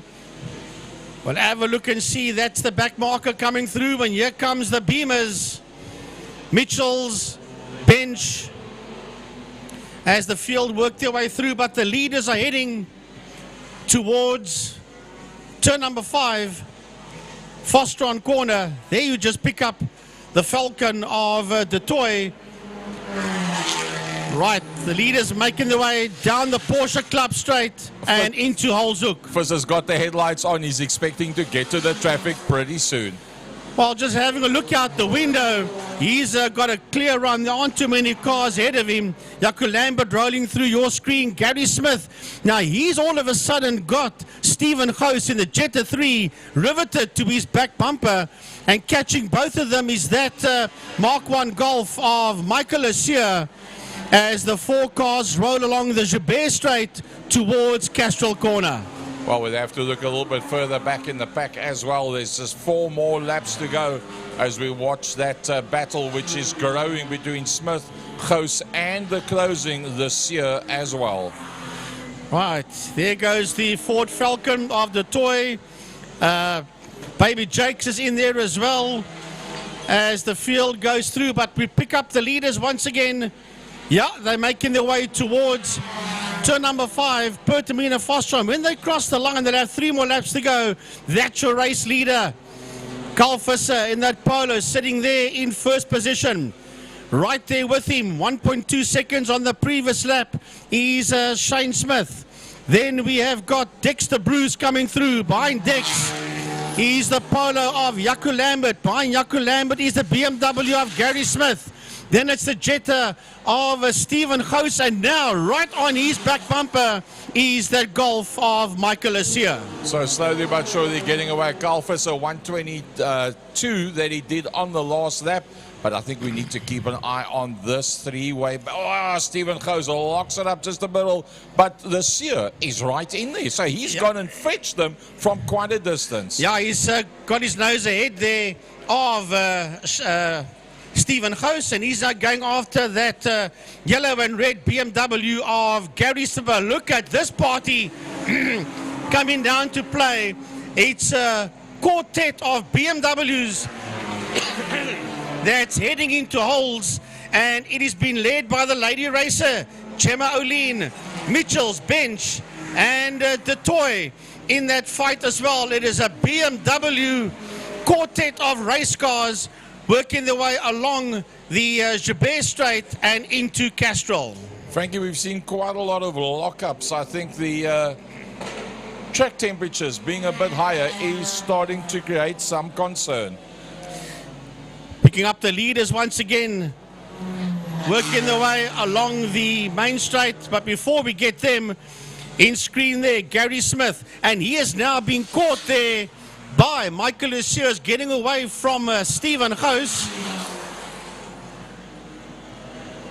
That is Dexter Bruce that's coming into a shot there. And behind Dexter Bruce is Jaco Lambert. Yep, that is Jaco Lambert. Dex coming out of holes. And then the polo of Lambert in there behind him. And it's getting close. It's getting close. As a matter of fact, Lecieux has gone past. Michael Lecieux has got his nose ahead of Gary Smith, and all of a sudden, Stephen Gous into Castrol comes into play once again. Well, we saw Gary Smith under braking. Oh, it's starting to snake around quite a bit. Is it just because he's driving it too hard to stay with Lecieux, or is he running into problems? Well, we need to go to turn number 1 to holes. It's a lovely fight with a whole lot of BMWs. There they come through. Gemma O'Lean, Alu Mitchells, Mia Bench, and Jacques de Toy. They're leaving the toy behind, as a matter of fact. There the toy comes out of Castrol now, and he's got Baby Jakes in there. Sorry, I lied. Faisal Jacobs, my apologies. He's got Faisal Jacobs there with him for company. Well, just 2 more laps to go, and it's pretty much Visser that's starting to get himself a little bit under pressure. All right, there's an issue there in turn number 1, and Visser. That is Visser. Visser and Shane Smith. Visser rejoins. Shane is still going. Shane will be now the new leader, making his way towards Castrol Corner. So the man that was in second is now first, and first has gone to second, namely Visser. Wow, that happened very, very quickly. And coming through here is Dexter Bruce, couple of back markers, and then Jaco Lambert is there with them as well. Yeah, Jaco Lambert's still in that 4th position, but I must say Michael Lecieux has made up a hell of a lot of ground and places. Gary Smith was sideways through Castrol Corner. This is the final lap, Gaza. This is the last lap as they are heading now towards turn number 4, the double right-hander saddle sweep. Dexter still ahead of Lambert as they work their way for the last time through saddle sweep and out into the back main. It's Battle Royal down the back main. Down the back straight they go. Killarney straight, the leader working his way through Pertamina Fostron. That's that yellow BMW of pole sitter Shane Smith heading towards the City of Cape Town Bridge. The checkered flag is out. Shane will come home in P1. There he crosses the line. Visser will finish in second. Third across the line will be Dexter Bruce. Behind him will be Jaco Lambert, followed there by MichaelEssier. And it's going to be close. It's going to be very close. And Stephen Gous will get to the line just ahead there of Gary Smith. Right, we need to pick up this fight with Gemma. There they go, down the back straight. Lady racer Gemma O'Lean leading Mitchells and Bench. They've got away from the toy, as a matter of fact. No, the toy has caught them again, has he? No, he hasn't. It's just the three of them that's working their way out of Pertamina Fostron. Here they come towards us. Can Mia hold this lot off? As they head towards the flag, here they come, the three of them are nose to tail across the line. And it is going to be, yes, Gemma O'Lean gets ahead there of Mia Bench. So the two ladies hold off Adna Mitchells. Faisal Jacobs crosses the line. And so does Jacques de Toy. Yo, great action out there in the Clubman's. Bernard Lehman crosses the line, so does Lee Fielding and the Beamer of Chris Fish. And then Carlos Concalves finishing his very first Clubman's race with the Opel Monza. Wow, that was some great action out there. Race number 1, Thermofire's Clubman's Regional Saloon Cars.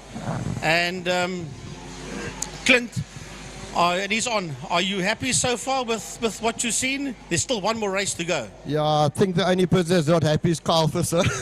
Yeah, he lost that lead. Yeah. Look, racing stuff happens. Yeah, stuff happens. So I know Shane's not a malicious person, so I don't know what if there was thing, but we all sort it out afterwards. Yeah. We're all grown people and we're all a good family of people, so any problems we do sort it out internally and everything will be cool. But for the second race. All right, Clint, thanks, and we'll see you back up here again later on for Clubman's race 2. Cool, thank if you. If you haven't got too many other issues to sort out. If I haven't got too many other issues, but thank you very much. All right, Clint. Right. Thanks a million.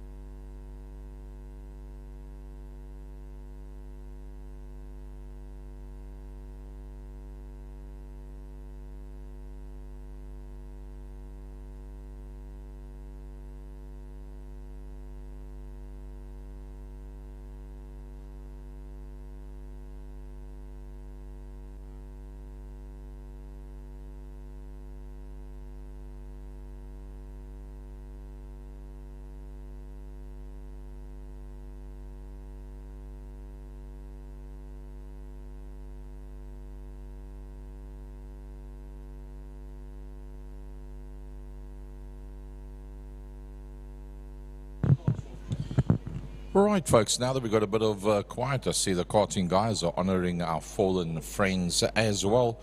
This is an unfortunate part of the event where we need to say our condolences to two families of two immensely well-known, loved, liked and respected members of our racing community.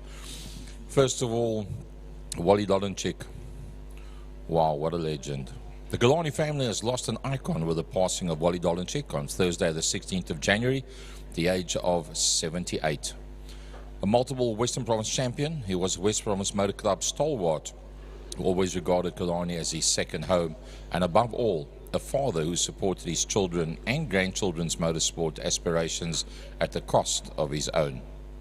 Wally began racing in the late 1970s, first in a Ford Escort and later in a Volkswagen Passat, which won him the overall Western Province Drivers' Championship 3 times in a row. That led to a work-supported golf drive, but when VWSA competition manager Bernie Mariner moved to Opel, he took Wally with him, which was the start of a glorious period for Opel GTEs and GSIs in Group 1, and later the very popular Group N racing series. Wally became deeply involved in karting at Killarney while scaling down his racing career to support his sons, and as his grandsons Troy and Joshua became third generation of Dolenchiks to thrill the fans at Killarney, Wally was always happiest with his racing cronies in the clubhouse. His passing leaves an immense gap at Killarney. Our thoughts and prayers are with Joy, their children Wally Jr. and Tammy, and grandchildren Samantha, Joshua and Troy. Another fallen friend and icon of West Province motorsport that we've also lost, very surprisingly, very quickly, Arno Church. It is with great sadness that we heard of the passing on 17th of January of Arno Church, another Killarney stalwart in the finest sense of the word. Arno campaigned the same car throughout his 27 racing career years. A Lotus 7 that went through a number of engine blow-ups and upgrades, but was always driven to its limits. Arno was over 40 when he began racing the Lotus in the fine cars and classic categories. The car's original Ford 1600 Crossflow engine was progressively modified to the point where he was consistently competitive in class, narrowly missing out on the championship at least once. He remained a regular competitor and point scorer in sports and GT racing until the first Power Series event in 2022, when he was severely injured in a major crash that forced him into retirement. His big grin and enthusiastic driving style will long be remembered at Killarney, but it's his wife Annette and children Angie, Arno and Johan who are in our thoughts and prayers at this sad time. And we've got a third person for today as well, Ikram Bulbulia. It's with great sadness that we learned of the passing of popular drag racing competitor Ikram, called to return to his creator on Saturday the 18th of January, just one day before his 49th birthday. Ikram's cream-coloured Golf Mark I was a regular fan favourite in the early 2000s. Was one of the first naturally aspirated cars to run under 12 seconds on the Killarney strip. Well known in the travel industry in Cape Town, Ikram was described as a generous, kind-hearted humanitarian, and at Killarney he will be remembered for his warm smile and constant readiness to lend a hand when needed. From everybody at the Killarney drag strip, our sincere condolences to his wife Washila and their 3 daughters. Folks, in memory of Ikram Bulbulia, Wally Dolenchik and Arno Church, I'd like you all to stand, remove your headgear for a moment of silence for 3 amazing characters, our own family here at Killarney International Raceway.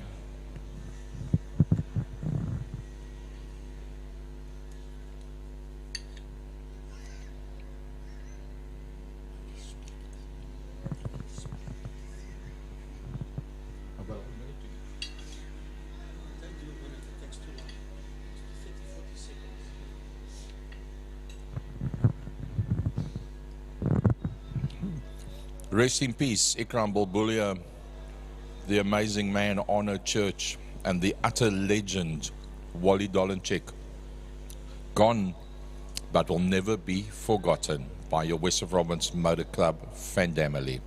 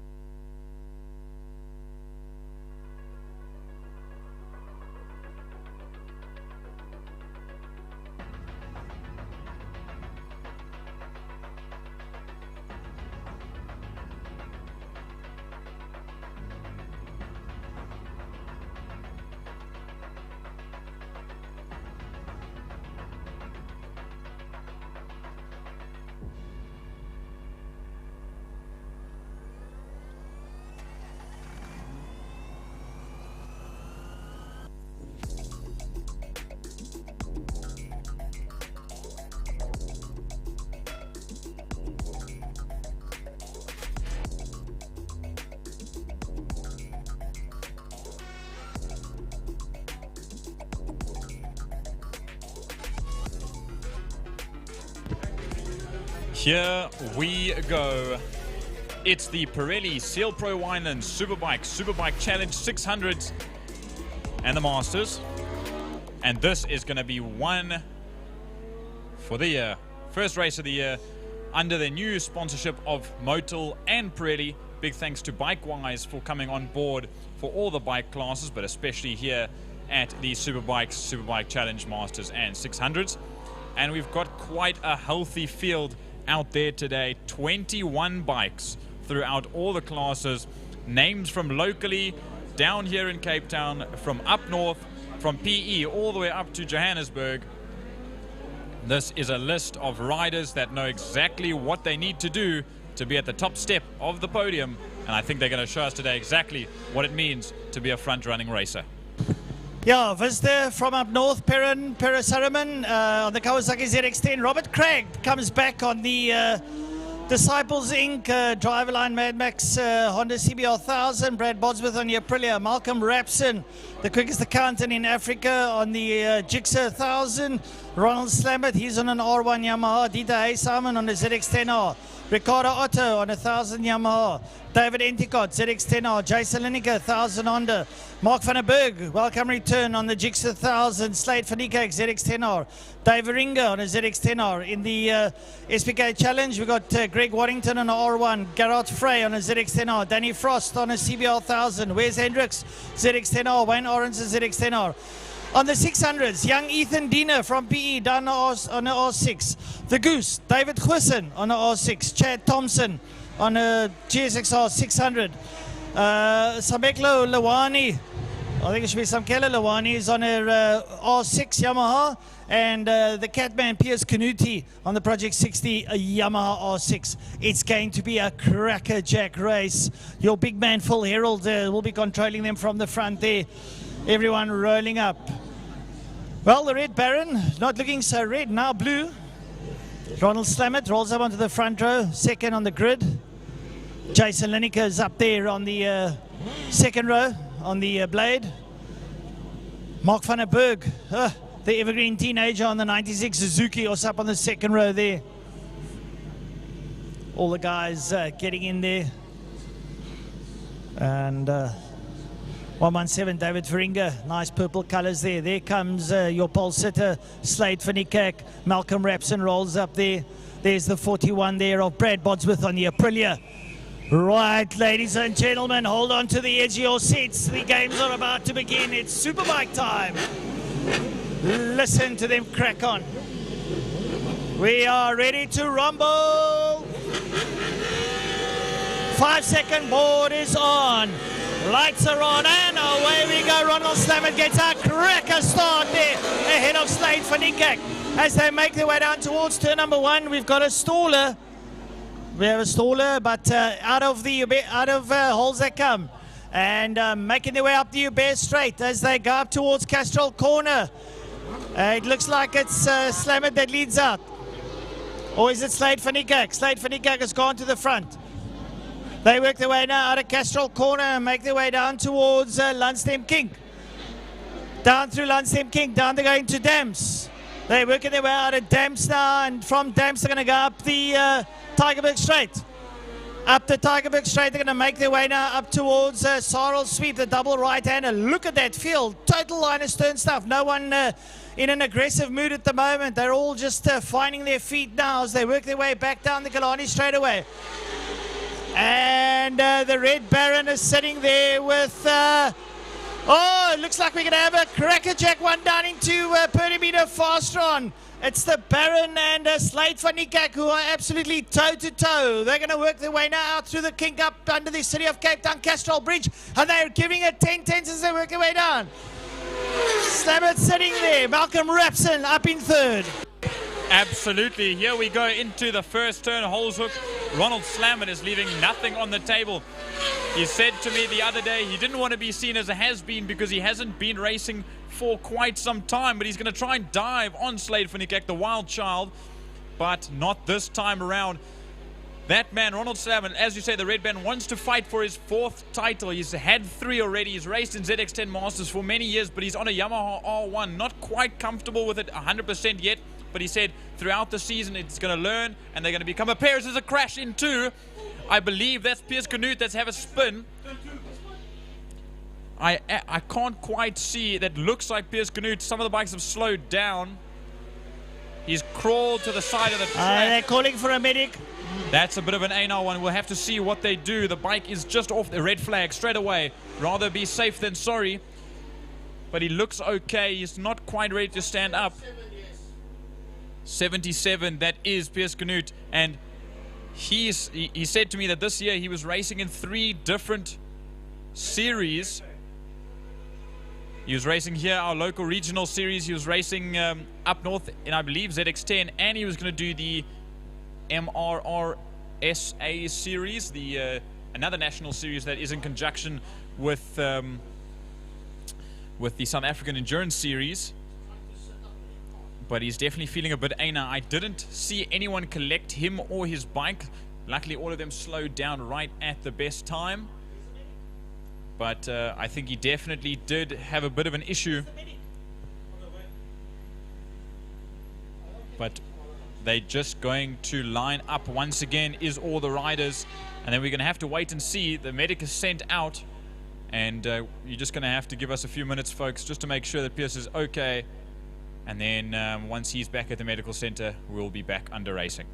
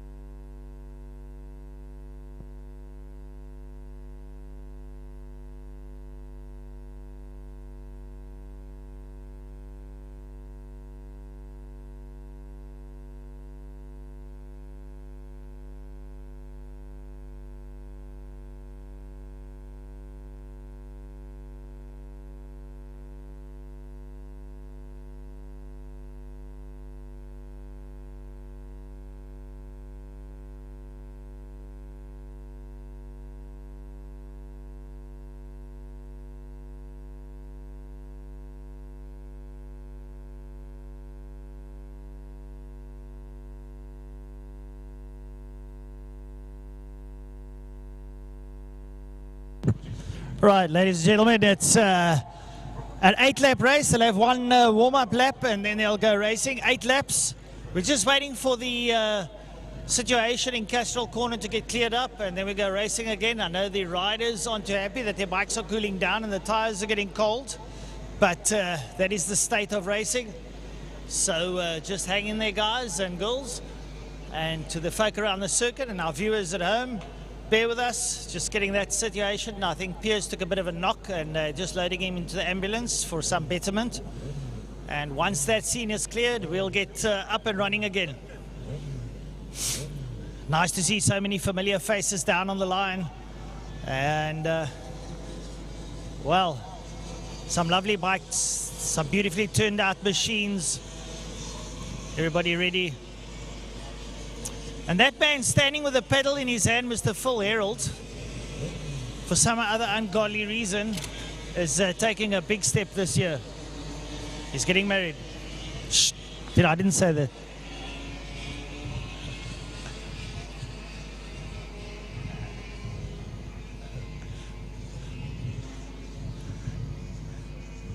Getting some gestures down here from on the line. These guys are so ready to rocket their way around the circuit.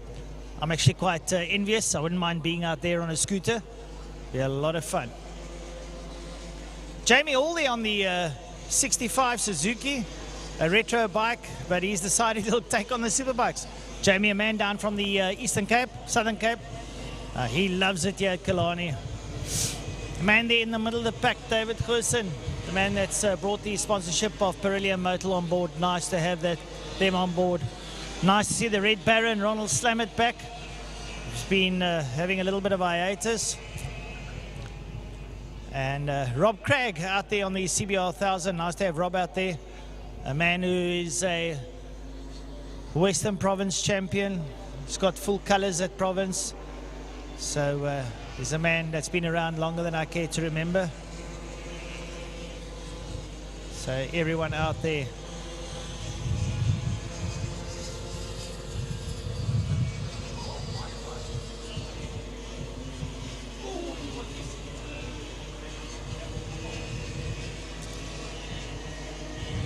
So I'm listening to the oohs and the ahs behind me as they watch the replay.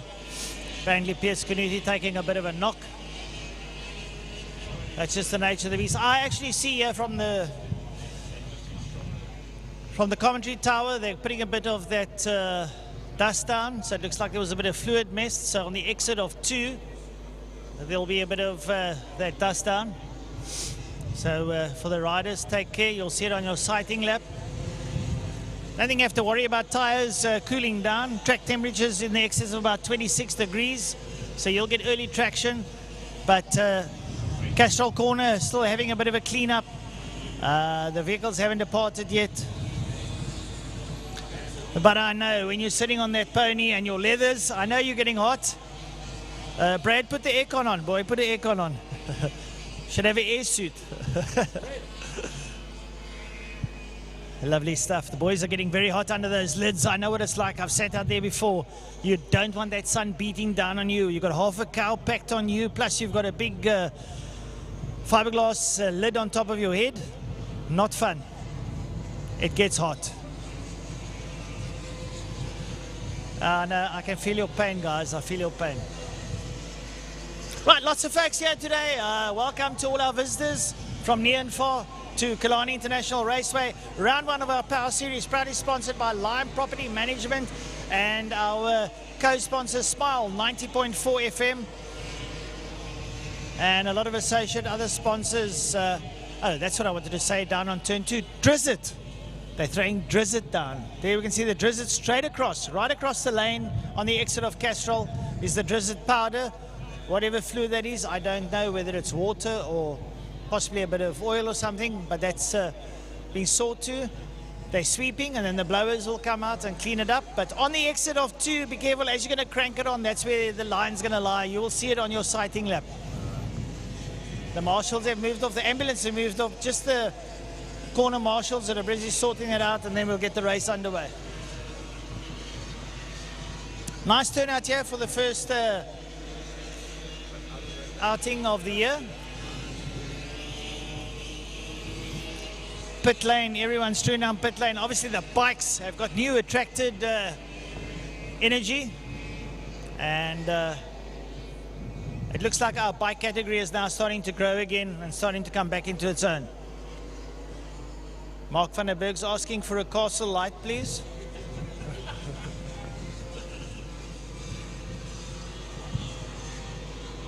Looks like they're almost complete.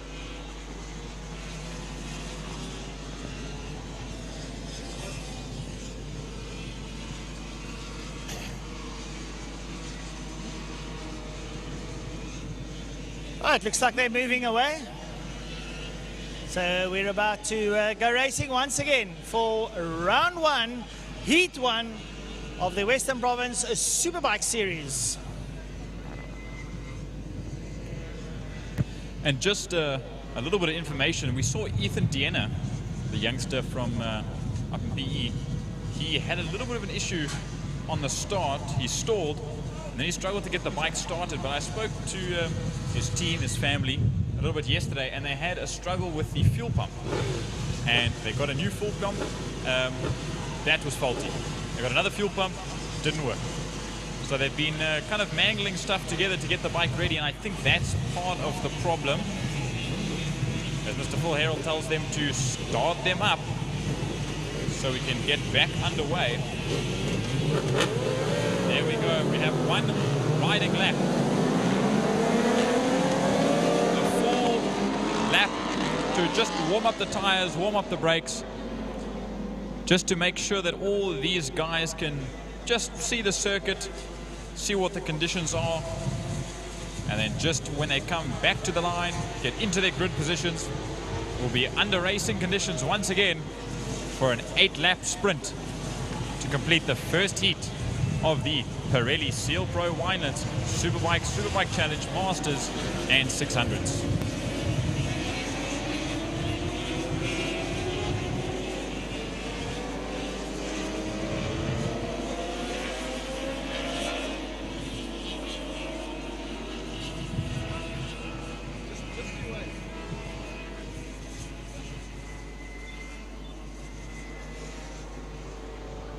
You're the pedal pop man.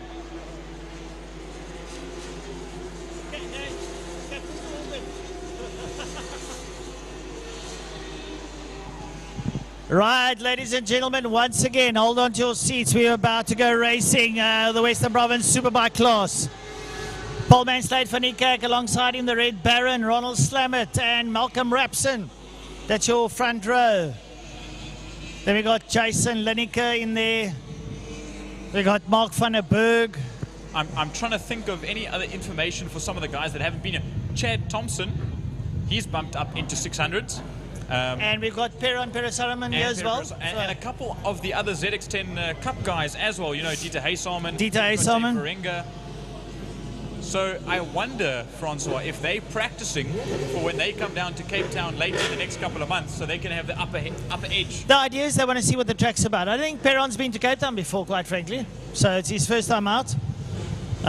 What a lovely guy. What a great guy. What a great competitor. There's Gerard Fraser in there. We've got Jamie Hall on the S-Rad. That's 35 years old. Right, ladies and gentlemen, let's get ready to rumble. The lights are on and lights off and away we go. Ronald Slammert once again caught off the line. And Yamaha's got a blistering pull away. But Slade van Niekerk shuts him out going into the corner. Slammert sits there with him. Malcolm Rapson's in there. They work their way out of holes now, up the Hubert straight up towards Castrol Corner. They get on the throttle through the gearbox now. Hit the brakes, drop down the gears, down about 2. You're going to get that knee out. You're a little bit uncertain. No elbow time yet. There's a little bit of a patch there on the exit of Castrol now. Work their way through the Lunchtime King, down towards Dams. Down towards Dams they go. Down through Dams, Slade van Niekerk, Ronald Slammert, Malcolm Rapson, and somebody sitting up there behind Rapson. They work their way now up the Hubert straight up towards the Sorrel Sweep. They're going to work their way out of Sorrel Sweep. Sorry to interrupt. I see front runner Jason Lineker has some sort of problem on that Honda. As look at that. Look at the battle down the back straight towards Pertamina Foster. It's side by side for the lead between the Red Baron and the Wild Child, Francois. That is going to be a hot one. Ronald Slammert is not going to hang around. He's going to let Slade work for his porridge. And we have a notable omission. We don't have Q and Slayman out there. That would have been nice to see. But here we go. Ronald and Slade are in it together. Malcolm Rapson's in there. Up behind them. Have a look, see as they work their way through.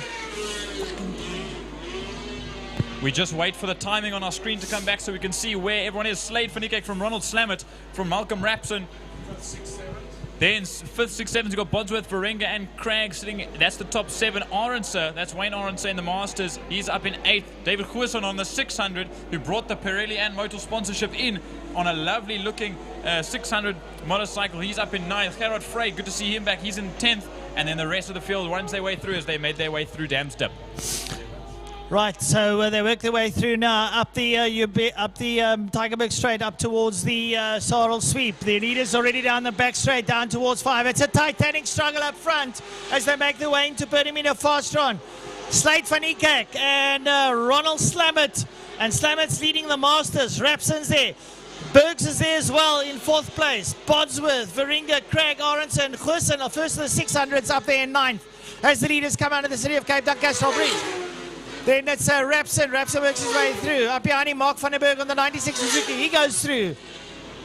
Then up behind him, it's Brad Bodsworth, Varenga. Behind Varenga, it's Rob Cragg. Then Aronson, then Goosen. Goosen there on the black bike with the white helmet. Works his way through now. As we go into Castrol Corner, there's your leaders going in. There comes Malcolm Rapson. Up behind him, Mark van den Berg. Van den Berg, then we've got Bodsworth, Varenga, Cragg. Cragg going in there as well. And Aronson, then Goosen. Goosen's first to the 600s up there. And he's going to want to work his way through. David Goosen, the Goose, multiple South African motocross 250 and 450 champion, has now decided to comply straight on tarmac. Yep, and that skill on the dirt is really showing here out on the tarmac, as there they go. There's that battle between Bodsworth, Varenga and Cragg. There we can see them go through Sorrel Sweep as it runs through Aronson, Goosen, Frey, Hall, Haysom, Frost, Waddington, Thompson, Lawani, Paris Araman. Diena had an issue at the start. He's back up in 18th. But watch now, here's the leaders, van Niekerk and Slamet. There's 1/10 between the two of them. That's less than a bike length between as they come across the line. It's 5 racing laps to go. Fans are coming up to the fence. There's Malcolm Rapson. He's sitting on his own at the moment on that race-based Suzuki Gixxer 1000. And then we see Mark van den Berg, and they're sitting in 4th place. He's also on his own, and then here comes this battle, Francois. This battle here between Bodsworth, Varenga, Cragg, Aronson, Frey and Goosen. All working their way. There goes the Goose into holes as the leaders are already working their way down towards Dams. And we watch some of the bikes coming to Castrol Corner, that pack there. And David Goosen bringing in the back end of that pack there. There he goes to the white helmets, working their way out now. Right, so the leaders already going to be making their way down the back straight pretty shortly. There they go. And there's Slamet. There comes Van den Berg, Bodsworth, Varenga, Cragg, Aronson, Frey and Goosen. It's a whole stream of bikes working their way through. Those 4 bikes there. That's Bodsworth, Varenga, Cragg and Aronson. They crack the pace down the back straight, down towards Pertamina Fastron. The leader's about to cross the line. Slade van Niekerk now pulling a little bit away there from Ronald Slamet. Can Slamet roll back the mind and work his way to see where he can close up on Slade? Absolutely, the gap to the leaders has widened a little bit. There's Malcolm Rapson. Then we see Mark van den Berg on that GFP Superbike 1000cc. Then we see Bodsworth, Varenga, Cragg and Aronson just a little bit behind there. Great to see the chairman, Wayne Aronson, up right there battling in the mid-pack, even higher than the mid-pack currently. So there's a big group. There he is. Then we see there's Gerard Frey on his own, and then there's David Goosen, the first of the 600s. Jamie Hall on that 750, second in 600s. Then Dieter Haysom just behind, but that's Malcolm Rapson in 3rd position as the leaders make their way to Pertamina Fastron.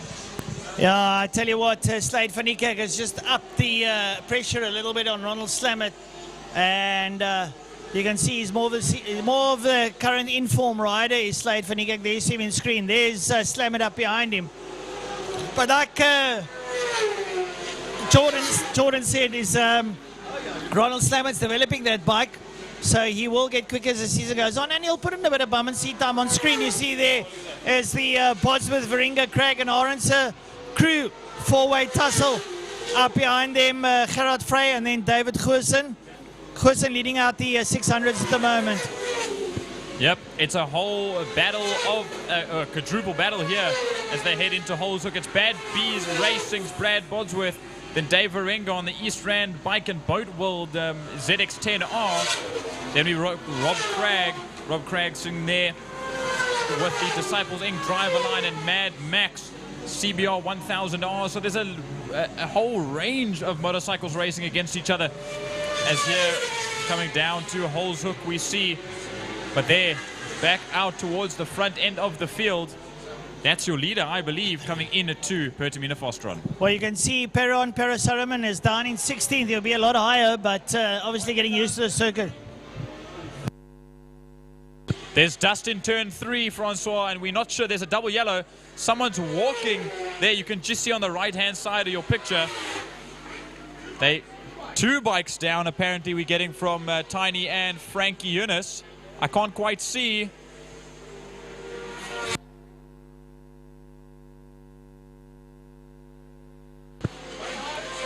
It's Wayne Arendse.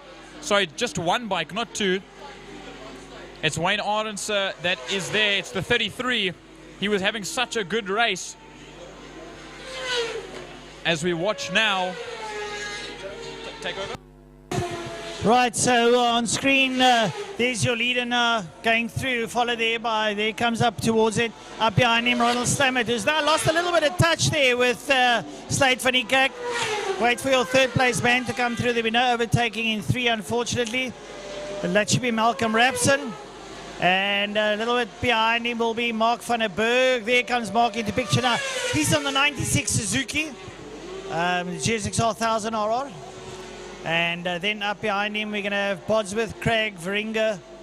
Those are that 3. David Varenga looking back on his ZX10. Is there something wrong? Everything seems to be okay. Yeah, and we watch, there's that field. Bosworth, Craig, Varenga, Frey, Goosen, Hall. That's your top 10. And we jump back to the front once again. There is your leader, Slade van Niekerk on the Project 60 SA as well. I mean, he's got a couple new sponsors as well. Automation. And there you see Ronald Slammert makes his way through now as well. He is 5 seconds adrift. Then there is Malcolm Rapson's been passed. Then Mark van den Berg. Then we see Bosworth, Craig and Varenga. They make their way through now. This is the final lap, Francois. Yeah, Gerard Frey there with David Goosen in picture now as leaders make their way down into Pertamina Fostron. And yeah, lots happening out there. Try and pick up on the leaders. Have a look-see. Checkered flag is out. Waiting on Slade van Niekerk to come up towards the line. There's Slade gets a checkered flag. Slade gets a checkered flag. Takes heat number 1. He's going to be followed there by the Red Baron, Ronald Slammert. And the Evergreen, quickest accountant into Africa, Malcolm Rapson. He'll be second in the Masters behind Slammert. So Slammert takes the Masters. Here comes Rapson. See the Masters, the experience counts. Here comes another Master, Mark van der Berg. He takes third in the Masters. Lovely to see. We're waiting on Brad Bosworth and crew. Here they come up towards us now. Bosworth over the line. He's followed there by Craig and Varenga. Nice to see Robert Craig back, Varenga. And then we've got David Frey and David Goosen working their way through. And lucky to have, Gerard Frey and David Goosen leading out the 600s. Jamie Hall will come home second in the 600s. He works his way through. He's followed by Dieter Simon, Waddington, Frost, and Paris Harriman, all the way from the northern regions, come to join us to just sight the track. I don't think he's ever been to Cape Town. Well, folks, that was heat number 1 of the Superbikes, and heat number 2 will be a little bit later.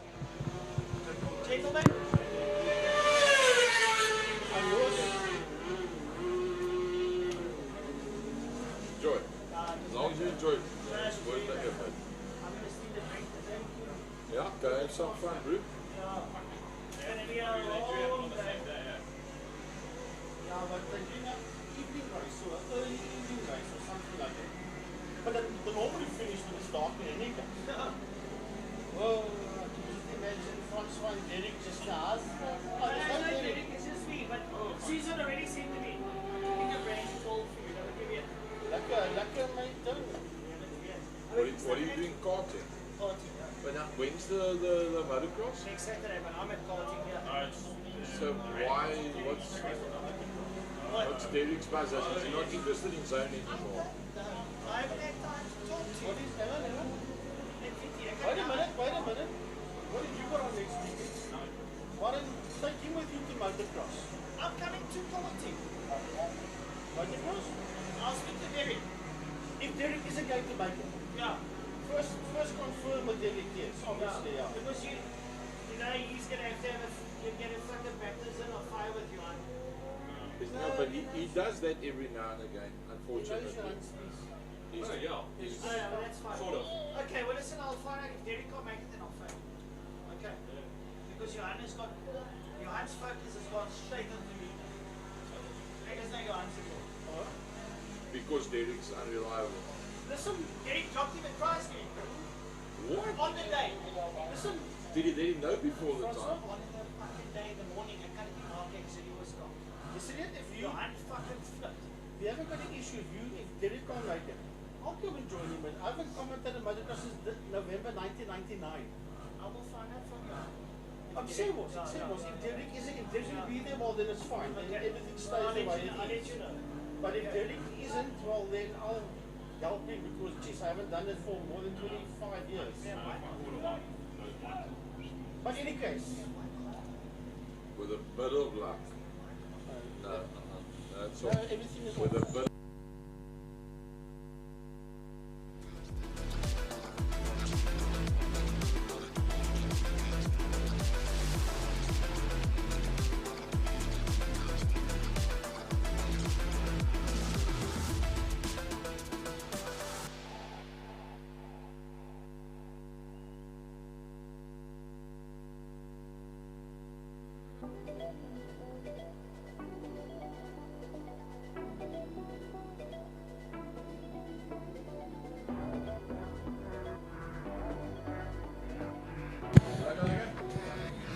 All right, folks, here we go with the, I think this is the final race before the official lunch break.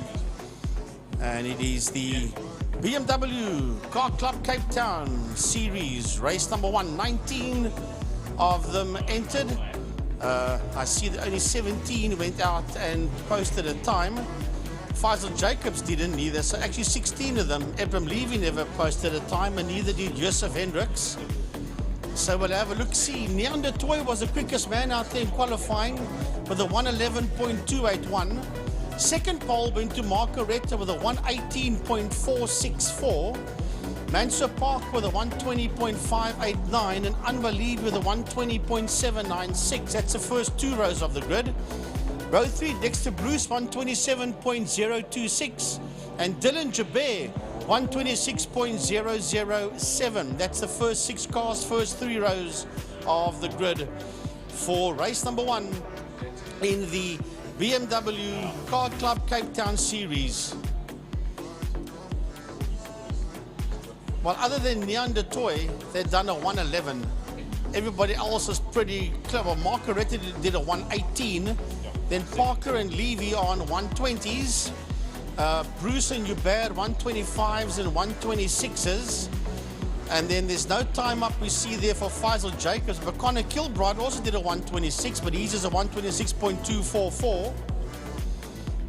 And then there's a lot of them on 127s. Ernest Page, James King, Anu Mitchells, and Reza Levy, all on 127 odds. So, yeah, it's going to be that mid-pack.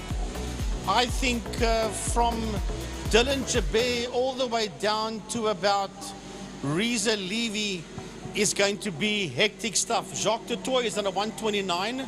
First is done a 130. Zach Leyden, a 131. Hermanus Haysamen, a 132. And Shane Boscombe, first time out in BMW from Line Property Management, 135.539. And then no times for Ephraim Levy and for Josef Hendricks. But Geordie, I think that main from about Dylan Jabir all the way down to Reza Levy, that's going to be pretty close because that's like 126s, 127s. Absolutely, and I'm super excited for this because I had a little chat with Ernest Page before, and he just mentioned the fact that, you know, you've got so many cars, we've got nearly 20 cars on the grid, but even though they are split up amongst classes, there is racing amongst everybody. You can have a B-class car fighting with a C-class, F with E, E with D, and it mixes everything up. But the whole point of classes is obviously based on time, so if you break out into a different class, it's a different story. But you can see, like you just said, that mid-pack all the way from Dylan Jabir in 6th, probably around, up to Reza Levy in 12th. So that's 6 to 8 positions. They're going to be back and forth between classes, between different cars, and they're all quite similar. But it's also amazing. Look how they went to go and qualify. 2 Class A cars, 2 Class C cars. They basically, as the alphabet would run, that's how they qualified. So, but still, be you in Class B, C, D, E, it makes a difference. That mid-pack should be where all the close, tight action is going to be. Look, given that the toy is going to run away, because he's done a 111 compared to Retta's 118. But I think it's going to be close from Retta all the way down, especially that mid-pack.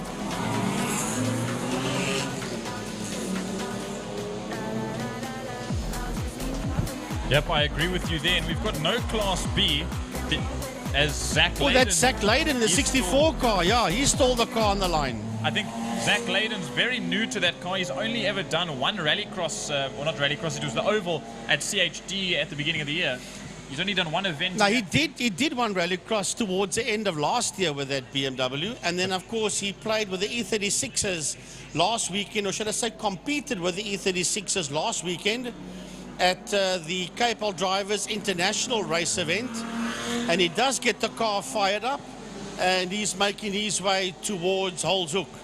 Yeah, but this is his first full-time tarmac race in the car, so it's going to take a little bit of getting used to, especially setup-wise.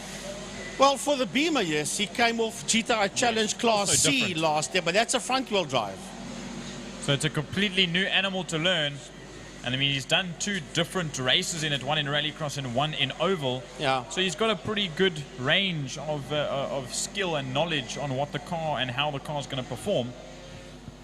But as we see, they're line and stern in a nice long train behind the safety car or safety vehicle, that Amoda.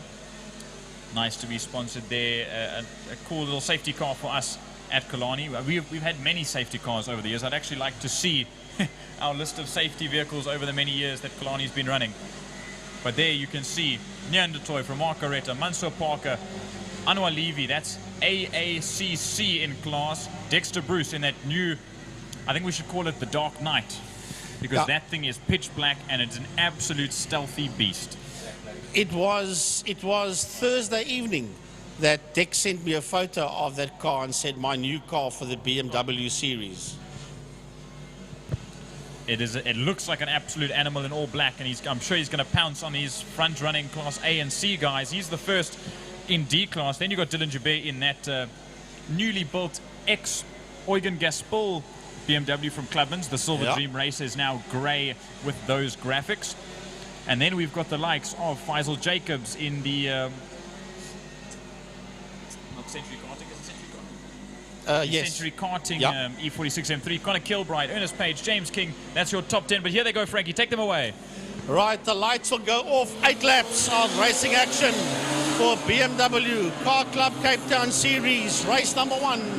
And already Neandertoy and Marco Retta are trying to pull the pin and get away from everybody else as they all falter through turn 1. Through holes they go. Everybody makes it safely through holes.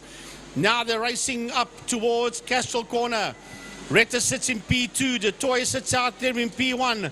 Then Parker, Levy, Dexter Bruce, and Dylan Jabir. Dylan Jabir right on the case of Dexter Bruce for 3rd, 4th, 5th, and 6th as they race to the Lunchtime kink. and towards turn 3 damps. Yep, they make their way all side by side almost as there's some nudging and barging from the mid-pack. But there we see Marco Retta makes his way through. We can't even keep up with the Undertoy. He's rocketed ahead. But there, look at that battle. Mansour Parker, Anwar Levy, Dexter Bruce, Dylan Joubert, Faisal Jacobs, Connor Kilbride, Ernest Page. And then the rest of the field floods their way through in a long line of all BMWs. Out of Pertamina Frostron, your race leader, Neandertoy, 82 Class A cars, the toy, and that red BMW behind him in P2, Marco Retta. They are 2 Class A's. They're sitting first and second at this stage of the game. But watch, the toy will upduck and disappear down the highway. Here comes that. Well, that's the whole mid-pack that's coming down towards us. And here we go across the line, and it is Parker that's just ahead there of Levy as they work their way down. Well, Levy just ahead of Parker. Well, on our timing device it says Parker ahead of Levy. Then Dexter Bruce coming through as well, Connor Kilbride, and it's a whole group of them. And they, as a matter of fact, there's virtually nothing separating from Levy all the way down to Mitchell's that's in P12. Oh, and that is Mansour Parker that's got an issue. Unless it's Anwar Levy, those cars are very similar. We'll have to see who drops off the pace. But there's an issue for that BMW. I'm just waiting to see his name drop down the list. I see Mansour Parker's name is slowly dropping, but I don't know if that was for position change. We'll have a look at what the number is when he comes past. I can't quite see it, but they still race on through. But the leader working his way towards turn number 1. We're not going to worry too much about him at this stage of the game, or about second place man, Marco Retta, that's heading towards turn 1, Holzhoek now. We're going to focus on this one. Dexter Bruce sitting right in there is Dex, and Dex wants through. We'll have a look now when these 2 cars cross the line. Coming down towards us, Dexter Bruce diving around on the outside. And Levy is the man that had trouble out there because Mansour Parker just made his way through. Yep, it was Anwar Levy and the Jive Parker's parts and Armian Levy E46 M3 Turbo that had an issue. But we watch now coming up Dexter Bruce in that car. It's very sleek compared to Mansour Parker's one with a big spoiler, big front splitter, and even Dylan Joubert is the position behind Dexter Bruce. Dexter Bruce has got almost no aerodynamic assistance. It's all mechanical grip that he's using, as there he's trying to fight Mansour Parker in a B class, or C class rather. And then there we've got Dylan Joubert. We've got Connor Kilbride, the first of the E class, ahead of Ernest Page, James King, and then that is Reza Levy there in 9th. Well, we're going to pick up this group of cars heading down that back straight, and it is led there by Mansour Parker. First and second has gone through already.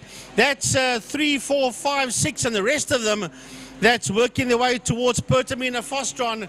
And Mansour Parker's been crowded there by the Beamer of Dexter Bruce. And right on his case is Dylan Joubert. Then it's Connor Kilbride. Then a lovely fight. Oh, Page gets it slightly sideways. And he's got James King right on his case, followed there by Reza Levy. And Honor Mitchell's coming through as well. And then the 144, that will be Faisal Jacobs. As we watch your leader, there he is. Neandertoy's about to, there's double waved yellows as there's a slow car. I wonder if that's still that is still that Anwar Levy car that is slowing. Okay, we didn't see it's got it out of the way. But that's Zach Layden and Shane Boscombe back markers that Neandertoy has just passed. So there was a double yellow for something, but we're not quite sure what it was. All right, the toy has come through. We're waiting for Marco Retta to come through as well. There he comes out of Frostron, and he is way, way behind the toy. We'll have a look, see now when he crosses the line what the gap is between the toy and Retta. And it is 18.5 seconds between the toy and Retta for first and second. Mansour Parker is still there in that 3rd position, heading down towards Pertamina Frostron. There's Parker. Right behind Parker is Dexter Bruce. Right behind Dex is Dylan Jabir, and he's sitting second in class. Then behind him is Connor Kilbride, and he's leading his class as Connor Kilbride. Ernest Page's car's walking around. Have a look, see, is that Ernest car? That was all over the place. It's James King's car. It's a 7 car. That's why I wanted to have a look, because he's now got his nose ahead of Page, where earlier on it was the other way around. Oh, so just as you see on your screen, Dexter Bruce made the pass on Mansour Parker that moves him up into 3rd overall and 1st in class. You see how these classes mix up each other. Zach Layden at the back end of the field. Shane Bosco made his way past Zach Layden there. There's some smoke out of that car. That car must be running a little bit hot. As there's Marco Retta, yeah. Yeah, Marco Retta putting a lap on one of the slower cars as he sits in that 2nd spot. And this fight is still on, and yeah, right back at him again comes Mansour Parker in the double right-hander saddle sweep. Mansour Parker gets his nose ahead of Dexter Bruce again with Dylan Jabir right on the heels. That's a 3 cars that's working their way down the Killarney straight towards turn 5, Pertamina Fostron. I see a competitor, Faisal Jacobs, has pulled out of this race. He parked his BMW in the pits, but look at this. Frankie, this is getting closer and closer. We've got 3 laps to go. And there you see Mansour Parker, Dexter Bruce. And then at the back end of that trio, it is Dylan Jabir. Dylan's just waiting for an opportunity. But there we see our leader, Neandertoy, once again. Yeah, Neandertoy is so far down the road. You want to get to that midfield. As a matter of fact, he's going to catch the combination of King and Page. That's King and Page heading. No, that's not King and Page. Yes, it is. It is. It's King and Page, and they're going to be caught by that man, the leader, Neandertoy. He's put a lap there on Reza Levy and Arnu Mitchells. And you can see there, just as we watch. Oh, Neandertoy's got a problem. Our leader has an issue, and that many kilowatt BMW is slowing right down. Who knows what that could be? Maybe there's too much power out of that car, or he's just taking it slow, but he dropped off the pace immensely fast as those two go side by side. It's Levy versus Mitchells as they make their way now into Damstip, and Mitchells gets the high side into 3. Right, so we'll have to pick up what's happening out there on track, because it's all... And now Dexter Bruce is slowing down the back straight. Dexter slowing right down the 143 of Dexter Bruce. Idling down the back straight is Dexter Bruce. So problems out there for Dex. He was in P4, and it's going to be a DNF for him as Mansour Parker comes through, obviously all on his own. There comes Dylan Jabir past us now as we watch the leader making his way into Fostron corner. And yeah, that's Aileen Dexter Bruce that is coming past. Through your shot there went Arnu Mitchells and Reza Levy. Through your shot now, they're working their way towards turn number 1, towards Holzhoek. I just wonder if the reason Neandertoy would slow down, as this is the last lap, and we still see Arnu Mitchells going a little bit wide with the Reza Levy on his inside. I wonder if Neandertoy slowed down because maybe he had some sort of fault and he got it cleared. As that's Ernest Page's BMW smoking heavily. As going into Damstip. We'll pick that up. Oh, this is the final lap. We'll get Tiny to find the leader for us soon. Yeah, there's smoke coming out of Page's car, that's for sure.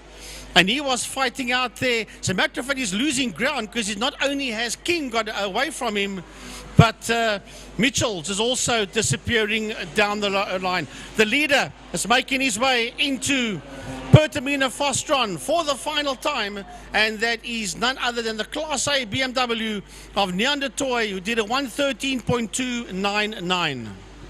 Yep, there he goes, slides a little bit, gets a little bit tail happy out of the final corner, races down past the new pits, past the entrance to the old pits, under the City of Cape Town Bridge, and he will take the win in race number 1 of the BMW Car Club of Cape Town Race Series.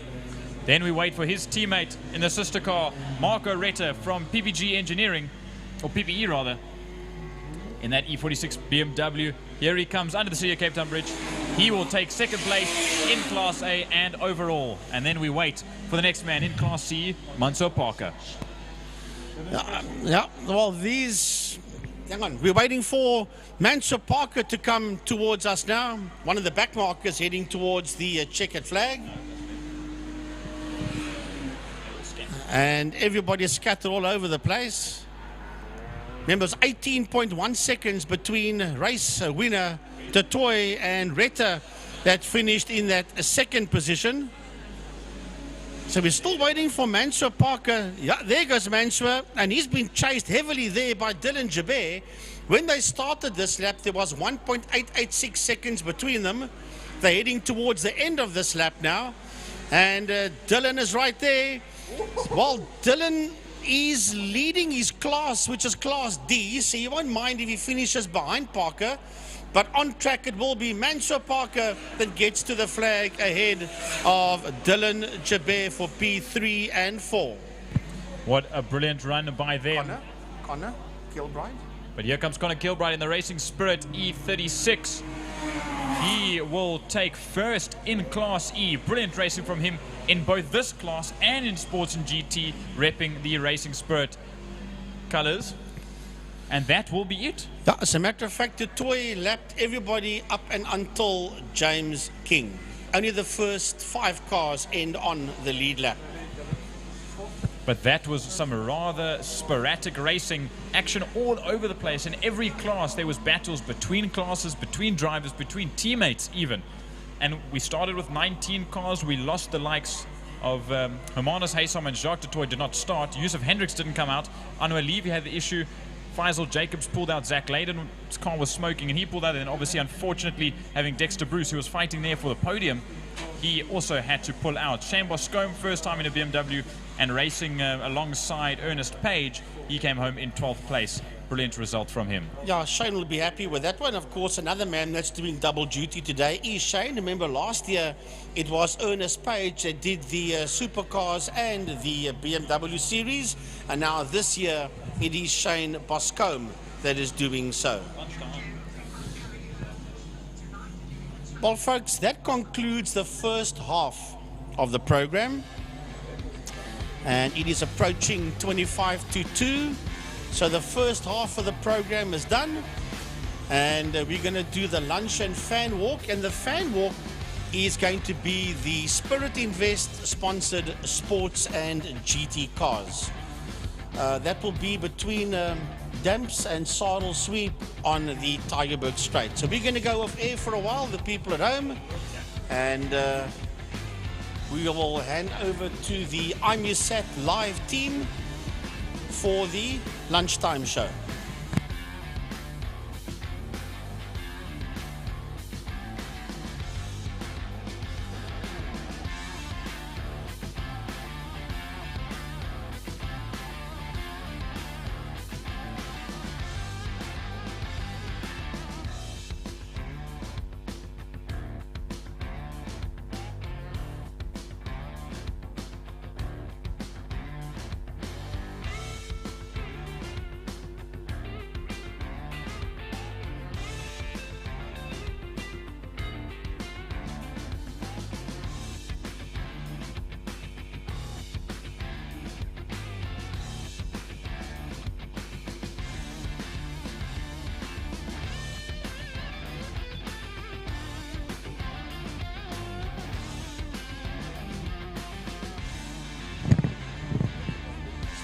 Welcome to Lime Property Management, where the efficient management of your community scheme is at the heart of everything we do.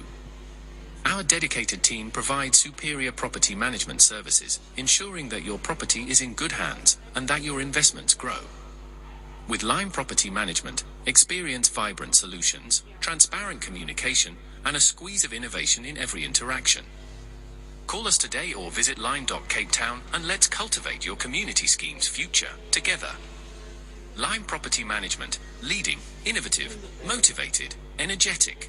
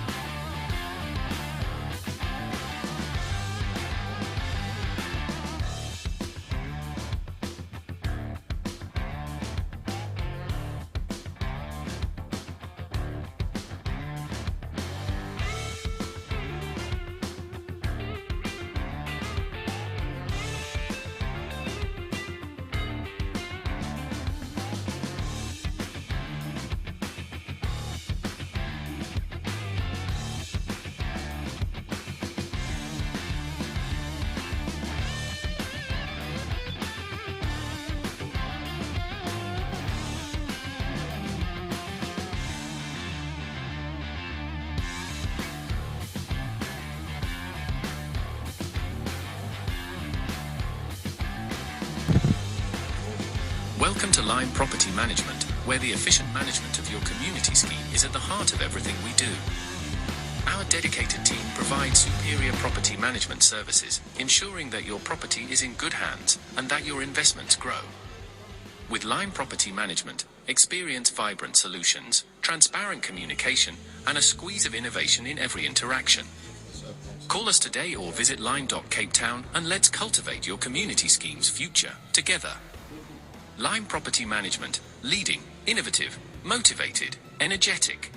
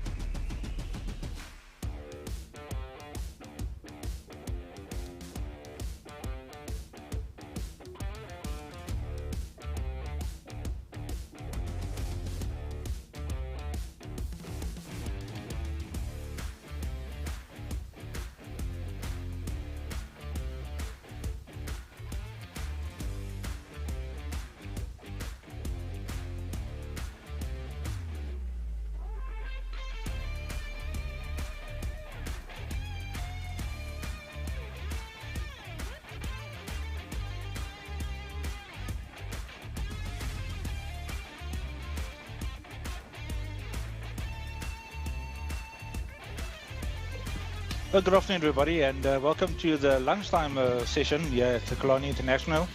And Ernest is probably a little bit busy in Park Firm at the moment with his car. A little bit of issues there, so it's myself and the good-looking Frankie Eunice, Frankie. And let's quickly go through the day's activities, and I think so far a good race meeting.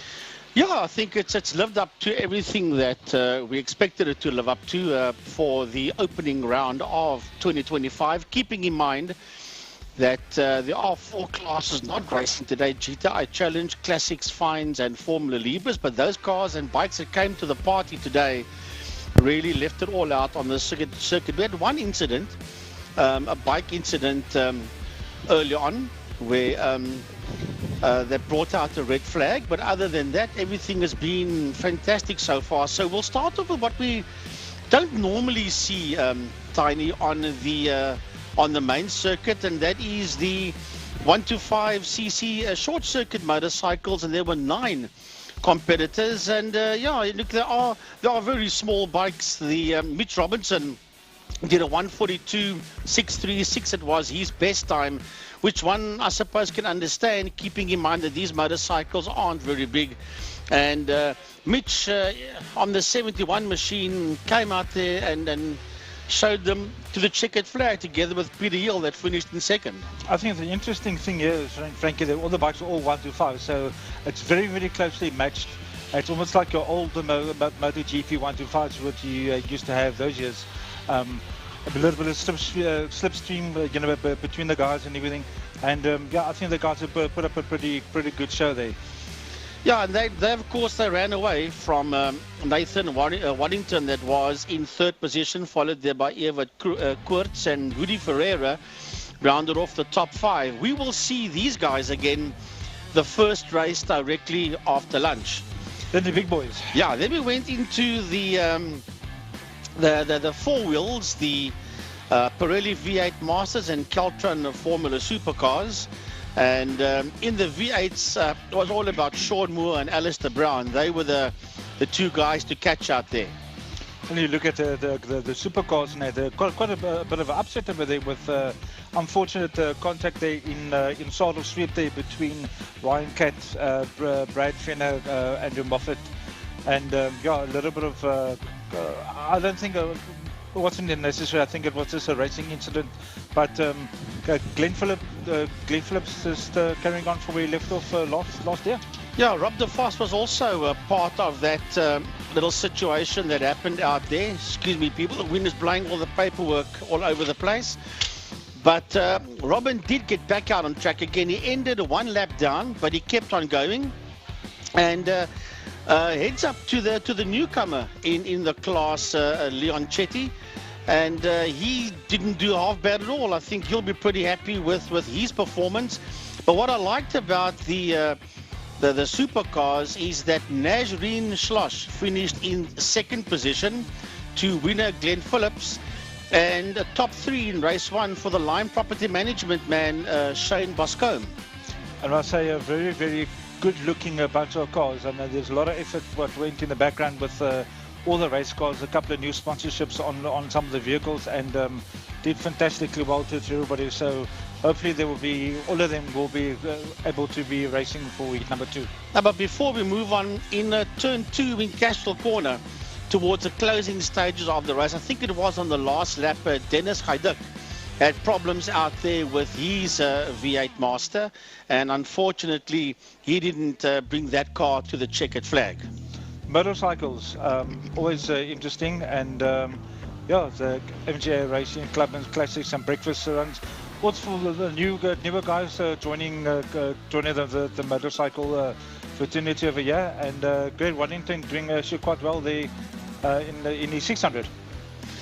I did extremely well out there, did Greg Waddington, but it was all about him that won it, and his best was a 120.020, with JP Shemus finishing there in 2nd position, followed there by Zander Talja. But it's always good to see this class, especially when you see the breakfast run guys come through. There was only 2 of them out there, Hannes Janssen and Charles Hubert, and they were the last 2 bikes out on track. But what I like about this class is this is where your stars of tomorrow come through your Clubman's series, and then they move on to the Superbikes and the bigger classes, and then the breakfast run guys, they come out to do motorcycle riding school, and then they progress from there onto the main circuit, the guys in breakfast run.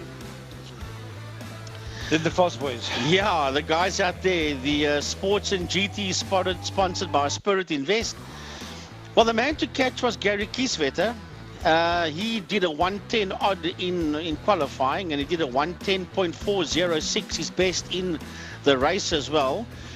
But Charles Visser in the Porsche gave the man in the Ginetta a run for his money. Yeah, Charles doing actually very, very things is good. And he actually took part in an international event, I think it was last weekend, in torrential rain. And I think he started 18th on the grid and finished 9th.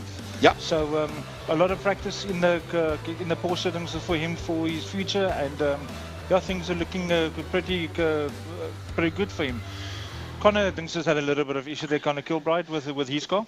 Now, Connor did okay. He ended up in 3rd position, but there was a lovely dice between Mike Verrier, David Hubert, and Sandro Bakari, and with them was Tristan de Nobrega, and just ahead of de Nobrega was Connor Kilbride.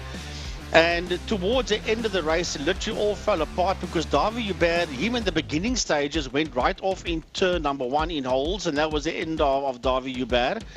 And with about a lap or 2 to go, Sandro Bakari had problems with his Juno out there, and all of a sudden, you know, Mike Verrier and had nobody to play with, and he ended in that 3rd position. Should I say, ended in that 4th position, just behind Connor Kilbride, and then Martin Prince with the Porsche, and then the Spirit Invest BMW of Tristan de Nobrega just ahead there of Gavin Gorman. Bringing the Thermophiles Club into me, thinking I'm going to leave. The Ernest has just come back upstairs from his race net, and you can ask him a little bit what happened there. There's a bit of telltale signs by the exhaust, so you can have a chat to Ernest quickly. Yeah, let Ernest take up his spot. We just stood in for Ernest. Thank you very much, Tiny, for standing in for Ernest until he could join us up here.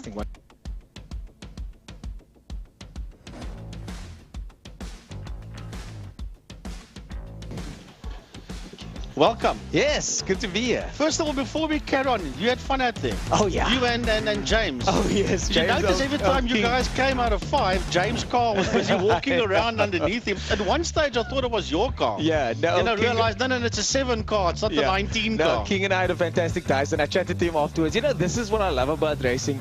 The guys come up to each other afterwards. You did this, I did that, and it's kind of like playing with your friends in the playground. It really is. Having fun out there. Having fun out there, and we had a good race. Unfortunately, it seems like our clutch issue is back again. We got a brand new clutch in the car, button clutch, etc., etc. And the gearbox seal was fine when we put the gearbox back in, but it looks like that seal popped. So I think next time, when we take the box out, we'll just replace seals like we normally do. I think the guys would have normally done that. Unfortunately, they didn't this time. So the seal, looks like the seal was leaking, so we had a bit of an oil leak onto the clutch, so we had some slipping clutch issues there at the end.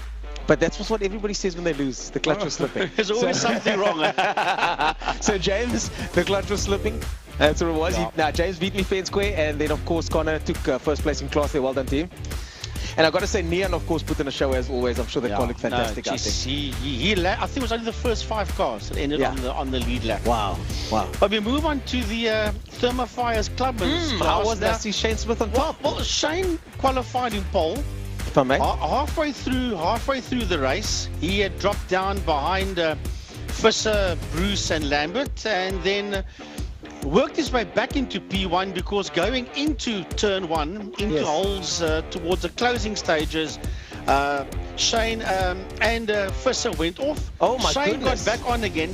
Visser rejoined but was behind him. And that's Junior Carl Visser, the young one, this was the younger of the 2 brothers. Very talented 2 gentlemen there, Carl and his brother there. And then he ended in 2nd and Shane 1st, and of course Dex did enough to finish in 3rd. Well done, Dex. That all first in class C. I don't think he's going to stay in class C after that time though. Yeah, I think that's gonna change a little bit there. That time is a bit too fast for class C, bro. So Dexter should be up. Jaco Lambert, nice to see him. Of course, last year's class champion, Jaco Lambert in the mix. All always in the mix as well. So it's nice to see that he's up there first in Class B at the moment.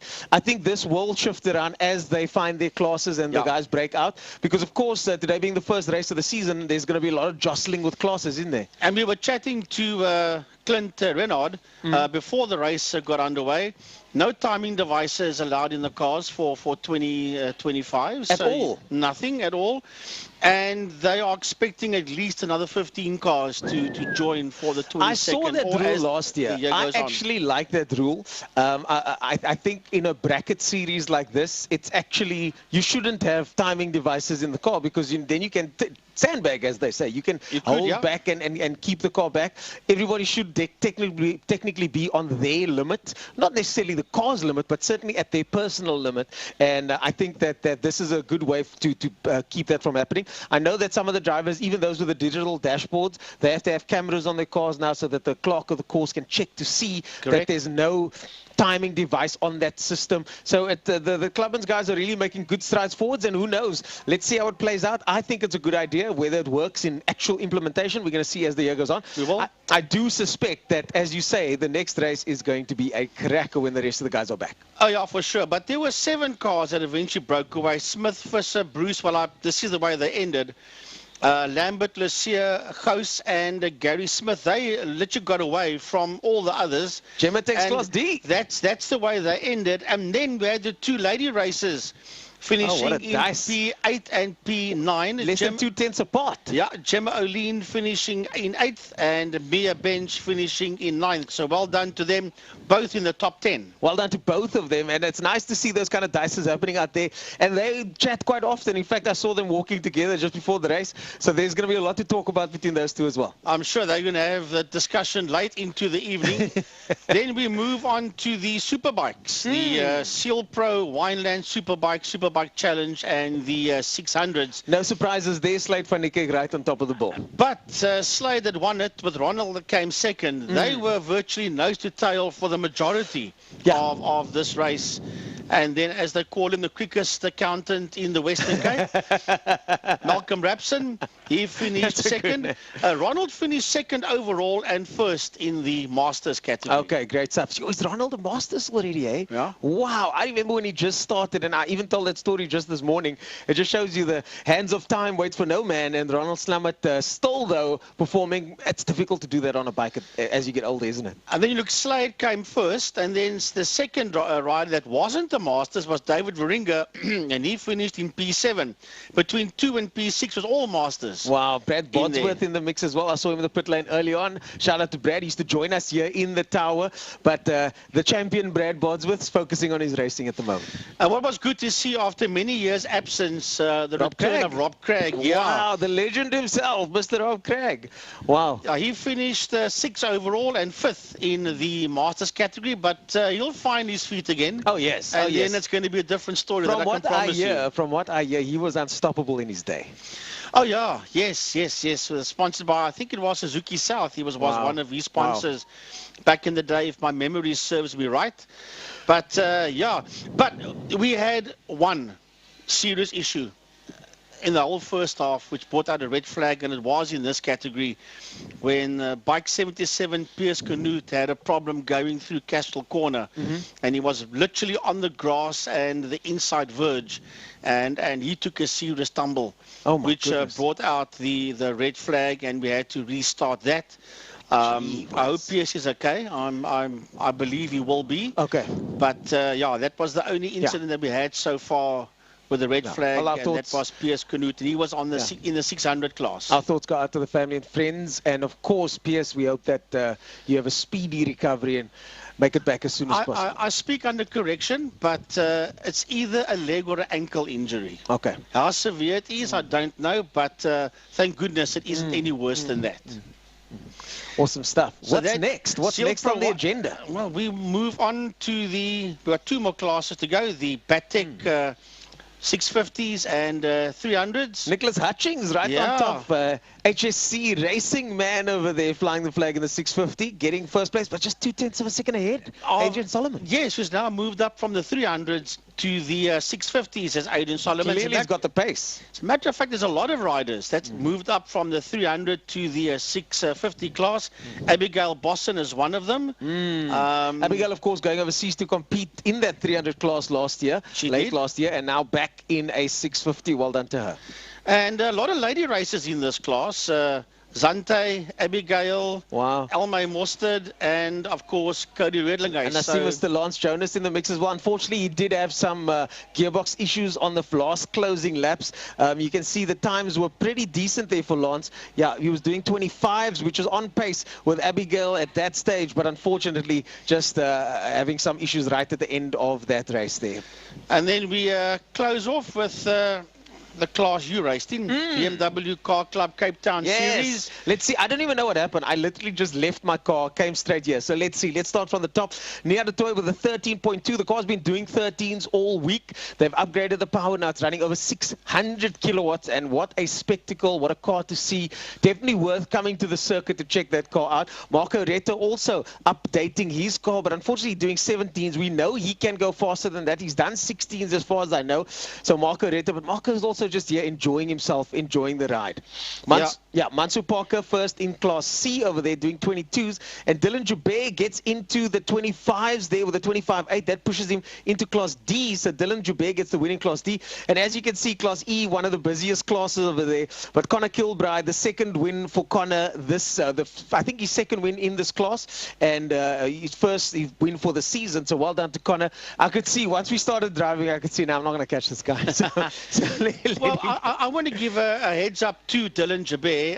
First time in a bigger car. First time in a rear-wheel drive. And rear-wheel drive. Remember, last year he raced a smaller car, was a Golf in Challenge Class C. He's been racing in Challenge Class C for so long now. So, yes, now it's a bigger car and a rear-wheel drive, and he's proven he can drive big cars, small cars, front-wheel drive, and rear. What surprises me is some of these young guns that come and jump into the rear-wheel drive cars. You know, in the old days, there was definitely this separation between rear-wheel drive and front-wheel drive. But these young guns, a lot of them come from karting into GTI Challenge. A lot of them. And then they go into BMWs or rear-wheel drive cars, but they can adapt because they've done the karting. They got the karting background. Dylan Joubert, no different to that crowd. Certainly a good performance from him. Another one, I got to say, I saw his performance firsthand, was James King. Yeah, he drove well today. Well done, James. Jy het my gewen die keer, but next time kry ek jou. Yeah, well, you got second in class and you got third in class. Yes, so correct. Both of you got a top 3 in class. Happy with that. Happy with that. And of course, James comes from the oval track background. Raced at Cape Owl Drivers as well. So he started his racing career in oval. You were talking about karting. Nian de Toy started his career way back in the day in karting. Yes. And as we used to call him, Race Mace back in the day, because he was that size, and everybody grew up around him. And he didn't get any bigger. No way. And then that's why they called him Race Mace. And then all of a sudden, he just shot up, and we all know how tall. Was he the short guy? Yeah. And he was racing 100 stocks back in the day, and that's between the ages of 12 and 16. That was back then. And he was the teeny one. And all the lighters were turning 13, 14, 15, and he was just graduating out of what was then called the GP Juniors. He's literally the tallest guy at the track now. And he didn't want to grow. Wow. So he got the nickname, Neon Senior. His dad gave him the nickname of Race Mace, because he wouldn't grow up. And then all of a sudden, Neon just shot. And the rest is history. We all know how tall Neon is now. Exactly. He looks down on the rest of us. And then, of course, Arnu Michael. Arnu also quite new to this class. He did race last year, but he's still developing his car, figuring things out from the rallycross side of things, and his car is just absolutely neat. So if you want to see one of the neatest E36s around, go check his one out. Rizal Levy, of course, the Levy clan. I'm glad they finished the race. They've had some issues with that car in the past, but now the car's finished the race, so well done to them. And Chris Firsch in Class F as well. Ibrahim Levy also crossed the line. And then Shane Bosco, my teammate over there. It's his first race in BMW. He's very new to motorsport. Just had a couple of races in Supercar last year. He's got a podium in Supercar today, and finishing this race. The goal today was for Shane to finish the race, so well done to Team CRA and Shane Bosco. Congratulations. Then I've got to ask you, what happened to your bud? I don't know. Dex. I don't know. He did 5 laps. Yes. And then slowed right down on the back straight. I passed him on the back straight as well. Off, yeah. I passed him on the back straight as well. So I'm going to go pop in there later and get the lowdown. But you know what? I'm just glad he did well in Clubman's. A fantastic result, Clubman's. This is a new car, though. It's a brand new car. They've just put it together. He the sent BMW me a 1 photo Series. Thursday Gorgeous. evening. Gorgeous He said me, Frankie, this is my new car for BMW gorgeous, series. The black BMW 1 Series. Stunning car. So I'm going to go to Dexter and get the skinny from him. Zach Layden, unfortunately, he also had an infringement because he jump-started there. But the young Zach Layden, a talent, a fast driver, races multiple also classes. comes from karting background. Yeah, exactly. Yes. Multiple class racer. So I think that is the future right there. It's too soon to judge him on this one result. I look forward to seeing what the young Zach can do in the future. And then sadly, Anwar Levy was right in there with Mansour Parker, and then at one stage coming out of Castrol going through Lunchtime kink, he just slowed the car down completely, and sadly for Anwar, he did not get classified, as well as Faisal Jacobs. Yeah, Faisal's been having issues with the M3 all along. That M3 has been running flawlessly. They use it for traction events. It's their marketing tool. It's a car that does track days. It does Wednesday sessions. It does drifting. I drifted it myself pretty hard recently. Maybe that's what happened. But the point is the car does a lot of mileage, and finally today, unfortunately, they've had a prop shaft issue and a misfire. So I think they're going to retire that car. They're trying to figure it out to see what they can sort out today, but I think that car's retired for the day. And that basically concludes the opening event, or the opening of the first half, I should say, of the program. And after lunch, we will hit the reset button and do it all over again. So, Frankie, from your perspective, let's pretend the camera's not here off the record. What do you think of the new format, or the old format being back where they've got morning and afternoon? What are your thoughts? Look, I'm putting in the hot seat. No. I'm going to be honest with you. I enjoyed the newer. Yes, I did format, too. I did we too. start racing 8 o'clock, and then you got some qualifying, and then you can, and everybody races. Now, you might know more than what I do. Is this just because you got 4 classes sitting out today that we've done the old, or are we going to stay with this format until the end of the year or further notice? I think a lot of meetings are going to happen now in the week, and you know, I'm not sure what's going to happen. I do support any move that they make because we have to see what happens, how it plays out. I'd love to hear from people in the YouTube comments what their thoughts are, which they prefer. But at the same time, I also like the fact that this gives everybody equal shine. You got guys like the Supercars, that's a growing class again. It was declining for a while, but now it's a growing class again.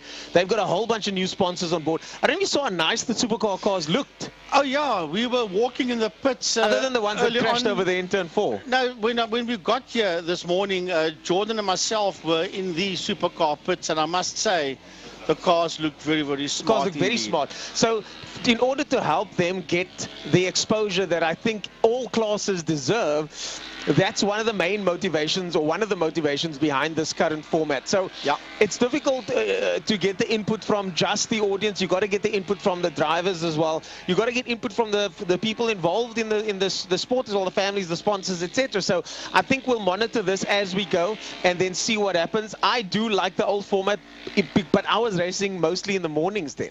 So when it comes to lunchtime, I come do my lunchtime show, and then I'm sitting with a beer on the hill over there. But now, no beers now. Look, I have to wait. I enjoyed the one where we started 8 o'clock in the morning, but to me it's irrelevant. Whatever makes the competitors happy, makes us happy as well. I agree. I think we need to start wrapping up because I noticed that the short circuit bikes are on track for their second race of the day. Wow! And the beginning of the first race of the second half of the program. So, let's do that. Let's wrap it up. Frankie, thanks so much for taking the helm here and doing a fantastic job with thanks to updating Tiny. everybody. He said he'll jump in until you get up here. So to Tiny, Emil, thank you very much. So, folks, that is it from the team here in the commentary booth. At least those of us that are on screen. The rest of the guys will take it into their capable hands and lead us through the rest of the day and race 2 of every single category as we see the 150s rounding their way and making their way to the start line. Thanks so much for joining us so far. It's not over yet, folks. All the races you saw this morning are about to take place again. So stay tuned as we head into the second half of the first round of the Power Series, brought to you by Lime Property Management. Enjoy the rest of the show. In conjunction.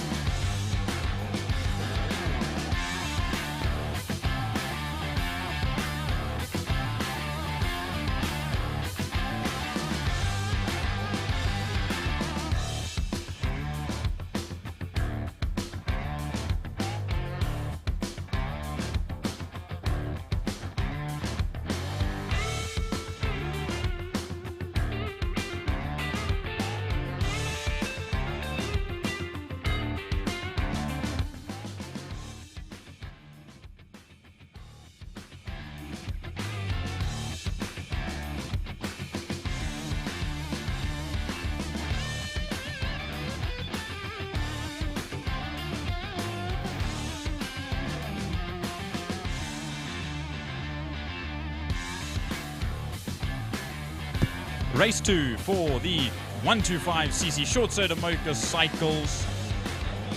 Paddleman out of the way. There go Peter Hill on the back wheel as they now rev it out and run down to the first corner into Holzhoek. We saw the first time around it was Evert Courts and Nathan Waddington that were battling it out for the last spot on the podium. This time, obviously, with the likes of Mitch Robinson and Peter Hill having slightly faster bikes, they should pull ahead quite comfortably.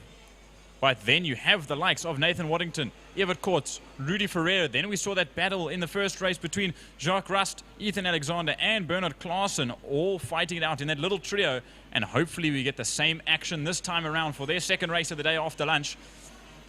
We watch them go through. There is Bernard Klaassen and Ethan Alexander going side by side through Castrol Corner. They'll run down through the Lunchtime King. It doesn't look very fast, as there's a slow rider on the left-hand side of the circuit going through Lunchtime Kink. We'll just have to wait and see. There you can see it in your picture.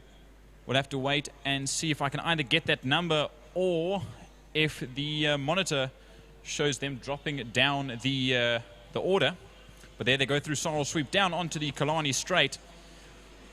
And this, you are really wringing its neck as they go side by side. It's Peter Hill and Mitch Robinson battling it out. Two veterans, you could say, at their age, still putting on an absolute show at the front end of the field. We saw race 1 was action-packed and it was super entertaining. It's the only race, like I said the first time, the only race I've ever seen go 3 wide across the line with 3 bikes. As now there you see Mitch Robinson and Peter Hill fighting out. There's Nathan Waddington. But now there's, you know what, I don't know if they just did 1 practice lap. There's a red flag. I thought maybe they would have just done 1 practice lap. There's a bike down on the exit of Sorrel Sweep.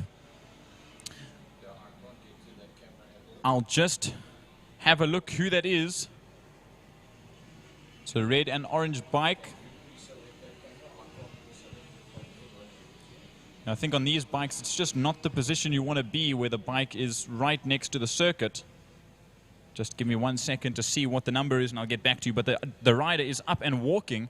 He is okay. The marshals are picking up his bike. But the rider is all right.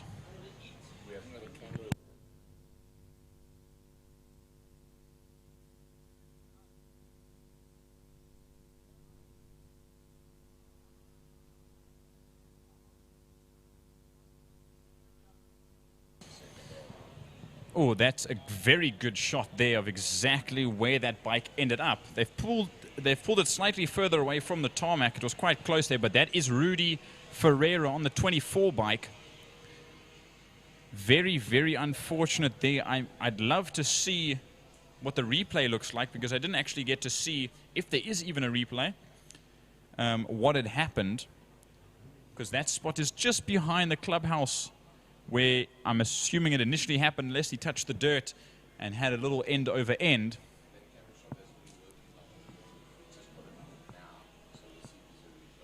But there we see, we're missing a few people off the start line. Mitch Robinson's in his place. We've got the 22 of Nathan Waddington. There's Evert Courts there. We've got the 77 of Jacques Rust. We've got the 91 of Ethan Alexander, the 101 of Bernard Klaassen, and then obviously the 11 of Stavro Michel. So we're actually missing Peter Hill as well. And I wonder, and I could be correct, if not standard correct, that Peter Hill had pulled off to the side of the circuit because we saw him going slowly into Dam's Dip. So that very much might be the case as they wheel that motorcycle. They wheel that 24 motorcycle of Rudy Ferreira across the circuit. But he looks okay. Obviously, the emergency vehicles will have to make their way out. As a motorcyclist, they need to be extra precautious. So always better to just precautionary send the ambulance out to make sure that the rider's okay. But he was walking, he was up. So I think he'll go back to the medical center, just get an overcheck, and then we'll be back under racing again. I think we had 4 laps to go, 6 laps to go.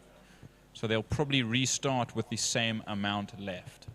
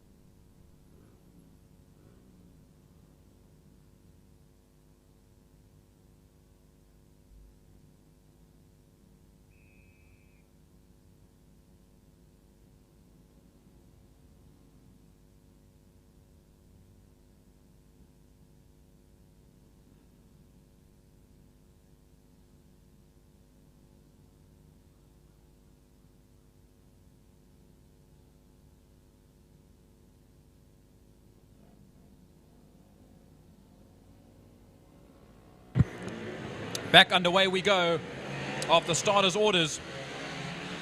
And they race down, wringing the necks, wringing the throttles, if you will, of those 125 and 150cc motorcycles as they race in at 2 Holes Hook, the first corner on the circuit. The circuit 3.2 kilometers long, 5 corners, 1 to the left, 4 to the right. A unique little layout that's been here since the 60s, but been through many a variation. You're looking at it in its current form, and these motorcyclists and car drivers love this track to bits. As we see them storm out now, it's still Mitch Robinson out front. Then it's going to be Nathan Waddington and Evert Courts fighting for that second position now that Peter Hill is out of the question. I believe he either limped that bike back to the pits or he pulled that bike off to the side of the circuit somewhere around our track. But we watch them go down into the double right-hander that is Sarl Sweep. Look at that battle for second place between Evert Courts and Nathan Waddington. They are neck and neck, almost bumping handlebars, trying to get as much slipstream as you can. These two are going to fight it out right to the end, right to the braking zone in Pertamina Fostron. We'll see if they can break later than Uncle Mitch Robinson. Mitch Robinson giving a look over his shoulder just to see where these youngsters are, even though he knows he can get away with them. He slows down a little bit. This is the perfect chance for Mitch to give one of them a slipstream. He slows down a little bit, tucks in, and there they go. It's three-way battle at this current point in time. They're going to come under the City of Cape Town Bridge. It's going to be 1, 2, 3. They need to tuck, try and be as aerodynamically slim as possible. There we see Evert Courts on the inside of the circuit. Evert Courts is getting the slipstream from Mitch Robinson. They're going to go 3 wide. Mitch is going to let them by, and they'll run in 2 Holes Hook. Evert Courts on the inside of Nathan Waddington, and Waddington will take that position from Mitch Robinson, and they run 1, 2, 3. As here we see the rest of the field. There's Jacques Rust. There is Ethan Alexander and Stavro Michel at the back end of the field. No, I lie. I think that's Peter Hill there at the back end of that little group of 3. So I wonder if he was able to make it out again. But we've definitely lost Rudy Ferreira after that incident in Sarl Sweep. But here's back to the leading group of 3 as they make their way into the right-hander that is Dam Stip. A slight degree of camber on that corner. So if you take it wrong, it'll send you out wide onto the grass, and they'll go side by side right up towards the curb. Who's going to be braver on the brakes, braver on the tip-in? And it will be Evert Courts that holds up the inside line from Nathan Waddington. They're going to go side by side, if not nose to tail. This is the prime position to be in for Nathan Waddington and for Mitch Robinson. They're going to go 3 wide once again. The slipstream is an absolute huge factor in a race like this when you run at a top end, because you've rung the bike's engine to its limit and you can't get any more revs and any more speed out of your gearing. Slipstream's the only way you're going to get a little bit extra speed, and even in small bikes like this, it makes a huge difference. There we see side by sides Nathan Waddington and Mitch Robinson. Evert Courts dropped off a little bit, and we're just going to have to wait and see if he can catch up to that leading group of 2. The leaders will cross the line, but there we see that battle. Oh my word, do you see Evert Courts? He's riding like Superman. I don't know if we'll have... I can't explain what I've just seen, but he laid down on that seat as aerodynamically as possible, and I hope he does it again down the back straight. But that was something. He's running out a little bit of room. He's out of the slipstream of Mitch Robinson and Nathan Waddington. Nathan Waddington with the fastest time so far, a 150.229, ahead of Mitch Robinson with a 150.368. And then Evert Courts a second slower than the front 2. But now you'll see on your screen the front 2 will fight it out. Mitch Robinson versus Nathan Waddington into Dam's Dip. Evert Courts just in the background of that photo. He is a good 2.5 seconds away from the front pair. So we'll have to see if that can make a difference down the main straight. We have 3 laps to go, 2.5 laps to go at this current point on the circuit. Moving, weaving left and right trying to get out of the slipstream. You don't want someone in your slip because they are bound to get past you, and that's what Mitch Robinson is trying to do. By the braking zone, he should be able to tuck right aside, alongside Nathan Waddington, but he doesn't. He holds that line and he waits. Everett Courts does his little Superman maneuver, and he needs to be later on the brakes if he wants to get up close and personal with the front two. He's a little bit closer. We'll see what the difference is in the next lap in a bit. They come under the City of Cape Town Bridge. This will be 2 to go. We start the penultimate lap. If you look at Everett Courts going down the main straight. There's our back end of the field. We see Ethan Alexander going side by side with Jacques Rust. Through and around the outside goes Alexander. And he'll hold that position ahead of Jacques Rust. Bernard Claessen's also in there. They'll fight it out right to the line with a lap to go. Oh, sorry, 2 laps to go rather for them. As we jump back to the leading group. And it's Nathan Waddington still leading out from Mitch Robinson. A little bit of a tighter line for Robinson. A little bit wide for Waddington. And that might just bring Everett Courts a little bit closer. The gap at the line was 2 seconds between Robinson and Everett Courts. But I think if the front two battle it out a little bit more, and Everett Courts keeps the same line and tries not to lose any time at all, he should be able to catch up. He is quite far behind, though. And Nathan Waddington is putting on an absolute stormer this time around after we saw how dominant Mitch Robinson was in the first race. So let's just see what we can get down the back straight. We see them come to Pertamina Fostron. There they are. We see, there's Everett Courts. He puts his legs down. He's in a Superman position, trying to get as much speed as possible. We'll watch him probably do it down the main. I don't even know if that's legal, but I mean, sure, he's he's having fun and he's enjoying himself, because it's not often that you get a 125 on the main circuit at all, let alone short circuit racing bikes to begin with. But yeah, this is 1 lap to go. There he goes. You see him put his legs up. He's in the flying man maneuver. He'll shift the bike and he'll throw his legs up once again, and we'll see him go down the main straight. That guy is a superhero, and I can tell how much fun he's having. This is the last lap for the short circuit 125 motorcycles. And it's still Nathan Waddington ahead of Mitch Robinson by 0.2 of a second. Then Everett Courts just having the time of his life out there on that number 69 bike. And he's a little bit further behind as they dip into turn 2, Castrol Corner, for the final time today. We'll watch them exit Castrol Corner through the Lunchtime kink. But now we jump back to this mid-pedal. There's still a fight going on for 4th and 5th position. Ethan Alexander and Jacques Rust are battling it out like you won't believe. They're going to get the coverage now as Jacques Rust is 2, 3, 4 bike lengths adrift from Ethan Alexander. But hopefully by the end of this race, they'll be a little bit closer and there'll be a run to the line. But here we go, 2 corners to go. Now 1 corner to go for Nathan Waddington and Mitch Robinson. Is Mitch going to pull a last-minute maneuver? Is he going to pull? Look at there. Look at that Superman go. As Everett Courts just watching the battle out in front of him. As they go down into Pertamina Fostron for the final time. Let's have a look. He drops his legs. He puts the air brakes on, if you will, as he ducks down into Pertamina Fostron. Here comes Mitch Robinson on the attack. He needs to get right behind Nathan Waddington. And I lie. Mitch Robinson got past. It's Nathan Waddington that needs to get behind Mitch Robinson and hold that slipstream. It's going to be a run to the line. He needs to get there as soon as possible. We're going to watch it to the line. It's going to be side by side. Nathan Waddington gets past Mitch Robinson, just losing out. Everett Courts, Superman's across the line. That's your top 3. What an incredible race from those 3.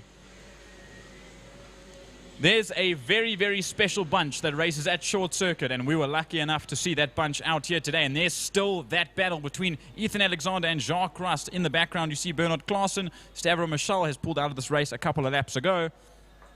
But here we go. This is also going to be a run to the line.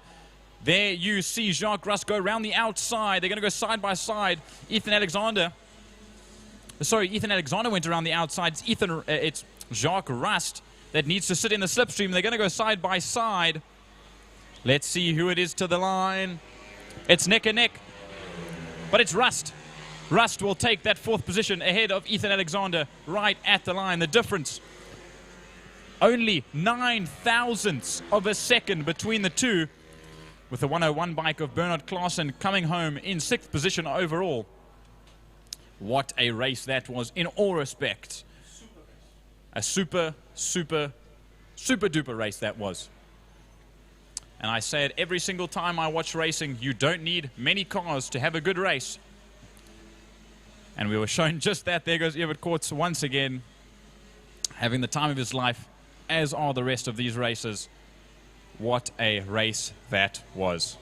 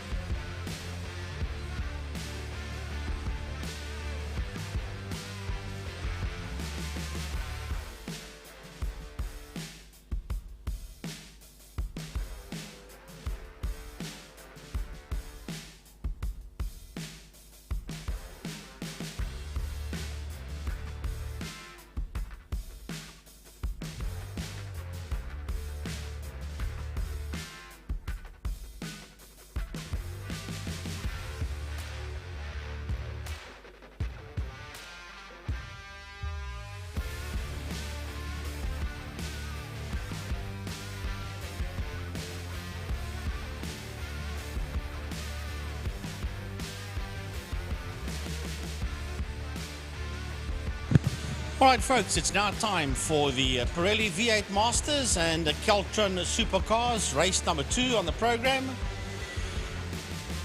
18 of them. Let's have a look, see who is out there, who's not going to come out there. We don't know yet.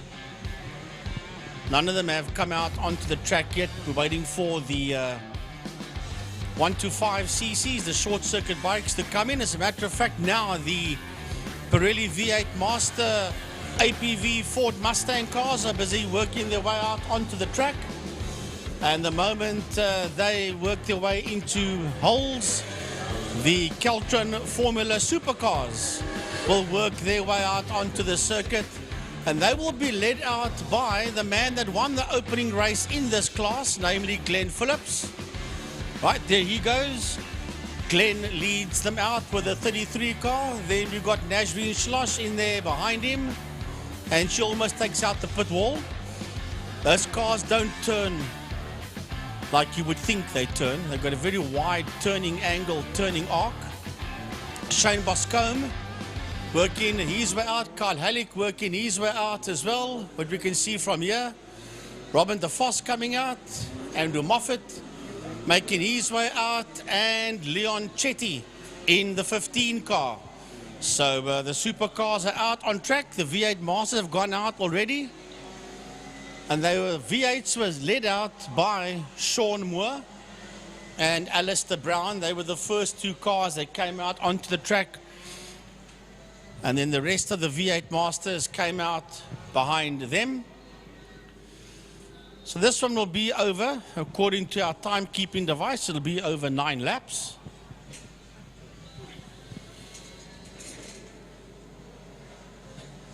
And earlier on this morning, when they came out for the first time,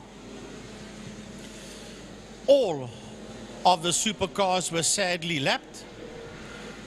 But At least everybody got 8 laps in, other than the V8s that got their full complement of 9 laps in. Sounding a bit like Murray Walker now, but any case, yeah. All got 8 laps except one lot got 9 laps. That's a Murrayism, if ever there was one. Right, so they are making their way down the back straight.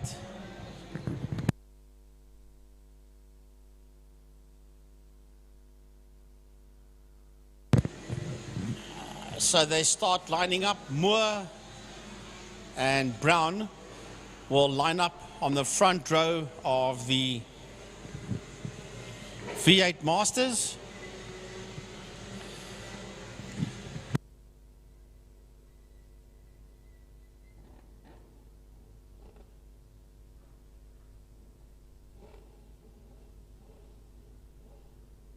Right, as they begin to line up, Supercars, pole position for Supercars will be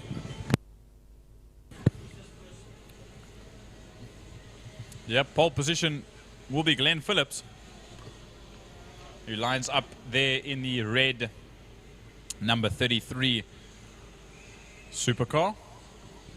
Pole for V8 Masters once again will be Sean Moore, ahead of Alistair Brown, Mark Ridgway, Gary Thompson, Ian Parsons, Ken Finneran, Dennis Guyduck, and Menno Parsons. Good to see Dennis made it back out after his problem he had towards the end of the opening race at the exit of Castrol Corner. As well as Stuart Spooner, who parked it off in the slip road on the exit of Holes Hook. And then in the opening stage, as a 17 car of Gary Thompson also had problems, but Gary is back out there. Well, Gary did finish the opening race for the V8 Masters in any case. So the V8 Masters worked their way off the line. Bit of a gap before the Formula Supercars make their way off the line into turn 1, followed there by the 2 chase vehicles.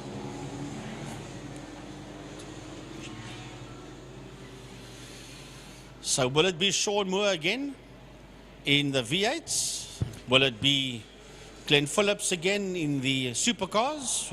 We'll know shortly. I'm a little bit envious of you, because after that first race between both classes, it was Opel Supercars that just had much more action compared to the V8 Masters. But we'll see after they do their rolling start what it's going to be like into turn 1, because it did take a lap before the Opel Supercars threw out some caution to the wind and caution to the circuit, with 4 cars going off and 2 coming back on, the likes of Robin de Vos and Carl Halleck. But then we obviously lost out Ryan Catt and Bradley Fenner. And Bradley Fenner, yes. So they should be out there. I see Brad Fenner's not out there in that Pro Oil car. No, he's not out there.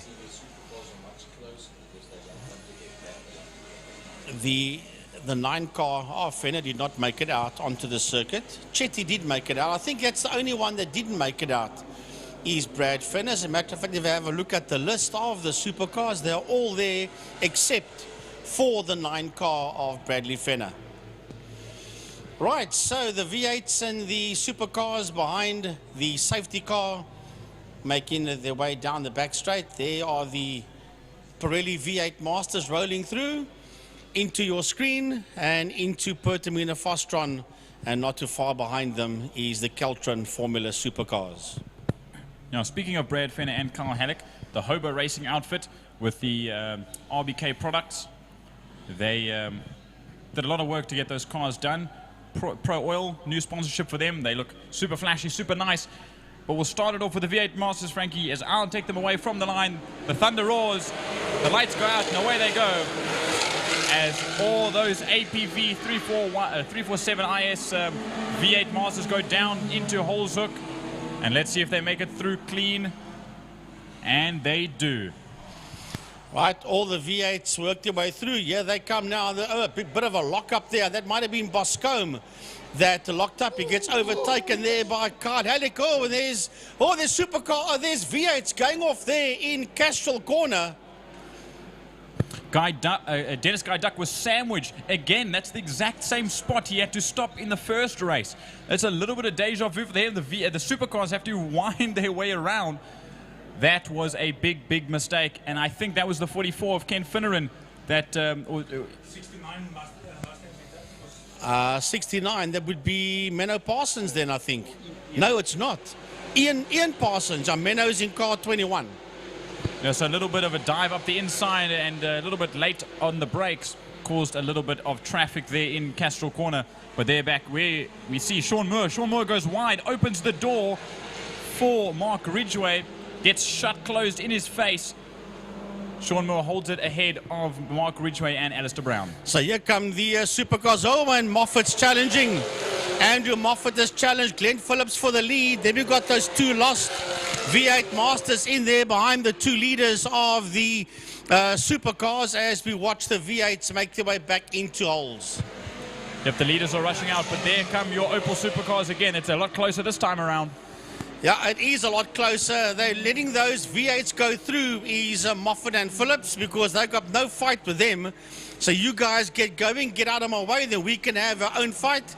So that is first and second in the supercar category, working around, up the Jabez Straight. And now Phillips wants around on the outside, but that's a long way around.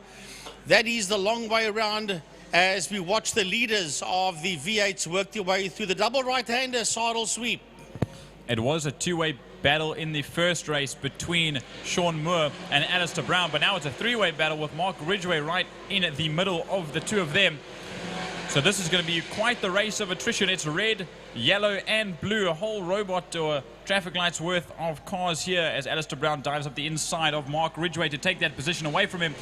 But that leads to Sean Moore having a bunch of space to pull ahead as we see Gary Thompson, Stuart Spooner and Ian Parsons out there in those positions. And here comes your front two supercars. Moffat and Phillips, they're side by side, heading into Fostron Corner.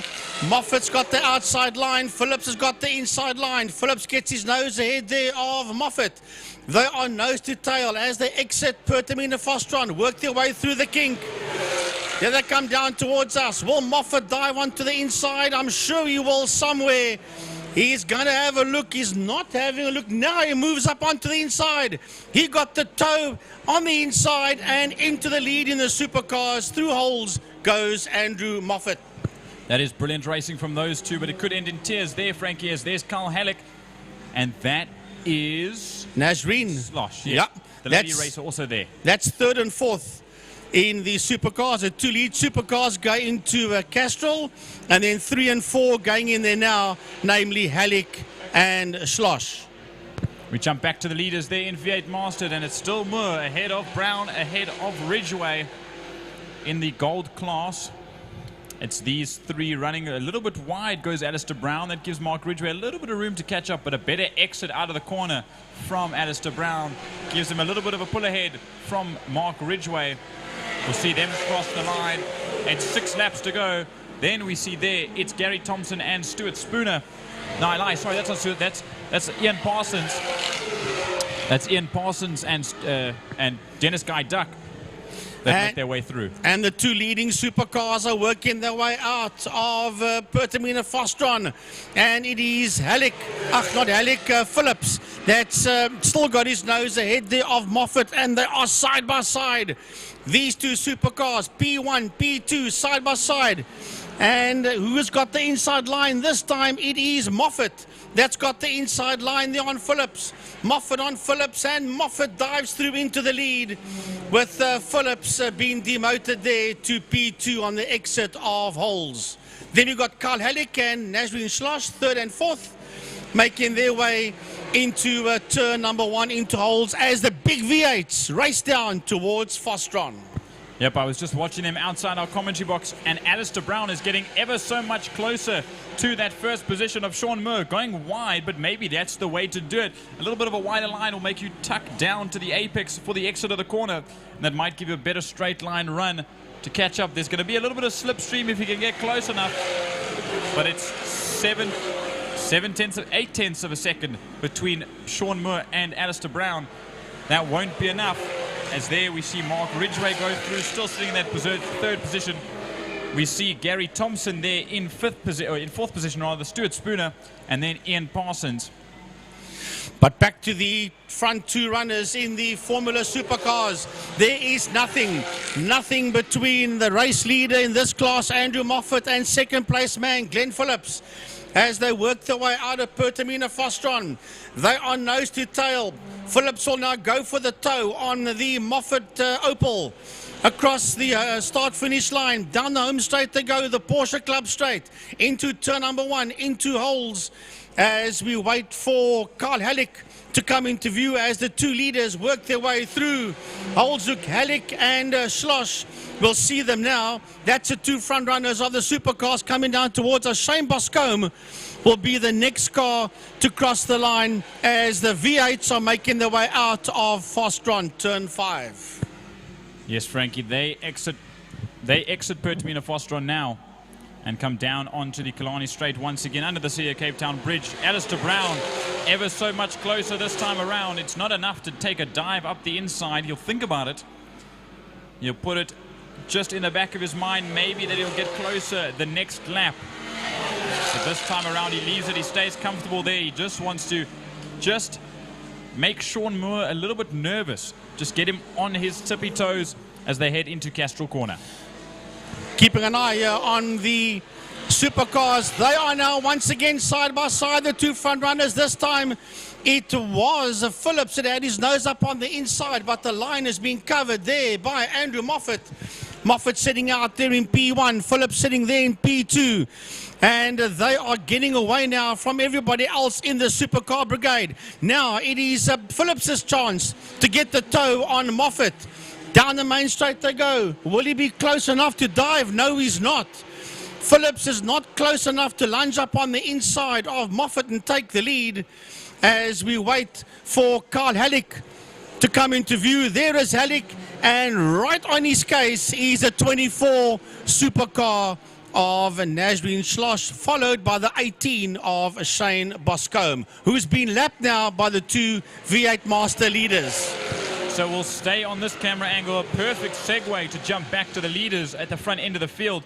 Sean Moore still leading out ahead of Alistair Brown, and Mark Ridgway still in the background. 2.1 seconds is Mark Ridgway away from Alistair Brown, who's 0.6 of a second, almost half a second adrift to Sean Moore. They've got 3 laps to go. There's first, second, and third. And then there's a supercar just being lapped there. They come around the corner. And Alistair Brown has taken the lead away from Sean Moore. Sean Moore went wide, and Alistair dived up his inside and took that position away. Now it's Brown, Moore, and Ridgway. Back to our front runners in the Formula Supercars, the Keltron Supercars, racing with the Pirelli V8 Masters. And it is once again almost side by side between Phillips in the red car and Moffat in the orange car. Glenn Phillips and Andrew Moffat side by side. Now Moffat dives behind him. He wants to try and hide himself, move to the inside line and sell him the dummy. Has he done that? Yes, successfully. He has done so. And Moffat showed himself, climbed in behind him, moved to the left. Phillips covered the line to the right, and Moffat said, I've got the inside line, and I'm taking this away from you, as they race towards Castrol Corner. That was some absolute racing moves there from those two. As we see, there's our leaders once again coming up on lap traffic. That is Carl Halleck and Nazreen Schloss. They make their way around Halleck on the inside of Holzhoek. They'll race down. Around the outside goes Mark Ridgway on Carl Halleck, but it's still Alistair Brown that now has the lead. And a stricken Dennis Guy Dick is going slowly out in front, and this is going to give the chance as we swap back to the V8, the supercars, as the V8 Masters go side by side into Dam's Dip. Keeping an eye on these two supercars. There's nothing between them. They've been going one-on-one since the get-go. Now it is Moffat that pulls to the inside, and Moffat takes that lead away there from Phillips as they work through Pertamina Fostron. Man, this is incredible stuff. As we keep an eye now on those V8s that are heading towards Fostron Corner. But these two supercars are absolutely nose to tail. Now, will Phillips do the same to Moffat? I'll let you know later as we keep an eye on first, second and third out of Fostron in the V8 Masters. Yeah, it's so difficult, Frankie. There's two battles going on in two different classes, so we have to jump back and forth to get all the action. But look at this. All three cars are closer than they have been before. Last lap time. Yeah, it's... one more lap to go. One more lap, 5 corners. And if we're lucky, we might get the V8 Masters getting right up close and personal with the leaders of the Supercars. But there we see Mark Ridgway, who was whole time in third, has now moved up to second and is fighting with Sean Moore to take the lead. Well, I don't think they're going to catch the two leaders of the Supercars because they're making their way out of Damstip. There we see them on screen. Up the Tigerberg Straight, up the hill they go towards Saddle Sweep. Out of Saddle Sweep they come. They're going to pick up the long back Killarney Straight. Down the Killarney Straight they go. We see Chetty going down the back straight. As a matter of fact, they're going to lap their one of their class drivers. They are nearly side by side now. Chetty will have to hold his line, which he does. And he keeps right out the way of Moffat and Phillips. They're going to start their last lap as the V8s work their way through Fostron towards the checkered flag. Very, very slidey from Sean Moore, and Sean Moore's gone around on the final corner. That is absolute drama as Sean Moore slides out on the inside of the corner, but it's going to be a run to line. I've never seen V8 Masters go this close to the finish line. It's Mark Ridgway, it's Alistair Brown. Mark Ridgway takes the win ahead of Alistair Brown in the second race. Sean Moore got it up and collected, and he'll come home in third position. And then just behind there we see that's Gary Thompson and Stuart Spooner, as well as Ian Parsons coming across the line. And then there's the rest of the finishers for Supercars. That is Halleck and Schloss. They will finish third and fourth in their class. They are lapped. But the Supercars heading through Lunchtime Kink, they're making their way towards turn 3 Damps. They're the only two Supercars on the lead lap as the rest of the V8s finish their race, including the Shane Boscombe Supercar, but we'll stay with these two. This is the final lap. There's no other race cars on the track right now other than these two gentlemen, and they're going hell for leather. They are side by side, nose to tail. Now it's Phillips that gets his nose away. It is now or never for Phillips. It's now or never for Moffat as they work their way through Pertamina Fostron. The gap is pretty big. I don't think that there's much that Andrew Moffat can do about it. I think Glenn Phillips has broken the toe there on Moffat. Moffat will get a little bit closer, but not close enough to be able to attack. He's given up. He's given up, and it is Glenn Phillips that wins the Formula Supercar race ahead of Andrew Moffat in second, and they were the only two Supercars that were on the lead lap. I don't know if I can be stood corrected for this, but Andrew Moffat's car just seemed a little bit out of power coming to that final lap. As soon as he got on the back straight, out of Sorrel Sweep and onto the Killarney Straight, it looked like it bogged down a little bit and he just couldn't keep it flat. So maybe there was something, or he just didn't have it in the car to just get that extra little bit that he needed to catch up to Glenn Phillips. But in both classes, that was incredible, incredible racing. Give it up for the Pirelli V8 Masters and the Caltron Supercars. And the quickest man out there in the V8s was Sean Moore with a time of 1:18.229. Phillips, I think he's the quickest man. Well, his last lap was a 1:28.866. It doesn't give us his quickest lap, but either way, I think Glenn would have been the quicker of the supercar drivers. Brilliant stuff out there, Pirelli V8 Masters and Caltron Formula Supercars.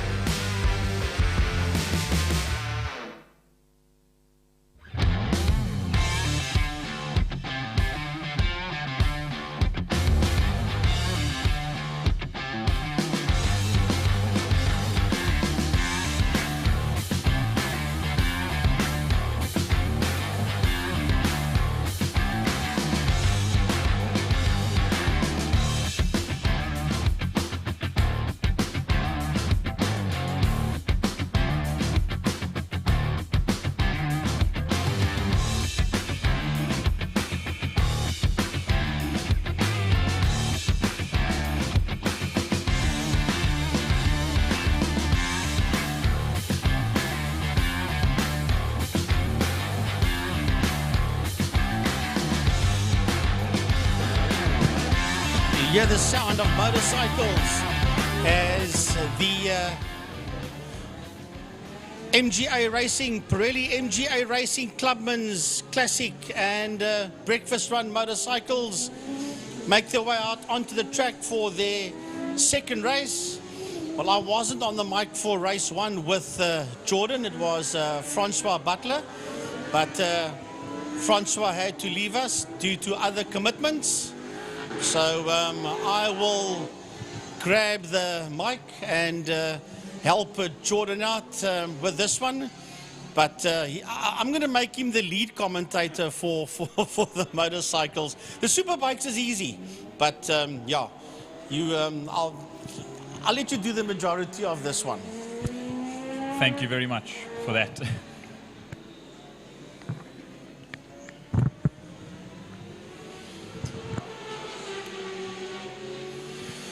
Right, so as Jordan just grabs his breath because he knows he's got 9 laps of action,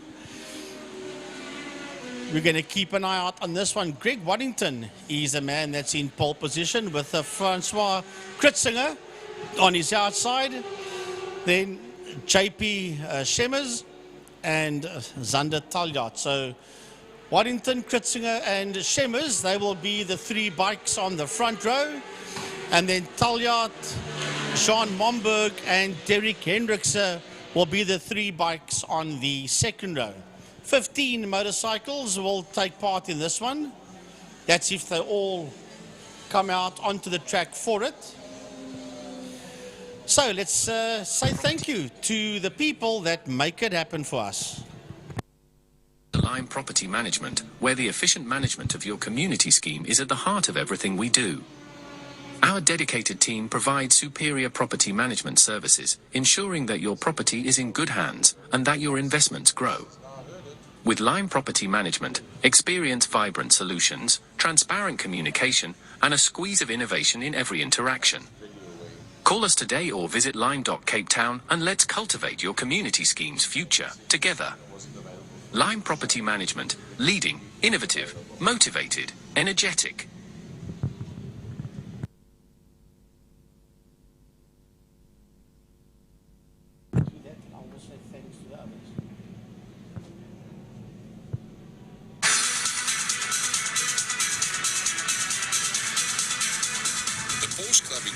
Has its home right here at Killarney. In fact, it's the only Porsche club in the world to have a clubhouse at an international racetrack. We are proud sponsors of Killarney and the Porsche Club Straight. Our passionate club members and their families regularly attend our race meetings. If you own a Porsche, come and visit us at the Porsche Club and we will let you know what fantastic events we have on offer. The Porsche Club, the best car club in Cape Town.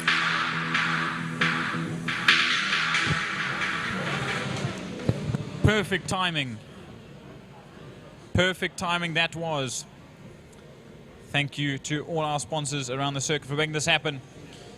The MJ Racing, Clubman's Classic and Breakfast Run motorcycles will get the lights off and underway. Greg Waddington with a terrible start this time around. It will be Francois Kritzinger that gets a better start. And then you see that big man, that is JP Schemmers on that 1000cc Kawasaki. He'll dive into second position and hold that out as they make their way out of Holshoek and down in the Joubert Straight for this first lap. Under the green flag, they'll dive into Castrol Corner. JP Schemmers up the inside, going a little bit wide, but holding that position. Then we see the likes of Zander Taljaard, who had a very good first race. Did that youngster the first time once again out in on Killarney Circuit. Juan Momberg, Derek Hendricks, John Kosterman, all doing extremely well in the first race this morning. And you've got Willem Lowe, William Morris, Wesley Hendricks. Good to see him in both this and the Superbikes class. Shandon Thompson back out again. Wayne Kresser doing very well. Hannes Jensen, Hendrik Schalhasser, and Charles Joubert.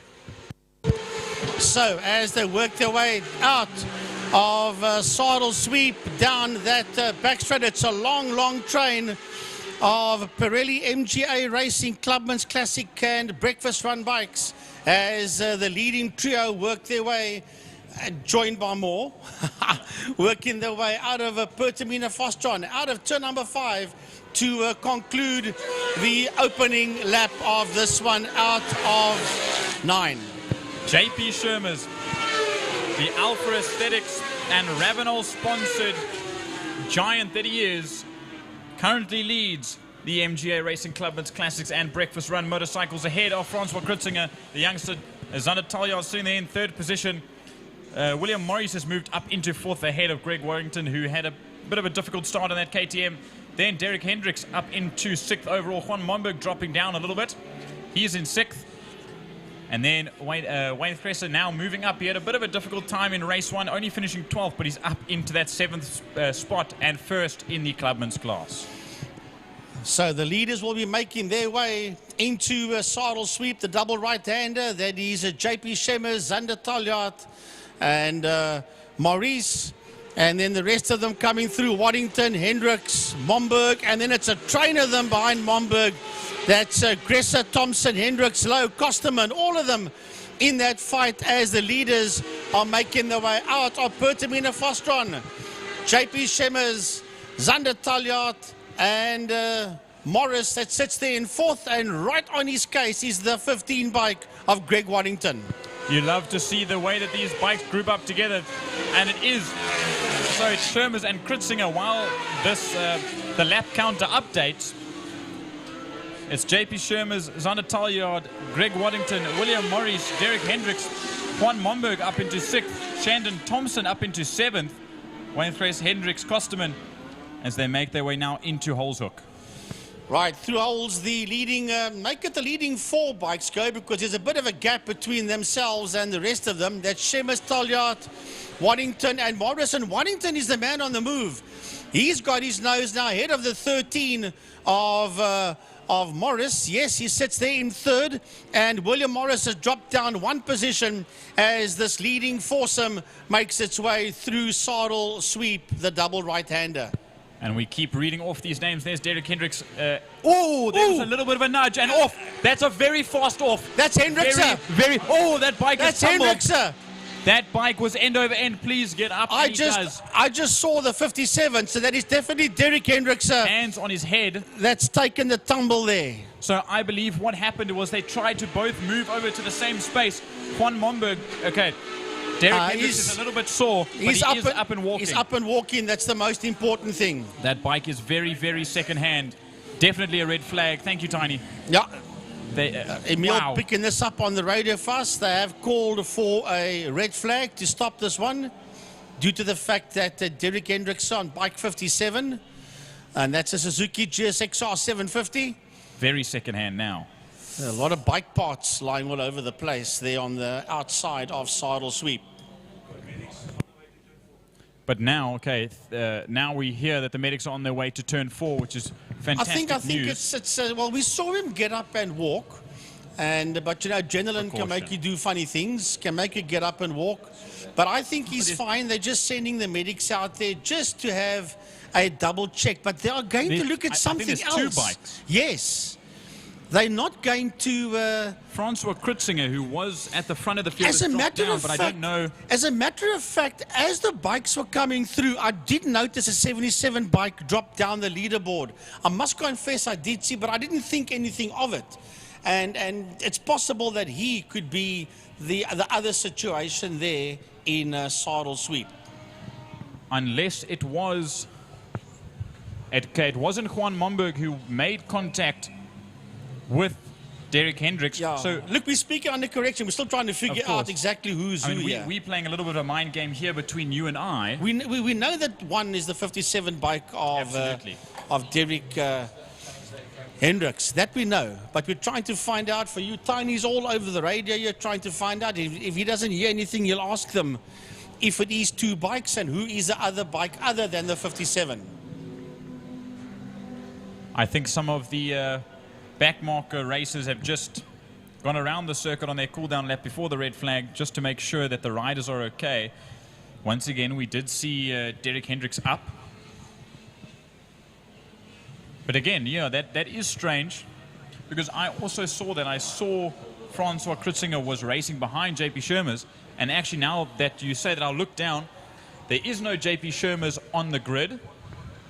There is no... There is no Francois Kritzinger neither on bike 77, no. I believe Francois, I think there they come now. They were all in turn 5. Well, but look, when everybody's here, not everybody, as you say, is on grid proper yet.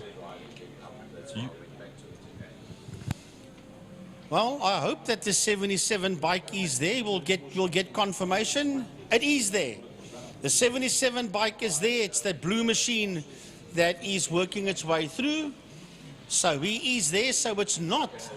The second bike is not the 77 bike like we initially thought it was.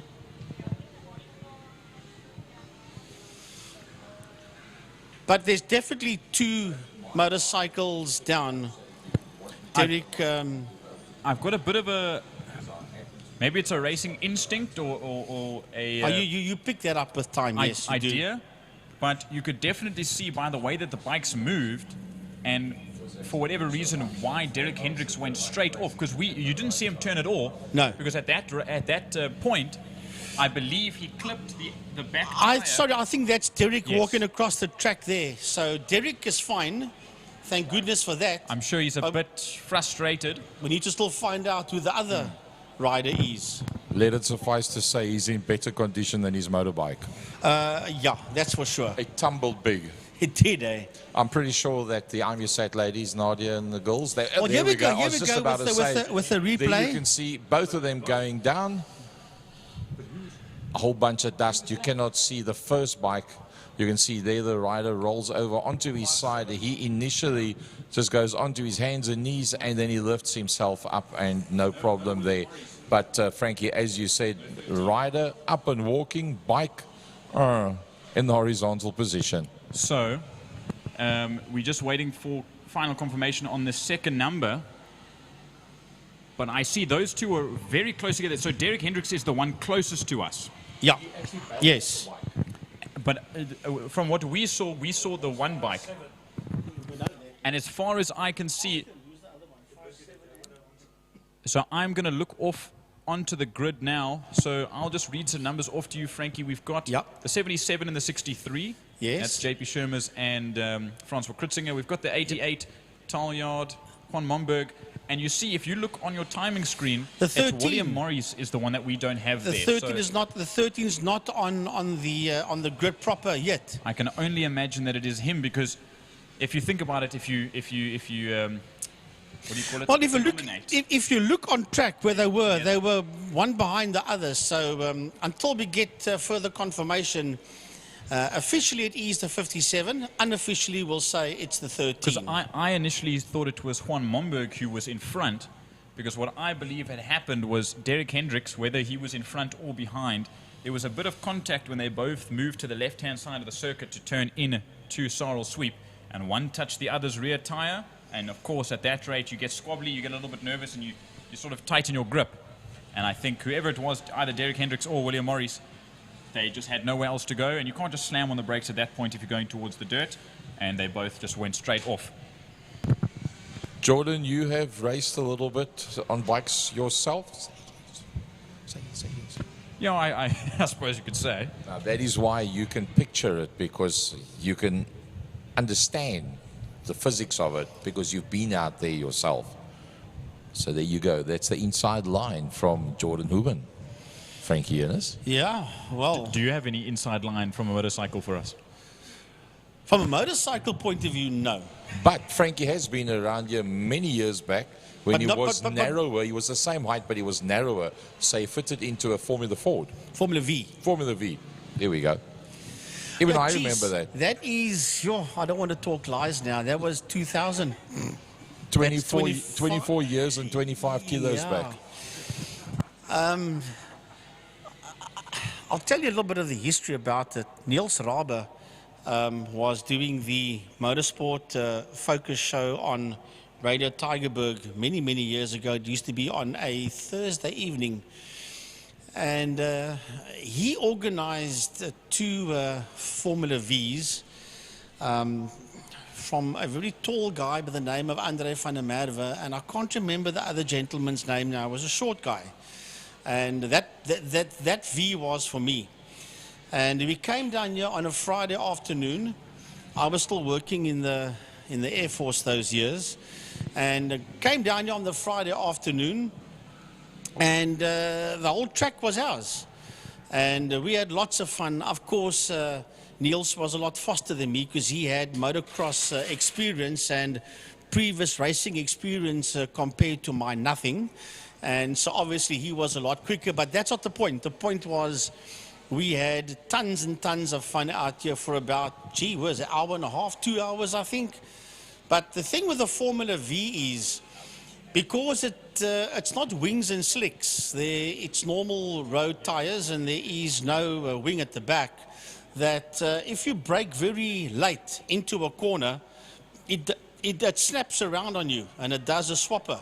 And you think you're still going in the same direction and then you're facing the opposite direction. But that's besides the point. It was all fun and games. And then I did do a stint in Oval with when they had like the Marshalls and the Pitmax race. I went around the Oval in the 2.1 modified Ford Fiesta of Mr. Gavin Oosthuizen back in the day and had tons and tons of fun with that. But yeah, never ever on two wheels, no. You've had that privilege, Jordan. I did go around on a Honda 400 once. It was one Saturday. It was all bikes, and it was some kind of a festival. And was supposed to do 3 laps. I did 1, and I pulled off. I was just about to say, sanity prevailed. You have never ever been around here on a bike. Frankie, 25 years behind the mic. I must confess, I was a little bit nervous on the bike. Sorry, Gary. That 4 wheels is more my thing than 2 wheels. It did scare me a bit. No, the first 3 gears is fine. It's thereafter that you got to wipe the tears away. Frankie, 25 years. 31. 31 years behind the microphone. Actually, 29 behind the microphone. The first 2 I did lap scoring, timekeeping directly beneath where we are now, and karting and at KPL drivers. And then from there, the late great Mr. Brian Peake got me into the commentary section, him and Derek, and the rest is history. If you think about it, that means we've got 5.5 decades between the two of us. This is 2.5 decades for me as well. Hey, I've got 1 year between all of us as well. It's got 1 year and 2 months, I think, or something like that. To the day, this is exactly 1 year since the Passion for Speed Festival that you guys brought me in and threw me in the deep end, and now I'm locked in this box up here with you. And don't lie to me, you wouldn't want to be anywhere else on this Saturday afternoon. Well, I would like to be out on the tarmac, but... well, at the racetrack, that's what I mean. Yeah. In any case, we are waffling a bit, just waiting for all the riders to get into their positions. And as Gary said, thanks to those sponsors. I want to also say big thanks to the City of Cape Town for the bridge, to Castrol, to King Tony Tools, and to Pertamina Fostron for putting their money where their mouth is and sponsoring us for 2025. And then a big thanks as well to Emil, Tiny Spit Box. He's back in action again here at Killarney International on the main circuit. Okay, so Jordan, all the bikes are lined up. So if the 13 bike isn't there, then I suppose we can officially say that it is William Morris. It was the second motorcycle. Absolutely. I think we can denominate that is the case, especially after 2 motorcycles went off. And I mean, if you turn around now, I don't know if you can get a camera shot of it, Gary, but the trailer is bringing those 2 bikes back. They're moving. There, you just see in and out of frame. Or maybe it's just the one bike. I believe that is William Morris' bike. Oh, William Morris's bike. Yeah, that is a bit of a heap of twisted metal. But as far as I know, I hope that he's okay. And I believe, you know what, I think that was the case. It was the bike closest to us was William Morris. The bike after that went off in a straight line towards the Bombers in turn 4 was Derek. That was Derek Hendricks. Correct. So as far as I can see, the officials are saying 8 racing laps. They'll throw back. I don't know how many racing laps we did before the incident. It was about 1.5, 1 3/4 before the situation happened. Right, Tiny just confirming 1 warm-up lap and 8 racing laps. If he gets himself into a tongue twist, and the rest of us do so as well. Well, it's only 3:20, so we still got a lot of time left as we hear the motorcycles fire up, and they will do 1 out lap, or a warm-up lap I should say, and then 8 racing laps.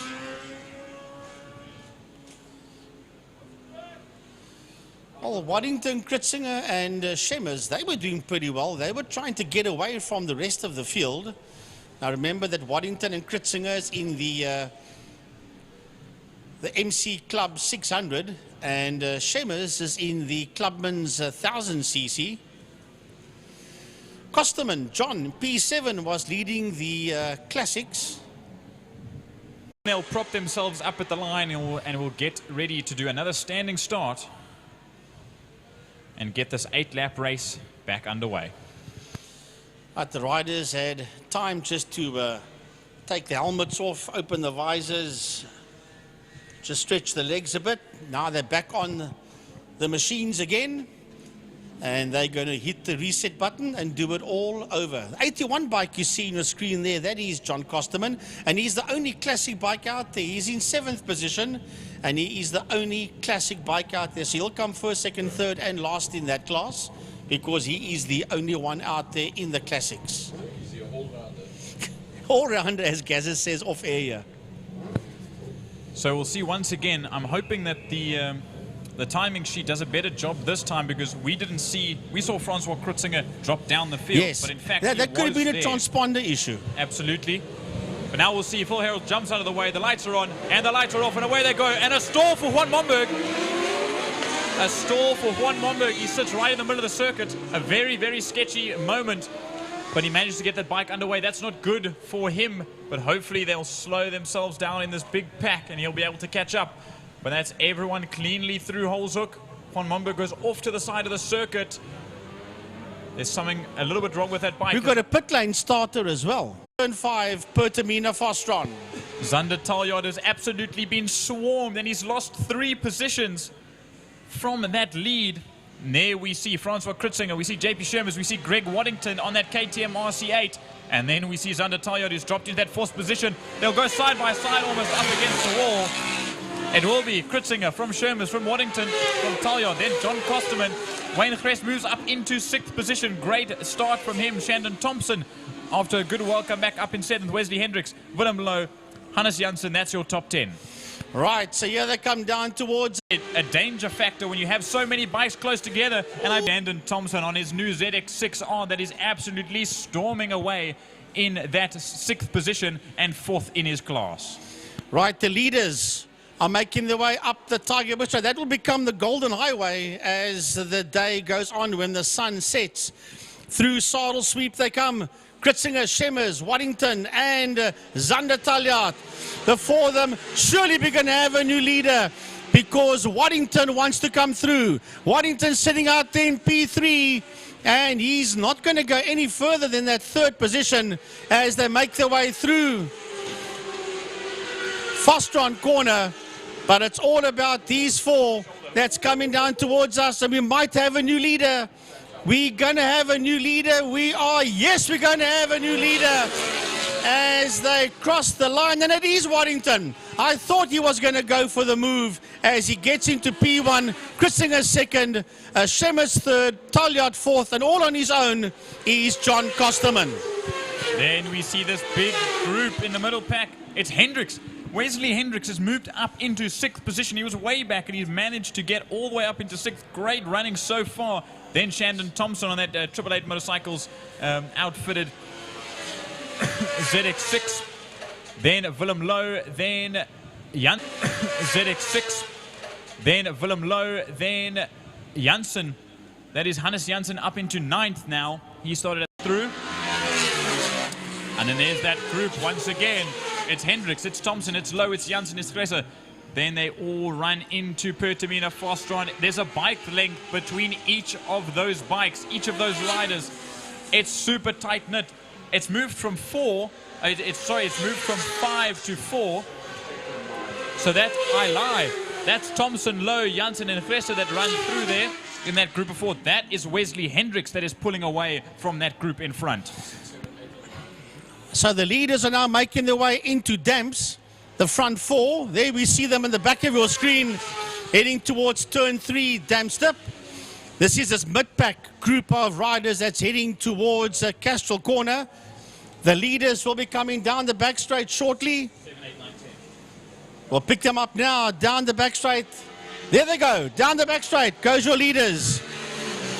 Greg Waddington, he's getting further and further away. As a matter of fact, Francois Kritzinger is pulling away from the 2 riders behind him, and he's the only one that's throwing the gauntlet down and saying, well, maybe I can try and catch the lead bike number 15 of Greg Waddington.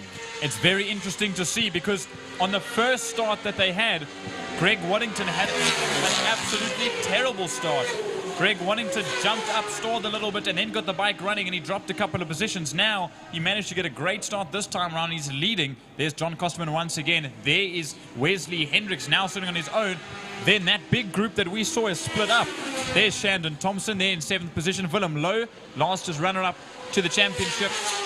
Then it is Hannes Janssen that sits in that position there. And Juan Momberg now sits in 8th overall. Well, when they cross the line, yes, it's actually 1.140 seconds between P1 and P2. That's what you see at home, a 1/10 of a second. That's incorrect. It's actually 1.140 between P1 and P2.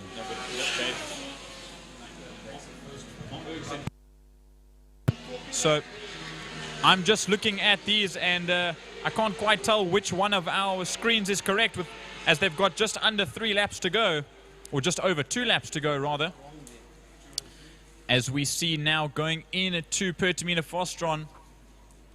They're just updating the screen as we see that 2nd and 3rd position. Kritzinger and Shermers now run through. Then we see Zander Taljaard once again, 888 Motorcycles rider. He makes his way in the background. But now we see this is the front 4 that are split up. But look at that.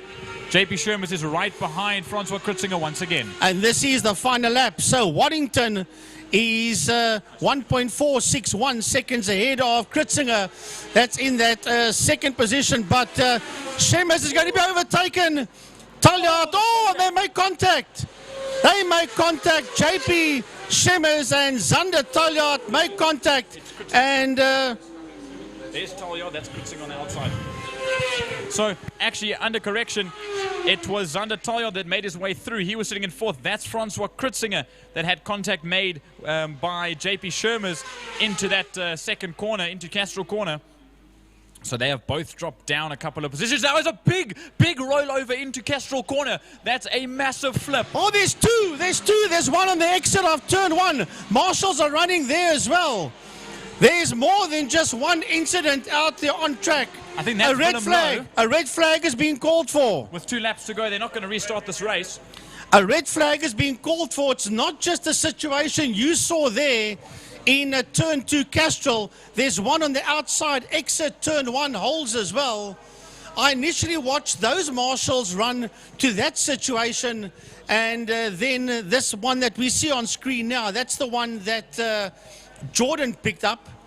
So there are 2 situations. I saw that one on the top of the screen, and Jordan saw the one going into Castrol Corner. So you're going to see a replay, as is everyone on the screen, that when the replay comes up for the bike that you're seeing on the screen now, it was a jump on the brakes.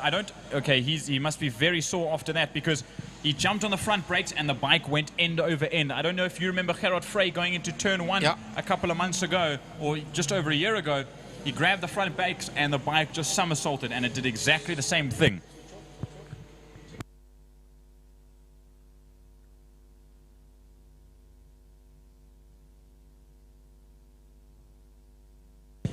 Well, I saw the end result, Jordan, of the situation going into T2 Castrol.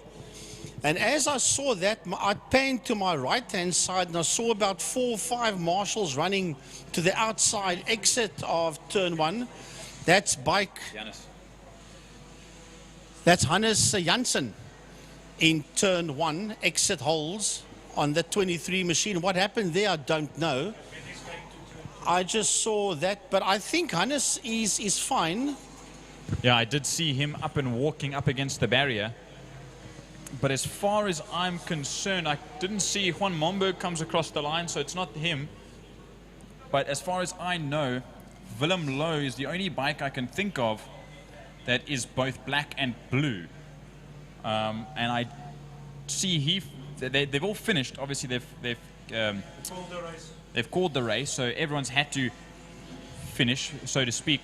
But I couldn't quite see what bike that was. But 2 major accidents in one race. That is a very, very tough. Well, we didn't see what happened on the exit of holes. I picked up the tail end of what you saw in Castrol, and then I looked to my right, and I saw marshals running towards a motorcycle that had gone down, and Tiny got confirmation that the situation at the exit of turn 1 out of holes is a 23 bike, and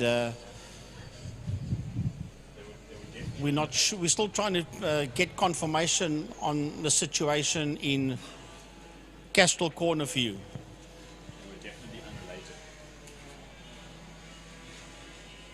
They were the same time, but they weren't related.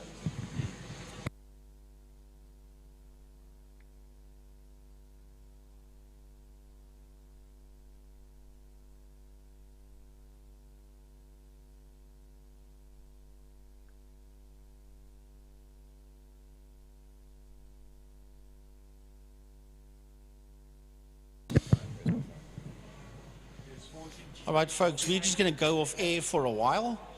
The next race will be Spirit Invest Sports and GT, but before we get there, we're going to go off air for a while and give the WPMC marshals and the rescue team time to sort out that situation on the entrance of Castrol Corner.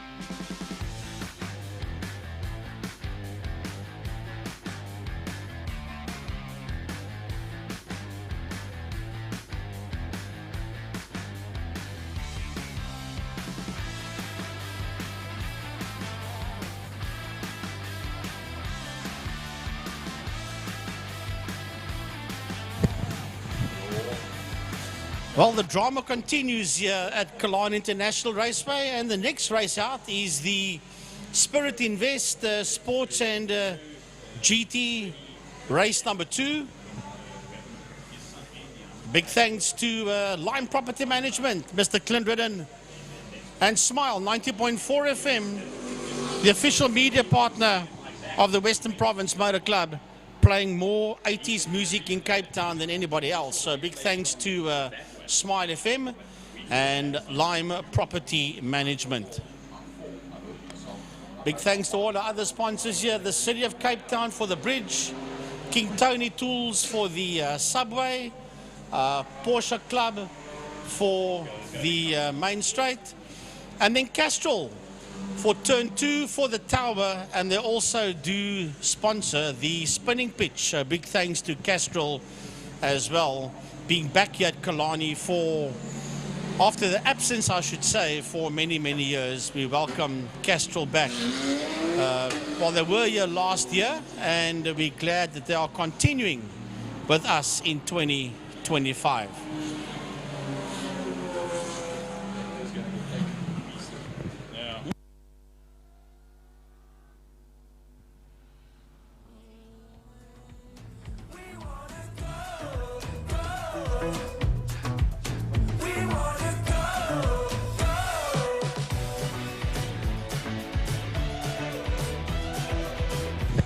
Well. He's fucking kicked him straight off.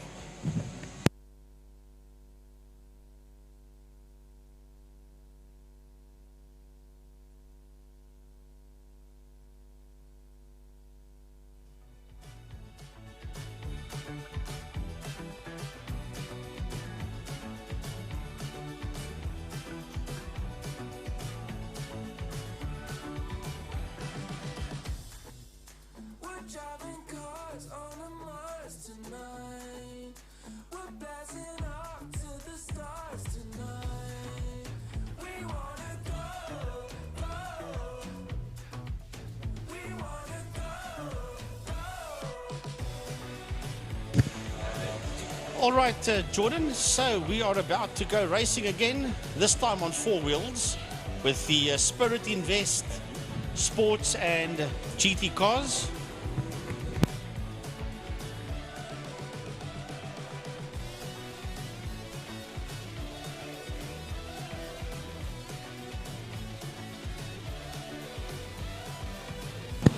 Okay, 1 minute 10 was Gary Kieswetter and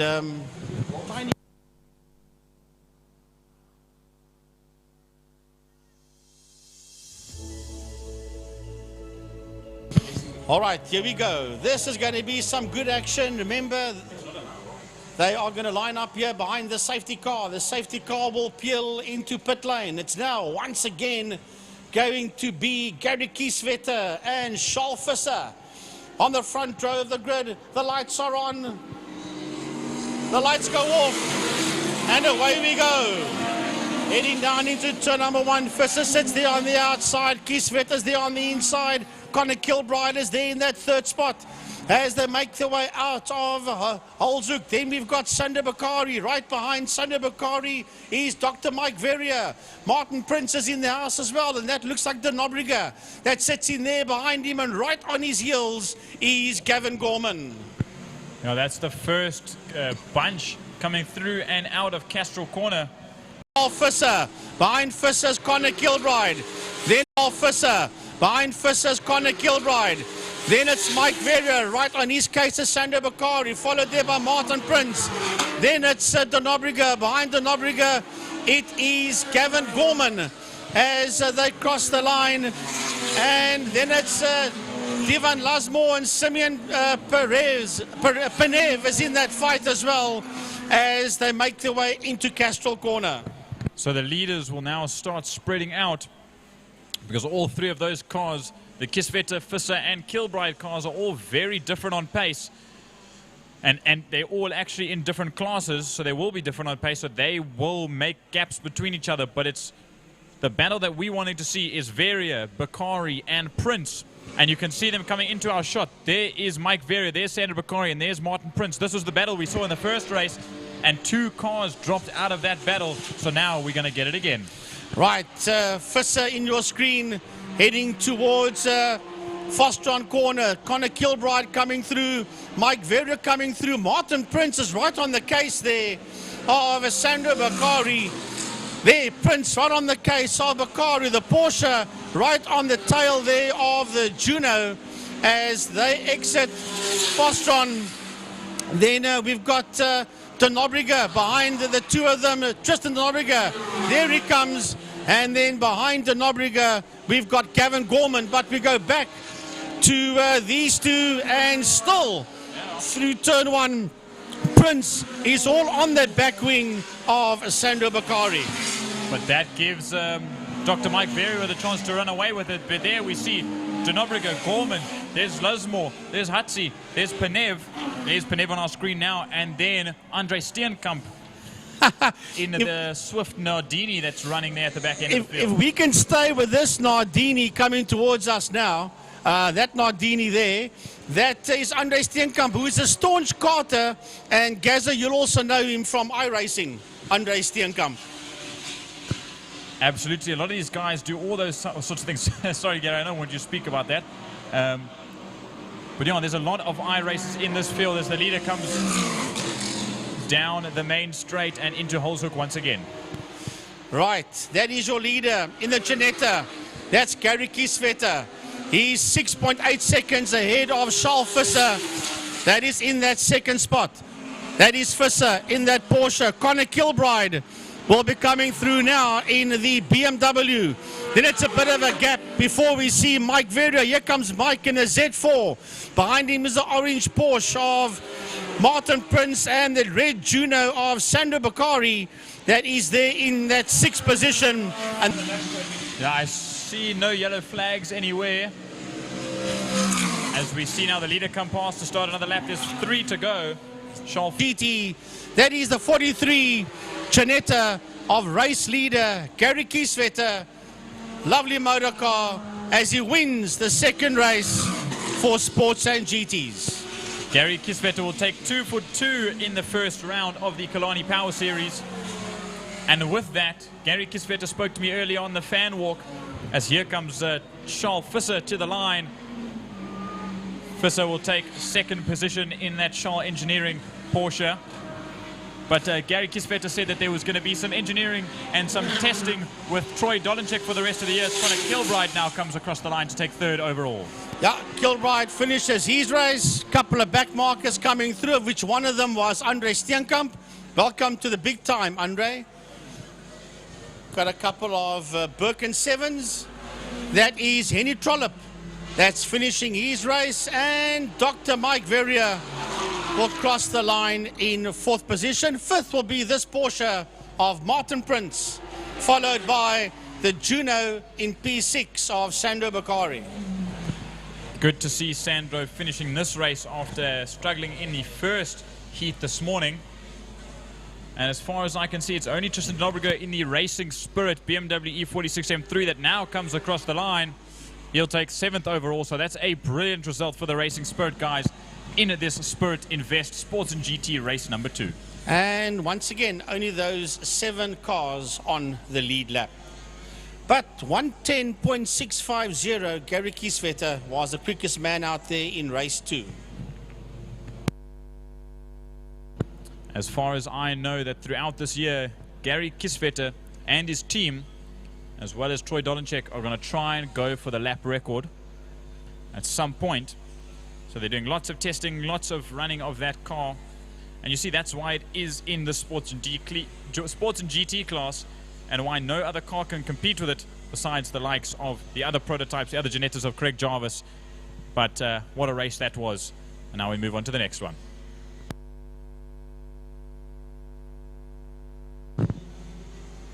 Welcome to Lime Property Management, where the efficient management of your community scheme is at the heart of everything we do. Our dedicated team provides superior property management services, ensuring that your property is in good hands and that your investments grow. With Lime Property Management, experience vibrant solutions, transparent communication, and a squeeze of innovation in every interaction. Call us today or visit Lime.Cape Town and let's cultivate your community scheme's future together.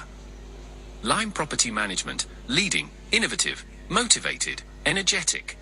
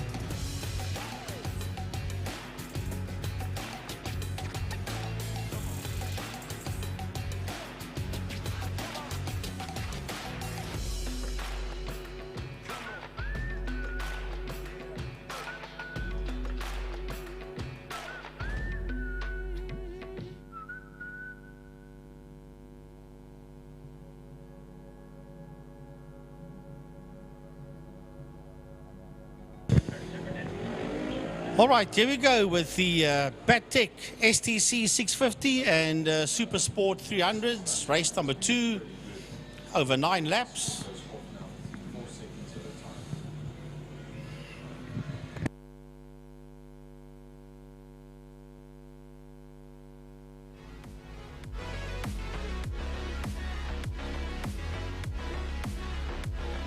So for the folks at home, we apologize. Maybe you haven't got the problem by you, but our screen is flashing here. It has been reported to the IMUSAT team, and they will see what they can do for us. Right, Nicholas Hutchings is going to be on pole position with Max Munton on his outside, followed there by Reinhard Burnett. Second row will be Aidan Solomon, Zante Otto and Lance Jonas now in race 1. Hutchings and Solomon, man, did they have a great race for the lead. He starts in P4 now, does Solomon, so let's look and see if he can do what he did in race number 1. Then we've got the first of our lady races out there on bike 71 in P5, that is Zante Otto. Then we've got Lance Jonas, the vice chairman of the Western Province Motor Club. He sits there on bike 83 in P6. He'll be the last bike on the second row of the grid. Inside row 3 will be Abigail Bosson, Raymond Alexander and Peter Hill. And then the following row will be Elmer Mostert, Mitch Robinson, Bradley Musto and then Cody Redlinger. So let's hope that all 13 of them are out there for the second Battec STC 650 and Supersport 300 over 9 laps. I'm ready and waiting. It's Max Munton. Second spot on the first row of the grid. Reinhard Burnett, third spot on the first row of the grid. Then it's Solomon, Otto, Jonas, Bosson, Alexander, Hill, Mostert, Robinson and Musto. The board will go up shortly. 5 seconds is up. Paddleman's off the circuit. Lights are on, lights are off, and away we go. Whoa, Elmer Mostert with a very, very violent start. On the back wheel was Elmer Mostert. Managed to get it corrected and back underway, but now we head through Holshoek on the second race of the day. Everyone making it through clean as they race down the Joubert Straight, and look at the speed of that bike in the center of the field. That must be Lance Jonas. It's one of the darker bikes as they now go down into Dam's Dip. Yeah, but it's all about Nicholas Hutchings that sits out there in P1. He put the bike in pole, and Nicholas wants to get away. Remember, he had Max and Reinhard on his outside, and Nicholas Hutchings says, man, I got to try and pull the pin and get away from this train of motorcycles that is running through Saddle Sweep. Down the back straight they go. It's a long train of 650s and 300s that make their way down the long back Killarney Straight towards Fostron Corner. And he really wants to disappear. He's got to go. He's going to have to go now, because if Solomon gets moving, he could be with him very soon. Not quite there yet, though. Nicholas Hutchings had a perfect start, and he's currently running away with it as the camera now pans to him. There he goes. He is a whole 2 seconds ahead of Max Munton and Adrian Solomon, who are currently battling for that second spot on the grid. Max Munton, what a performance on his first time out as he dives up the inside of Adrian Solomon to try and take the position. I'm getting tongue-tied here between these two youngsters. And it's still Adrian Solomon that holds that position as they go down the Lunchtime kink and down into Dam's Dip. Side by side once again, dive up the inside from Max Munton. What a move from him on that number 14 bike, but Adrian Solomon's not going to let that by that easy, and he'll try and dive him up the inside again, I'm sure, and there he goes. And he takes the position back, Frankie. Yeah, they are chopping and changing Munton and Solomon through Saddle Sweep. Behind them is Reinhard Burnett. that's in that 4th position, followed by Lance Jonas, Zante Otto and Abigail Bossen. Right there, as well as Raymond Alexander. He leads the 300 class, sitting there in P8 as we watch us fight for 2nd and 3rd. Work its way out of Fostron corner. That's between Munton and Solomon, and right there with them is a 54 bike of Burnett. Then it's Jonas, Otto, Bossen in there, and Alexander. At this rate, this gaggle's going to fight it out. It's going to be these three. That's Otto, Jonas, and Bossen all fought in this exact same position in the first race, so they're going to do it again. And the ladies beat out Lance Jonas at the line. So this time, it's going to be a battle once again with Lance Jonas in the sandwich between the two lady racers. Yeah, that's 5, 6, and 7. We watch Solomon and Munter now, 2nd and 3rd, and not far behind them is Reinhard Burnett. And then we've got the two ladies, and in between them we've got how can I say, the only thorn amongst the roses, and that thorn is Lance Jonas. He's got Zante Otto right there ahead of him, and he's been challenged now by Abigail Bossen. Bossen wants to come through on Lance Jonas as they make their way up the Tygerberg Straight towards a Sarl sweep. Now you see them go through Sarl sweep, and they're still hammering tongue between the three of them. As we watch them go down the Killarney Straight over the city, over the King Tony Tools tunnel. And then there's your leaders, or their 2nd and 3rd rather. Adrian Solomon has managed to get past Max Munton into that 2nd position. So now it's Nicholas Hutchings, or as now we see him come to the line, Nicholas Hutchings ahead of Adrian Solomon and Max Munton. Reinhard Burnett sitting in that 4th position, 2.5 seconds behind. He's waiting for something to happen. Then we see Otto, Jonas, and Bossen. That Jonas and Bossen battle is going to be a big one come the end of the race. And then just behind them in P8, you see bike number 11. That's Raymond Alexander. He is leading the 300 class. He's coming through all on his own. Mitch Robinson sits 2nd in that class. He's in P10 though. So now we'll go back. The leader is making his way into Damstep as we watch these bikes come through. There we see, that's Mitch Robinson and Elmer Mostert racing at the back end of the field. We see them go through. That's the last of the 650s is Elmer Mostert. Then we see their 2nd, 3rd, and in the background, Burnett once again on that 650, sitting in 4th position. There's your leader once again, Nicholas Hutchings on the Hutchins Service Centre racing 650 Suzuki. Then it's Adrian Solomon on the Kawasaki, Max Munton also on the Kawasaki ER 650, and then Reinhard Burnett sitting there in 4th position on a Kawasaki ER 650 as well. Yeah, you just see Burnett behind those two, Solomon and Munton. Here comes Zante Otto. Right behind Zante Otto's Lance Jonas, who's been hassled heavily there by Abigail Bossen. So the two ladies are right in there with Lance Jonas. And then behind Bossen, behind these three going into shot now, if the camera can stay there for a while, there comes the leader of the 300s, and that is on bike number 11, Raymond Alexander. There's a big battle going into Castro Corner, now exiting Castro Corner between 2nd and 3rd position, as there we see once again the leader of the 300s, that is Raymond Alexander. There we see this battle, Frankie. It's Max Munton putting the pressure on Adrian Solomon. Sticks needs to stay cool, calm, and collected.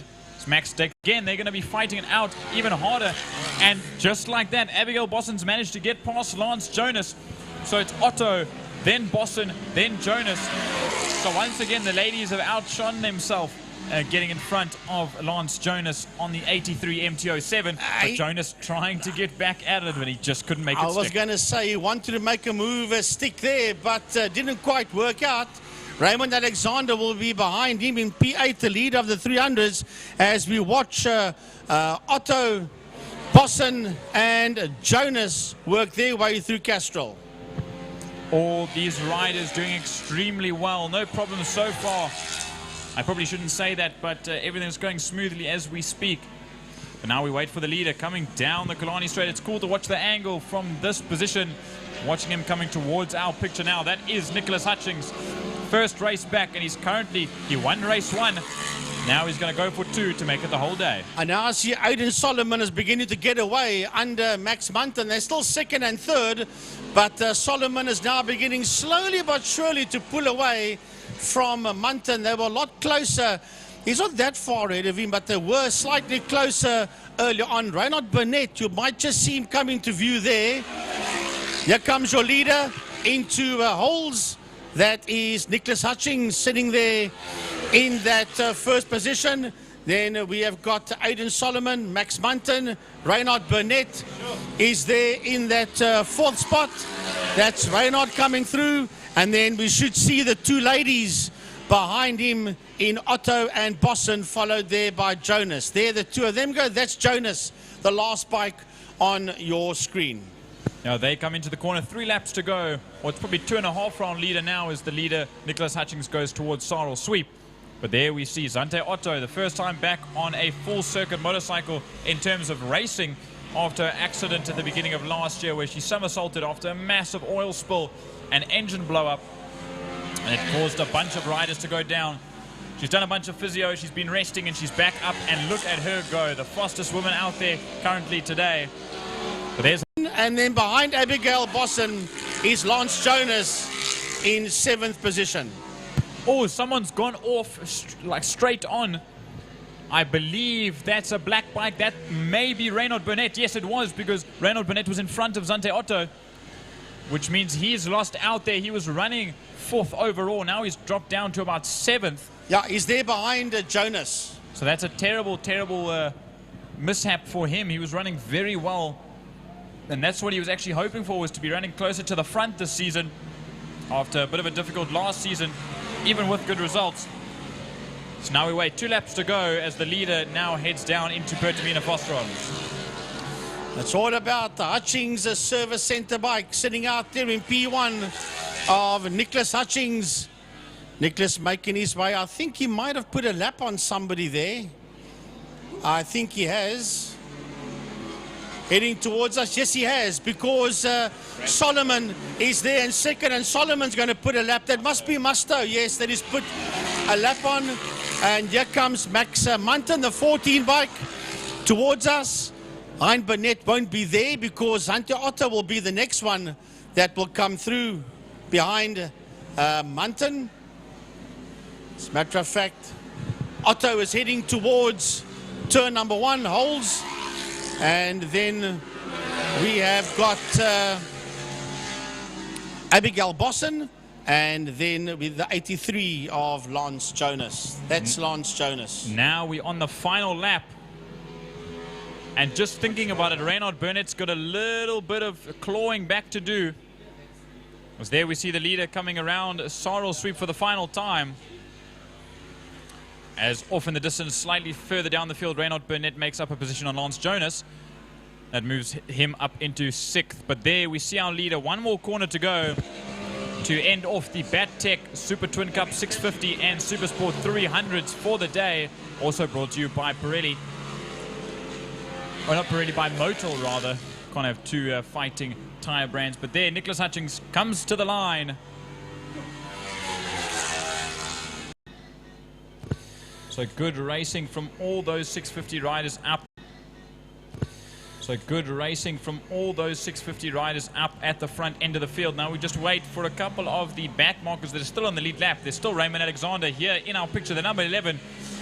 Your race winner and overall winner for the day in class. That is Raymond Alexander coming up right against the wall, saying a big thank you to all the guys that help him out. He'll take first in class. Then we've got Peter Hill, Alme Mostert, and Mitch Robertson that need to come around and finish their race. I think it's only Bradley Musto that has been lapped. Here comes Peter Hill. And then that has been lapped. Here comes Peter Hill. And then Lady Racer.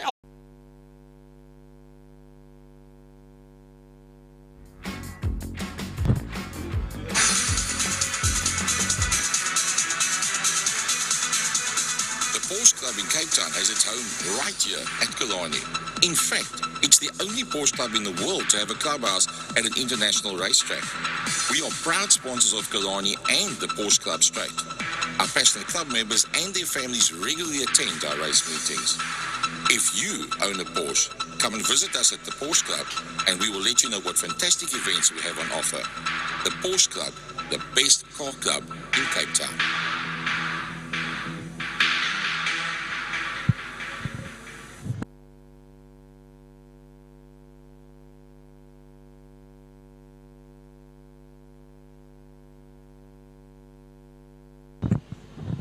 Well, as we wait for our next race to come up, a big thanks to the Opel Monza at the back of the pack and the VW Golf 1.8 at the front end. It's going to be 20 cars in total.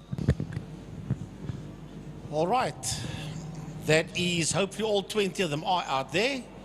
We do have 20 on our timing screens. There are the cars working their way through. That's Jaco Lambert that's also coming through there. Paul Munich started early on, but he was a pit lane starter. And he finished in the middle of the group, but he was one lap down early on. So let's see what the ladies can do out there. Gemma O'Lean and Mia Bench. Mia starting in P10, Gemma starting in P13. It's going to be a rolling start behind the safety car. Remember, up until I think the last race of last year, Clubman's used to do a standing start, the same as what GTI Challenge does. But they are going to do a rolling start. They did rolling start at the last race of 2024 in November, and they are going to stick to the rolling start, which makes sense because it doesn't put all that pressure on the clutch if you're doing a rolling start. So remember, this will be a little bit of an invert. Wow, look at Michael Lessieur. He's the man that is in pole position with that Golf 1 of his, and he's had that Golf for, gee whiz, forever and a day. And he just wants to pull the pin because he knows he's got the super quick Kyle Visser, the younger of the two Visser brothers, right there with him. To Stephen Gous, Thermofires, a place that I worked at a couple of years back. It was fantastic to work there. I tell you what, a beautiful company. So if you need to get yourself anything, all shot just about. It's not going to be that easy. See Paul Minnick. All shot just about. It's not going to be that easy. See Paul Minnick in the mid pack. Right, here they come out of holes, and Visser's got his nose up front. Carl Visser's got his nose up front. Dexter Bruce is in second. Dexter Bruce is in second, and Shane Smith is going to go through. He's going to go through there on Lessieur. So Lessieur is losing out. And not too far behind Lessieur, we've got Stephen Gous. Behind Stephen Gous is Jaco Lambert, followed there by Gary Smith. As the field rolls out of Damstip up the Tygerberg Straight towards a Saddle Sweep. Bit of an uphill battle for Jaco Lambert. Well, it's an uphill climb as they go up the Tygerberg Straight into Saddle Sweep and out into the main straight. Dex doing a pretty decent job. Oh, we got one off on the infield. Not sure. I think that's the traction control car. That looks like Faisal Jacobs. The 144 of Faisal Jacobs. I'll have to just get verification on that. But there's smoke coming out the back of Shane Smith's car. There's smoke coming out the back of Smith's car. There's a lot of smoke coming out the back of the 22 BMW of Shane Smith. It's pouring out underneath the bottom of the motor, Frankie. I wonder if they're going to allow him to carry on, but it's all about Kyle Visser from Shane Smith. It's Dexter Bruce is the next one in there. Then it's Michael Lessieur, who started in pole position. Jaco Lambert up to fifth. He's got Stephen Gous right in behind him. Gary Smith, the leading Class B cars, they work their way up to Castrol Corner. Once again, those 7 cars pulling away. Then that Golf coming towards us. That is Paul Munich. And he has got Arno Mitchells in there, and Mia Bench, the first of the lady racers, is in there, and right behind her is Gemma O'Lean as Eva de Toy just keeps out the way there in the Ford Falcon. Big hitters working their way up the Tygerberg Straight, and once again the smoke is pouring. Emil Tiny Brunt will be keeping an ear on the radio to see, is that classed as a problem? Will they remove him from the circuit? Will he be able to carry on? Lucia under lots of pressure. Here comes Lambert. Lambert having a look on the outside of Michael Lucia, and he's got him. He has got him, and Lucas right there with him as well. Stephen Gous and Gary Smith in that fight as well. Dexter Bruce goes through, and now Lucia gets attacked and overtaken there by Jaco Lambert. Right on his case is Stephen Gous and Gary Smith. Now Lucia fights back at Lambert again as we watch this group come through. There's Bruce, there's Lucia on the outside of Jaco Lambert as they head into holes, and then right behind them is Gous and Gary Smith. Shane Smith has put up the fastest lap, and even though he's in second position, putting the pressure on Kyle Visser. Dexter Bruce has got a little bit of space, but look at this, coming up from fifth into fourth and under a lot of pressure. It's Lambert that's got ahead of Lucia. It's Gous that's right in there with them, but not being dropped is the Class B man, Gary Smith. Well, there's a lovely fight, Gaza, heading into Castrol Corner, and the lady racers are involved in that one as they work. There's Paul Munich. Then we have got Arno Mitchells, Mia Bench, Gemma O'Lean, and then you just saw there Anton Jacobs in the 39 car. That's the Nissan Sentra of Jacobs as the leaders are working their way towards Pertamina Fostron, towards 5. Carl Visser with a hammer down, keeping that gap, but it was actually being closed down towards... Oh, he goes for a dive on the inside line. Is it going to be enough as Carl Visser got the power? Once again, a bit of smoke coming out of the back of Shane Smith's car. It has been noted. Dexter Bruce is being closed down by Michael Lucia. Jaco Lambert's right in there as well. Stephen Gous, Gary Smith, the leading Class B car, looking very, very good. And, Stephen Gous, in fact, is the leading Class B car. And you just saw Paul Munich come into view there as well as we watch Jaco Lambert make his way out of turn 1, out of holes, with Lucia right on his case, followed there by Gous and by Smith. And then here comes Paul Munich. Now, this is the one I want to have a look at. These 3 BMWs going one-on-one. 2 lady racers in there together with Arno Mitchells. That is Mitchells, Bench and O'Lean. And they're fighting behind that Golf that's heading into one of Munich. And then behind these 3 BMWs is the Nissan Sentra of Anton Jacobs. Wouldn't Anton Jacobs like to get amongst the ladies up front there? A lovely battle as they run side by side through the Lunchtime kink. A bit of a downhill, but let's go back to the leaders as they work their way down into turn 5, Pertamina Fastron. It's all about Carl that's starting to break away. Yeah, Carl Visser getting away. Dexter Bruce. Shane Smith is in second. Then it's Dexter Bruce. Then this fight between Jaco Lambert and Michael Lucia, the Polo versus the Golf 1, with Stephen Gous and Gary Smith in that fight as well. That's the group of 5 cars that's heading into Holzoek turn 1, being led there by Carl Visser. Look at that, side by side as they work their way in, and keeping an eye in the mirror will be Dexter Bruce. It's Shane Smith. Because of the smoke, it looks like either he's pulled off or he was asked to pull off. That was Carl Visser. Here's Dexter Bruce. Here comes Lambert. Behind Lambert is Gous. Behind Gous is Smith. That is the leading group. Then the next one that's going to be coming through there, you can see the Golf. That is going to be Paul Munich. And then, Frankie, that battle that you were keeping... Oh, look at that. They're even closer than what they were. Just there behind Paul Munich, we've got these 3 BMWs. Arno Mitchells, Gemma O'Lean, and Mia Bench. That's Mitchells, O'Lean. Now, O'Lean looks up on the inside. Gemma wants that position away from Arno Mitchells, and I think she might have made it stick as we watch the leader, Carl Visser and Dexter Bruce, head into 5, into Fastron, as the 2 of them come through. That is your leader, Carl Visser. Second place man, the BMW of Dexter Bruce, and right behind him is the Golf of Michael Lucia, followed there by Jaco Lambert, and right behind Lambert is Stephen Gous and Gary Smith. Yep, that's the way they come through. Pretty equidistant at this point. A bit of a gap before we get back to Paul Minnick. There comes Paul Minnick. Then a little bit of a gap. And then that three-way battle that we were looking at. There's that three-way battle. Lovely to have the lady racers in there as well. Yeah, it's Gemma O'Lean that is on the move there. She is ahead of Anu Mitchell. Just behind her is Bench. Then we've got the Nissan of Anton Jacobs. Where's Lee Fielding? Well, there's Jacobs coming through. That's, I don't know where the toy, oh, there's the toy. He's been overtaken by Fielding the toy. That's Jacques the toy, then Evert the toy.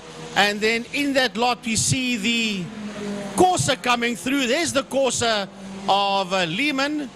And he's got Fish in there with him as well, as the front runners are working their way out of Fostron. Well, you see there's wide open space, and that's exactly what Carl Visser can see right now. It's open circuit. You'll see him coming to sight now. There he comes, using the power of that Class A car. Dexter Bruce, the leading Class X car. Michael Lassier started in pole. He's got himself down to 5th and back up to 3rd. That ahead of Jaco Lambert, who's also having a pretty good day so far. Behind Jaco Lambert, Stephen Gous, and he's been closed down. Yeah, by Gary Smith, right there on his case. So that gap with 2 laps to go is getting pretty quick. Then we've got Paul Munich coming through. He had a family member that used to work at Audi by the name of Mark. That's all the years we used to call him Munich, and meantime it's actually Munich. That's Paul that's coming through. He's just putting a lap there on Faisal Jacobs. That's getting back on. Remember, Faisal was off early on. Then Gemma O'Lean, right behind Gemma's Anu Mitchells, followed there by Mia Bench. And not too far behind them is the Nissan Sentra of Anton Jacobs. Lee Fielding has got a bit of pressure coming from behind that. Jacques de Toy, Bernard Lehman is the next one coming through behind that. And then Chris Ferrish. It's pretty much a new name for us. Yeah, and then you see that block of flats coming through. That's the Ford Falcon of Evert de Toy. Time to get back to the leader. 2 laps to go as he works his way down the front main. He's going to start picking up. Well, he's starting his last lap now. It's all about Carl Visser. What a brilliant drive so far. They're just putting a lap there on the 24 car of Adam Omar, who's in Class F. They're beginning to lap Adam Omar. As a matter of fact, they have put a lap on Adam Omar. That's Visser. Carl Visser making his way towards Cashel Corner. Dexter Bruce right behind Dex. He's Michael Lassier. Behind Lassier is Jaco Lambert. And then behind Jaco Lambert is Stephen Gous, followed there by Gary Smith. That white Golf, that's Adam Omar, Class F. He's been lapped by those 6 cars. So we watch them as they go up the hill. There's a reflection here in the monitor, so it's difficult to pick all the cars up on the television screen with the reflection. Right, the leader is making his way down the back straight and into Pertamina Fostron for the final time. That man in car 337, race leader Carl Visser. Visser making his way towards a checkered flag. Dexter Bruce will finish. He might not put a lap on Concalves. I think Concalves would have survived. Dexter Bruce comes home second. Lassier crosses the line in third, followed by Jaco Lambert. Behind Jaco Lambert, Stephen Gous, Gary.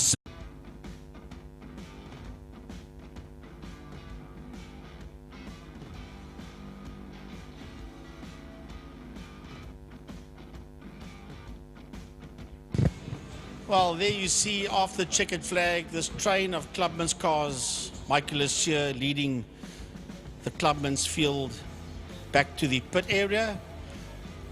And on the last lap, the quickest time was posted by Michael Lassier, a 1:22.430.